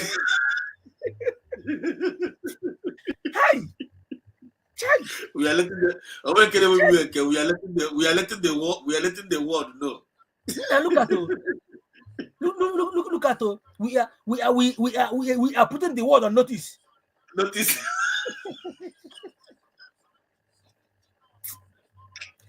My brother, anaghị nga ọhụụ ogologo. Ịma na ihe awụcha stage agafechakwara agafe ịma na ifere ihe na-awụcha stage by stage ka ifere na-agafego stage ha. My brother asị ihe niile nwere oge ele ga-esi si m na ịsụcha n'ọrụ gbaa ya ọkụ kpacha achịchị ị ga-akọ ihe ga-esite mba ka na a ga-echeretu ka ya amara maka a ga-asụgharị ha dị ọrụ ọzọ. Imagine. Ekwenụ m anya ofu onye nwoke onye wọrị ọ sị na ekwenụ m anya o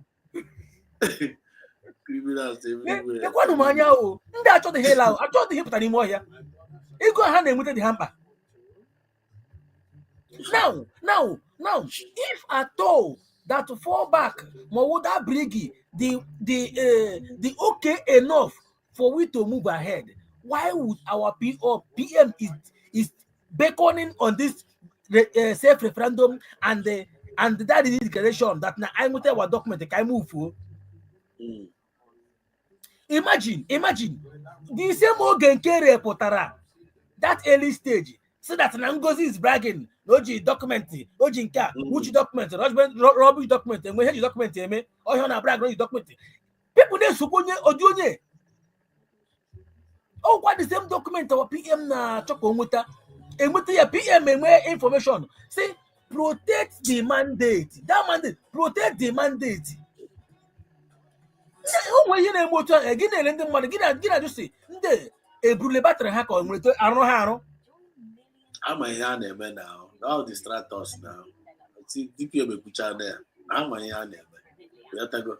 How the surprise? My happiness will go to our DPM. I respect that woman. Once Biafra spirit is upon you, my brother, even if you have na dika or blessing ka na-enye gị. I'm telling you,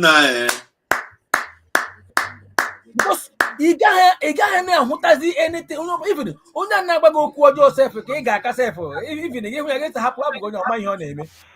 Even onye na-agba okwu ọjọọ na-push you to your destination. I am telling you.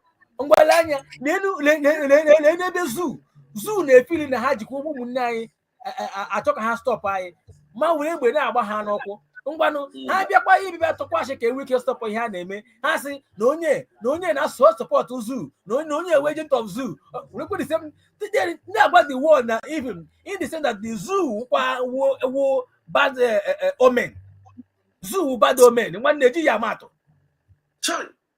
And the one for the thing, when I'm not saying that only are agent of the zoo, who are the original agent of the zoo? Oh yeah. If Bamba ga apụta now, yesterday, ọkụwashigara ndị na-asọ support DPM na fight oge nke akwa n'echi. Bịazie today na-agbazi ndị iberibe that na he is there with the people that plan the plan B. It was sophisticatedly planned from within to destroy Biafra. He goes out with them. He eats with them. He plans with them. But today, that they are evil. Then give us only to plan. But they now was evil. Whereas he was once protect their image. Now, Kwasha Panelushin this on their evil that time. One day, Aquahana, oh, be you turn this year. If we go near now, one you put a channel near. That is the conclusion of the whole matter. That is the conclusion of the whole matter in regards to this guy. Yesterday, what in a year they get Malakunya name, get go up on the ship some nanga, 3 days, 3 days, okay, 3 days.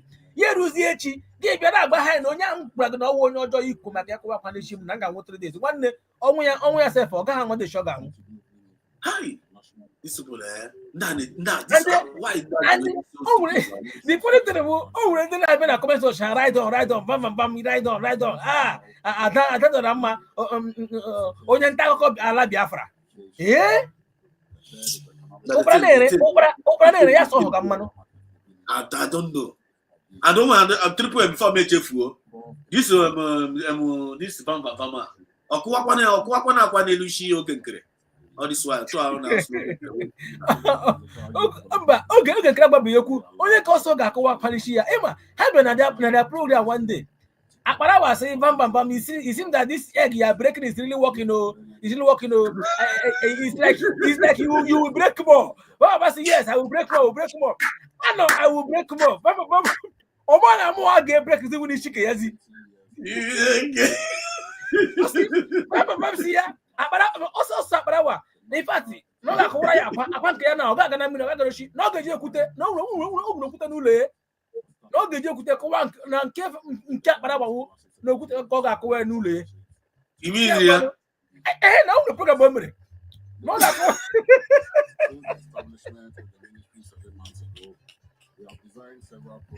Cow, Wokoburu name travel. Would I see your new Gako, Gana Pack or whom was the yellow Habiashi and Nibulan Gonroshi? No, that's the Babaka. I'm down there in about make freedom all. Now, let's put them in scale.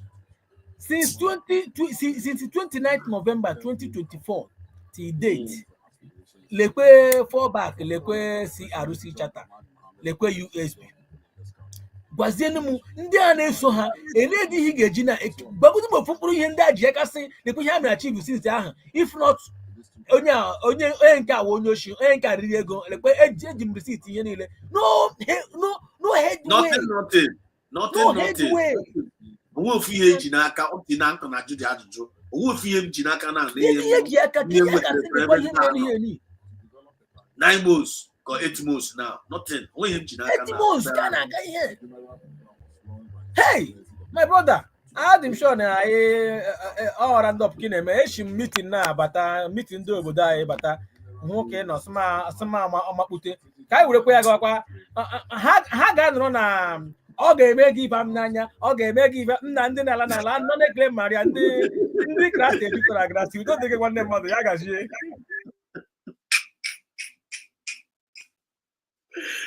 Triple we go. Don't give me a family. Well, Triple come perfect conclusion la. Go down. Go baby say na. Go say iwe ni wa na wala bele. Ibe go say na on that phone one on that round up. Thank you so much Triple M. You are a special person. You're special. Rosie one day you. Rosie they will I'm now. But I can still hear your voice from where you are, Rosie. Can still hear your voice. Can still hear your voice. Olugo putakora here. I'm Olugo Zigi. Because if I name you offend them more, and I try to win them more. And may God protect you where you are, give you more strength as you're walking, and every Biafra all over the world. Thank you so much, every one of you. Thank you so much, EJ. Wow, EJ. I'm EJ. I did quite busy and again. Almost in any still yet. You group one cannot pick one number. In one other hand. EJ UK. One more. EJ Canada. EJ UK. Are you still there? Work at the studio. Muhammad Around me for Apple. I think I'm studio. I'm active. So thank you so much for joining. If I are on the up tonight, thank you so much. Okay. Okay.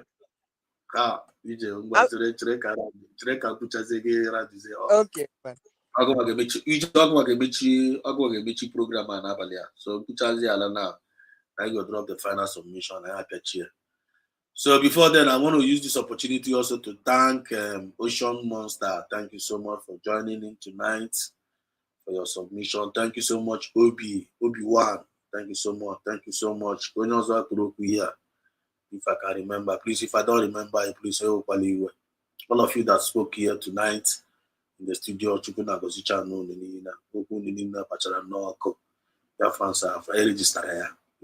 and I also tried my best, man. Some of the comments, the screen. Because I want to move better some of them comment on the screen. I'll give you a comment section there. So the reason why I name Mama TQ na screen here, so that your comment down. Go on quite there, they registered. So that your comment down, why message. You have to go and all the reaction that will happen during the program. Go the registered there. That's why I like it so much about this StreamYard. All the very, very good. Even though not expensive, but it is a very, very good platform. You have to go. So before I have a channel balia. Video this video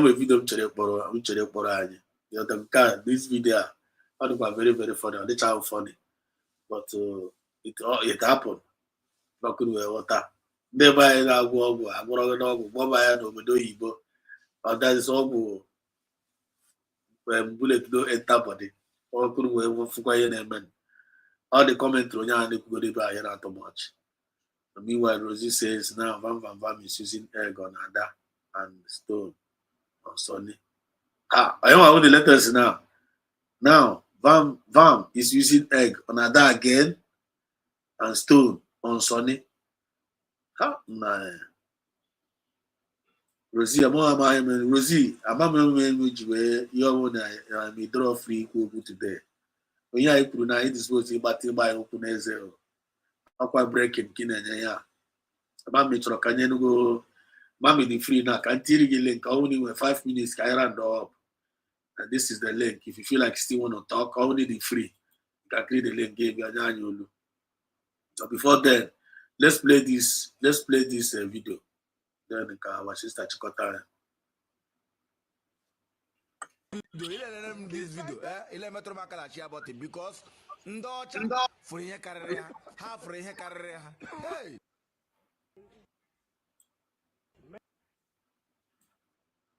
Ofu nwanne anyị nwoke onye Aguleri eburukwala ọgwụ larụ si Naijiria jebe obodo oyibo. Ya nwa m ihe o mere ndị ọcha wee chụbịa wee kparị ya aka wee gbaba ya egbe. Gbaa ya egbe niile agbara this guy ma agba aba ya ahụ. Anụkwara m na Aguleri na Ụmụleri na-emesi ya ike mere believe ma ọ tiri ya lele m this video. Lelele m this video, ilelele m this video. Ile metụrụ m aka na chi about it because ndị ọcha fụrụ ihe karịrị ha, ha fụrụ ihe karịrị ha. Hey! Man, what the fuck? What the fuck? This nigga is not dying, bro. They shot this guy like 10 times. What the fuck, bro? What the fuck? Ọkụ na na-agba onye a egbe. A na-agba onye a achọbụ ka ọkụ na fere eme. Onye Aguleri eburukwala ọgwụ larụ si Naijiria jebe obodo oyibo. Ya nwa m ihe o mere ndị ọcha wee chụbịa wee kparị ya aka wee gbaba ya egbe. Gbaa ya egbe niile agbara this guy ma agba aba ya ahụ. Anụkwara m na Aguleri na Ụmụleri na-emesi ya ike mere believe ma ọ tiri ya lele m this video. Lelele m this video, ilelele m this video. Ile metụrụ m aka na chi about it because ndị ọcha fụrụ ihe karịrị ha, ha fụrụ ihe karịrị ha. Hey! Man, what the fuck? What the fuck? Na nwanne ka onye a na-ekwu okwu ihe a na ka ndị si YouTube arebe strike mmadụ ama m nke onye a na-ekwu okwu F word here. Just ebe a, just go ebe a pụọ. So ije UK, please can you round us up tonight? Na change phone na here. Yeah, 4 hours plus now. Wow. Ije UK biko chịkọtazie anyị n'abalị a. Ije UK.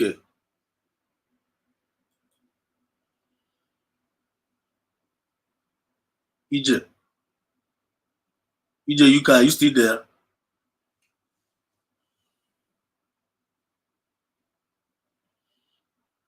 Ije UK, are you still there? Okay. Ije no here. No here.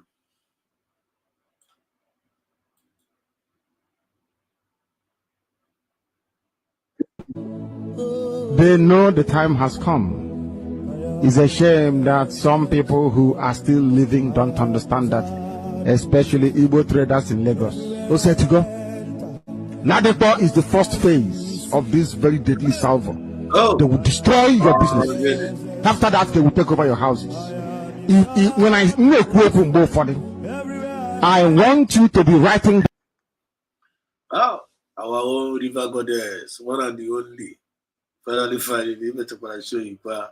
Take time way back here. Thank you so much. Can you hear me, river goddess? Nna m ekenele m tata abụrụ mbọsị iti mkpu. Today bụ ọ ga-eme ha ba m n'anya, ọ ga-eme ha ba m n'anya mgbe Biafra ga-abịa mba ụwa ọ ga-eme unu ba m n'anya flag a na-aga. Ha chọrọ ka Biafra bịa ihe ama bụ ka ọ na-eme ha ba m n'anya mmadụ ahụchie n'anya.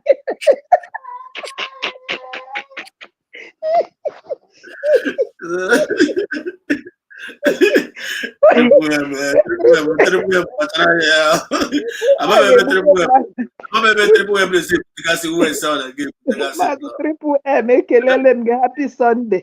Exactly. Apara flag na-agagharị ọ na-eme ha ba m n'anya, ọ na-abagharị ha ba m n'anya, ọ bagide ha anyị na-aga forward ha na-ebughachi anya azụ because ha chọrọ ka ba m n'anya. Ha nwụchie na m anya Chineke biko. USB asị gị mba, a ga-esokwa dikleechakwa ya asị gị mba ka a laghachikwa bak na briki. Na ọkụ dị ova vam sizi na ya bụ Pastor Agape Love. Ya nwa bụ Pastor Agape Love. Ya nwa bụrụ ya nwa nọ n'oso na title ya Pastor Agape Love. And Maazị Triple M, short Maazị Triple M da-arụ ala. Maazị gbaghara.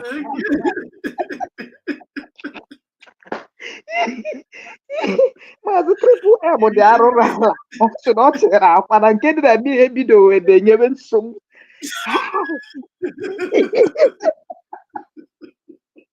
Jesus onye ime eluigwe. Hi. Man, onye triple A gburu aga agba ọbara ahụ. Ọ ga-agbakwa ọbara nwanne. Nsogbu ya kwadoro maazị triple S ihe mere mba ị ga-amultiply akwa atọ 28 o ji akwa n'aka nke a ọ sị Sọnị mmechaa gị ihe mmechaa gị ihe ikweta na ọ wee were okwute na program nke o ji wee jide nkume wee were nkume wee gbagbuo Sọnị.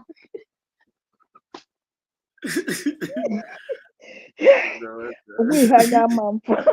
Anyị nwere ebule nwee mfụ, anyị nwee clowns, anyị nwee confucionists, anyị nwee manipulators. O juru ebe niile. But by their seed and by their fruit we shall know them. Whenever I talk, I say, everybody be still. Or if Moses gwara ụmụazụ ya, ọ sị, be still and see the movement and the deliverance of the Lord. Yes, sir. That the Lord will do this job and you will do what? And you hold your peace. You will hold your peace. Or if na-emezi na aka nshi ha ya bụ this nna m ukwu my prophet Maazị Nnamdi Kanu Odogwu Iroko of Africa. Echeta obi esi ike dike a na-akpọ ogwu n'anya dike ndikelele onye ọ ga-adịrị mma. You said it. May God bless you ebe na ebe nọ. This is the last moment. Aka nshi ha ga-emegele ga-aba ha n'ọnụ. And that is what is happening. And asa asịsa, when we don't even expect it. Look at what Vam Vam Vam is saying. Vam Vam Vam of all people, Vam Vam Vam say, you should not communicate with men on the ground. It's a taboo. No bụ treason.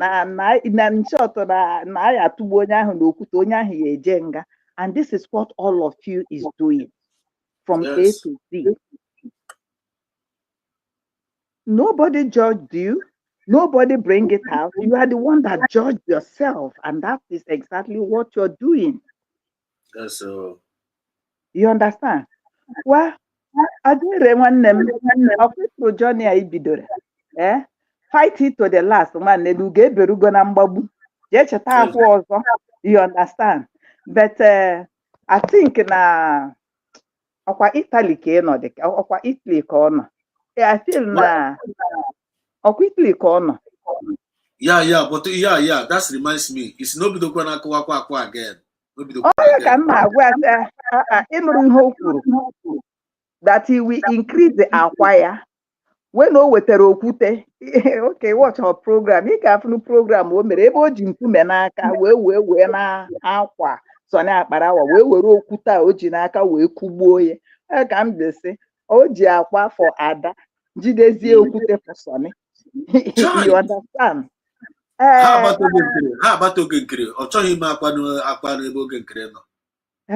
Nke oge nkere bụ onye a ọ dị ka okere oge nkere n'osisi kpọrọ nkụ.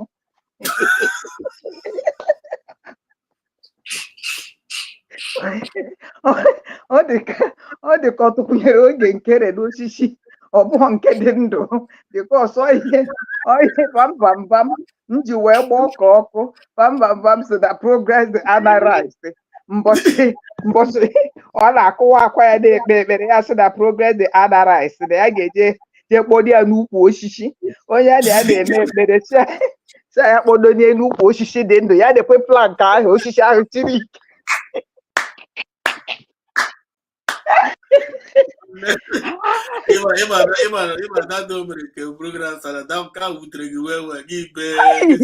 Oh my God.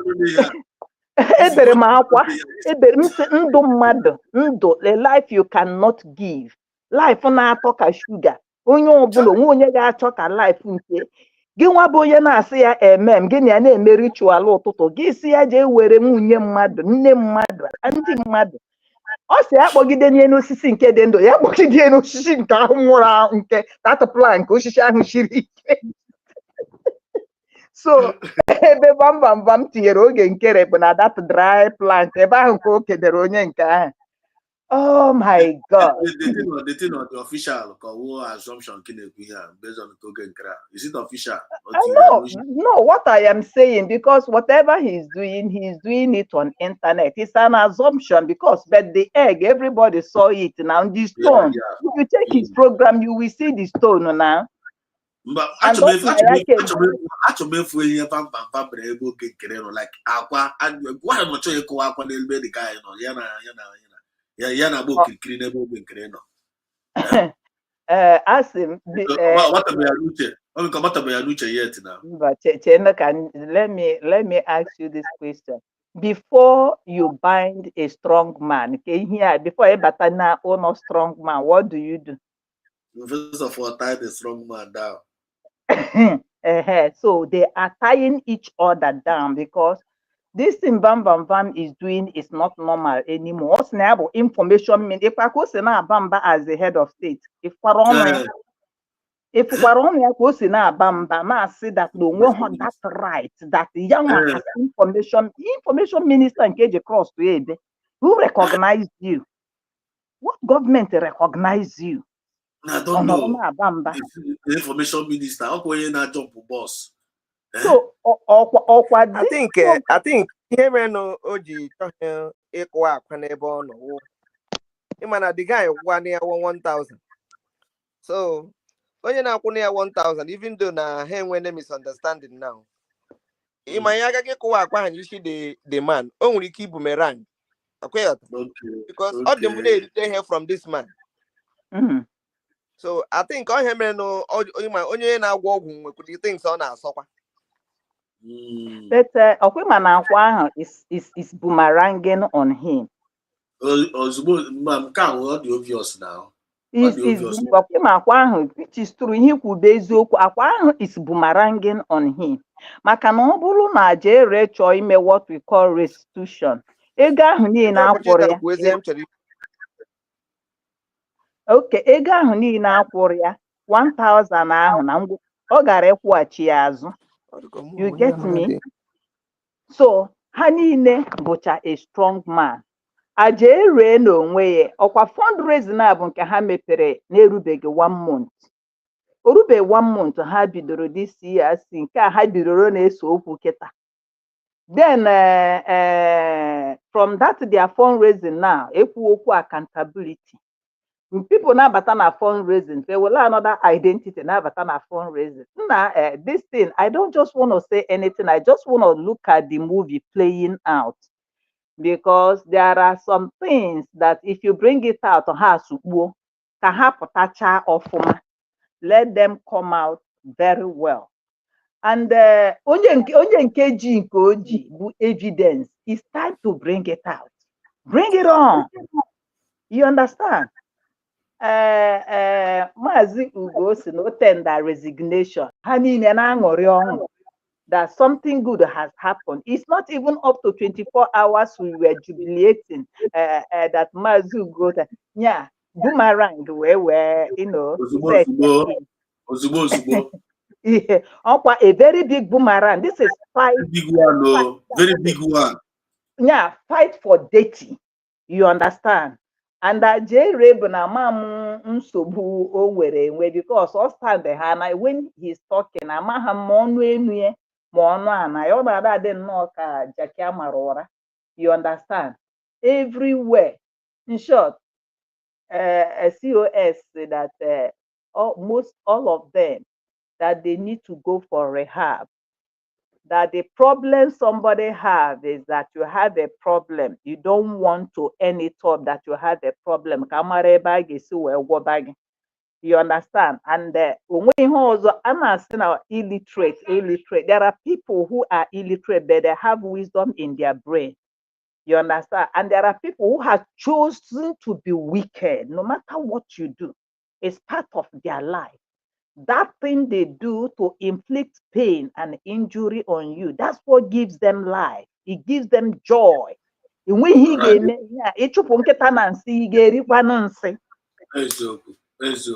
So that is they will go and create another one because that is the food of their own spirit. You're right. Because when you look at the spirit, I say, what are the fruit of the spirit of God? Ogoro gị ịfụnanya obiọma enyemaka a very whole thing nọ ihe ị ga-eji ma spirit si na mmụọ abịa jụọ gị spirit ajọ mmụọ ọ sị gị na obi aha adị ya mma 24 hours nọ iji ọsọ ọfụ ihe ọ ga na-eme gị ka ị na-ebe akwa ịghọtago ị na-ebe akwa na mkpụrụ nke ọ na-amụta bụ catastrophe mkpụrụ ajọ mmụọ na-amụta no peace ebe ọbụla apụtara ọmụnye ọkụ ọ ya ka a dị si ekwe nya akwa si na-ekwe nsu ya ikwe osu. So that is a whole lot of things and by the grace of God Chineke nna Maazị Simon because they say the whole lot of secret is still coming out you know so na Maazị Simon ka Chineke chedoro ya anya ka ọ pụta n'udo na ahụ isi ike and thank God for everything that happened because Simon said it's not about me, it's about you. N'ihe ha ji wee chọọ ka ha wepụ m n'ụzọ is you that anyị aghọtaghị ya.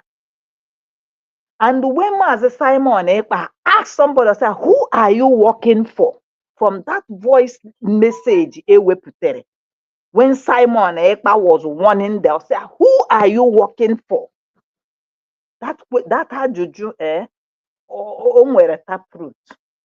So that we thank God for everything. Now I rest my mic, okay? My little time has gone. Thank you so much. Are you there? Thank you so much for that wonderful contribution because I'm in on and just my mom buy a number and say camera make a chance to Biafra and it was a nice one indeed. EJ UK, please can you check out Azia and Kailagua? Okay, nwanne m nwoke ana m ekelele m ndị na-ekwuru okwu nọ na n'abalị a nwanne anyị nwaanyị jos kwuchapụ okwu na-egekwe many things okwu sound ga funny but ọ dịghị funny ọ dịcha mwute what these our brothers and sisters are doing so but ihe m na-ekwu nke ahụ ihe m na-ekwu si onye na because from the way ndị ahụghacha ihe aka nwere sabo around well I don't want to say precisely maybe in the USB government, that's not what I'm saying, but aka nwere sabo people that are pretending to be with us but they are somewhere, and I'm saying to this kind of people to manifest. They just have to manifest. We need them to manifest so that I am because him because I'm now one of ndị nta akụkọ. I don't want to mention anybody's name, but I'm now ofu onye n'ime nta akụkọ nọ na-akọgheri ihe na-akọgheri something because mgbe nwanne anyị nwoke nke resign all the while on the name at a point I bidokwa na-enyo certain things otu o si emege. And this one now, after Onyenka resigned, that was yesterday. I know again, now support you here somehow. So I now say, oh no, actually resign. So Onyenka also resign. So him onyo will feel Lena Ojule more, you can move forward again.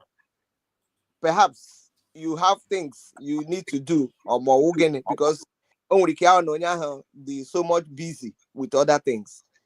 You just need to resign, and don't come back to your platform and start, pushing out things that can cause problem for us. Yeah. When you resign, just resign and go respectfully. Anya adịghịkwa all of us mma, I ga-atụ gị na aja tụọ gị na need because iwe wegacha everybody. I'm telling you. So another thing again, Nka ihe am chere ikwu na owu ihe gbasara USB mana o jikwa ide agbasa somehow. Ama m ịnụrụ that Ghanaian guy kwuru ụka gbasara ihe a na-eme ihe emege na Ghana, mechaa kpọọ onye eze Igbo nọ na Ghana. Mama igere that thing somehow. That thing ahụ no nwere onye n'ime unu ihe mere m ji nwee interest na that thing ahụ. O nwere otu ihe ahụ ọ kọrọ nnọọ ka ihe na-agba ka moto. Ịma ihe ndị a niile ya akọcha ya o na-akọwa that na anyị nwa onye ọbụla enwe n'ihe anyị nwere ike ikwu that all of us agbafuchicha hapụga ndị politicians that onwe ha pụrụ ime na all outside ebe anyị bi ka anyị na-play easy fast all those things so ya achọga m nọ ya ọ na oge ekwe omume ka anyị handụlụgodo ihe nwoke ahụ kwuru that day ka anyị from USB handle lawyer because m na-achịkọwa ihe ahụ wụ because ama ma ọma ha ka ọwụ gịnị that na o nwere ihe dịka USB chọrọ isi na Nigeria pụọ and ihe anyị na-akọzi akụkọ wa akụkọ USB na anyị na-akọ akụkọ awụzi akụkọ zoo ihe anyị na-akọ akụkọ awụ ha otu ọmachiri zoo ha ji ime onwe ha ka ahụ ihe gbasaziri zoo ọkwa ịghọtara mana if you want freedom face the truth and not USB the truth ahụ onye ọbụla ga-ewe ebe ahụ maka anyị nọ na ya anyị na-akọzi akụkọ ndị zoo a na-akọzi akụkọ onwe anyị nzi and ha na-etriti nkịta na ndị a na-ezi nsogbu among us now to fish them out. Exactly. So ihe mere ihe nwoke a kwuru ọ kọtara akụkọ eze Igbo nọ na Ghana onye Igbo ihe awụ anya ụfụ from onye ọbụla na-aka akụkọ onye Igbo anywhere ihe ewe anya ụfụ. If not this onye ahụna m egere m somebody shukwe from Ghana no na-agụchi companies this man rụrụ na Ghana o ji may employ many people na Ghana.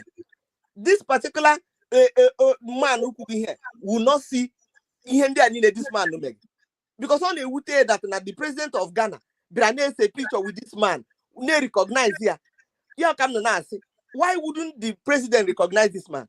Somebody build many companies may employ your people, then you are saying that it's not good for this man to be recognized.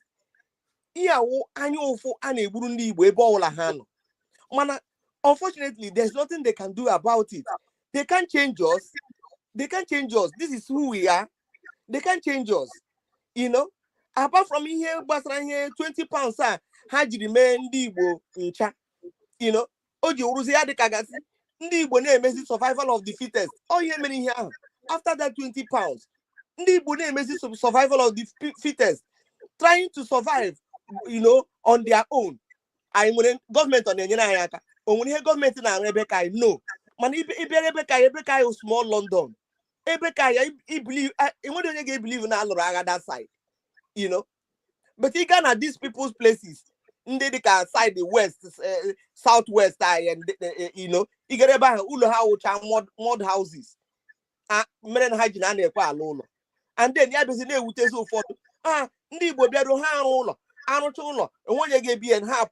what is your business? So this is our identity. This is who we are. And because we are special people. This is all here now. They don't understand it. Am I still coming out? Because this thing is rolling. You're right. You're coming out. Sound and clear. Are you still there? You are coming out. You are coming out. I can hear you. Am I still coming out? You are coming out. We are hearing you. What network? Hello. One man, we are hearing you. We are hearing Hello. You. We are hearing you. We are hearing you. Please, in the comment section, are you not hearing her? Network, why is he doing like that? Hello. But you are not hearing us. Hello, am I coming out?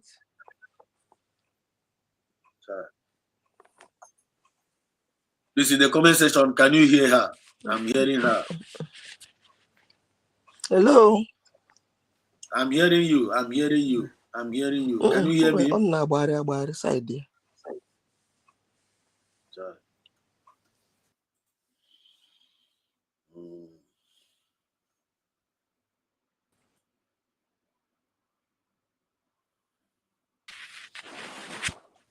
Can you hear me now? Are you hearing me? Sorry. Yes, we can hear her. See, we can hear you. We are hearing you, but you are not hearing us. It's all right. TJ UK. It's like network kicked you out. We can hear her. See, if I Stanley said we can hear you. You just said we can hear you. So, but you are not hearing us. So it's all right. Your points have been made, and I am going to be but tomorrow is another day. So Biafra all over the world.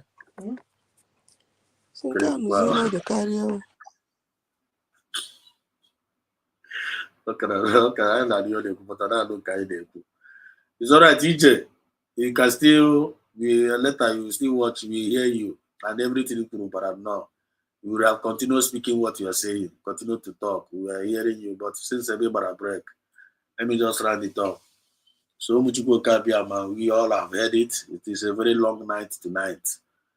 5 hours, you know. We have registered the message today. If you want freedom, face the truth. You understand? You know the truth. Face the truth. All eyes on UK, all eyes on USB. I'm a kind of email now. Anything that you think that you can do to make sure that we make progress, bring it on. You are highly welcome. Don't be a stumbling block in this Biafra movement. When you become a stumbling block, you are an impediment. And once you become an impediment, you will totally be destroyed. May it never be your portion. May it never be my portion. May it never be our portion. Thank you as well. Can you hear me? Network You are hearing all this while, but you are not hearing us. But you can round you say up. Okay, so ụmụnne m ụnụ ahụ n'anụ otu anyị si menụ n'abalị a. So onye mara ihe ọ ga-eme ya mee, just like Exodus said. Onye ọbụla nwere ike contribute anything as long as all ihe ga-eme advance this particular struggle here, you know.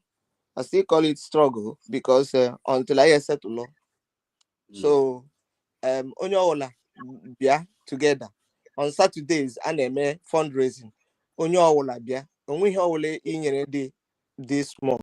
Even otu anyị na-ekwu okwu, people are listening to us. Onwe ihe ị ga-add gị nyekwa ọnụ kwuo okwu. Onwe topic ị nwere ife very important gị weta. So anyị ekele onye ọbụla bịara ebe ka Chineke nọnyere anyị niile. Gọzikwe ndị nta akụkọ anyị ju Biafra Exodus ha, Kai ha, Humble Lion ha, many of them, you know. Chukwu nọnyere anyị niile. Ngwanụ ka anyị round all am up. Thank you so much. Thank you so much. Thank you so much. Well, nobody did not today, EJ UK. You know, return now by this time. Nobody can knock it free today. I'm free today. It is not free today. Well, thank you so much. I hope to see you somewhere. Hope to see you again. Yeah. Nobody with no chance. Feel free to come and register your message. There, well, thank you so much. So thank you so much, every other person that is in the comment section. Chris Biafranson, I see you. There, you find Stanley. I see you. There, and then in the comment section, no Balekan, no, you just glitters. Elumu wa uguru elumu na ndị be anyị na-azakwa afa ahụ. Elumu nwa eguru. How? Nwa n'afọ nke kapara aka ahụ.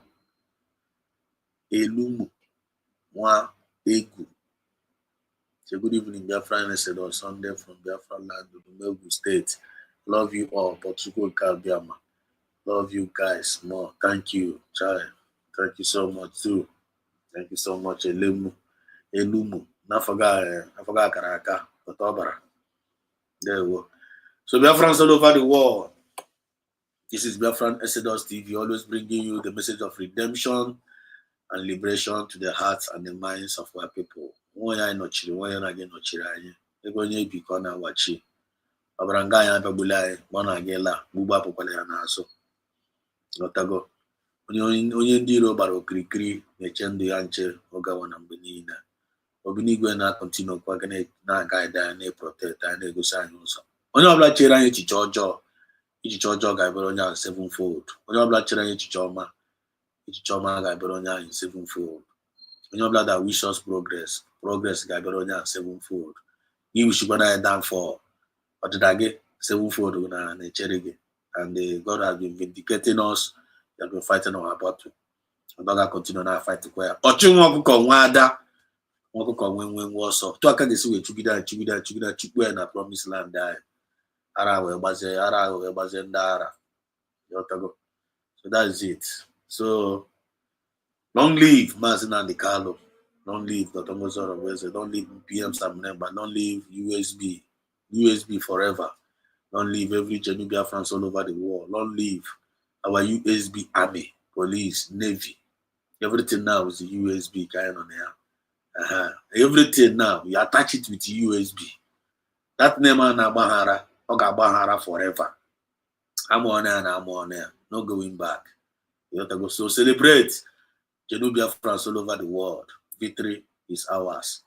So from me, from here, it is good morning. See you tomorrow. The special grace of God. I love you all. And God bless us all. He said, there would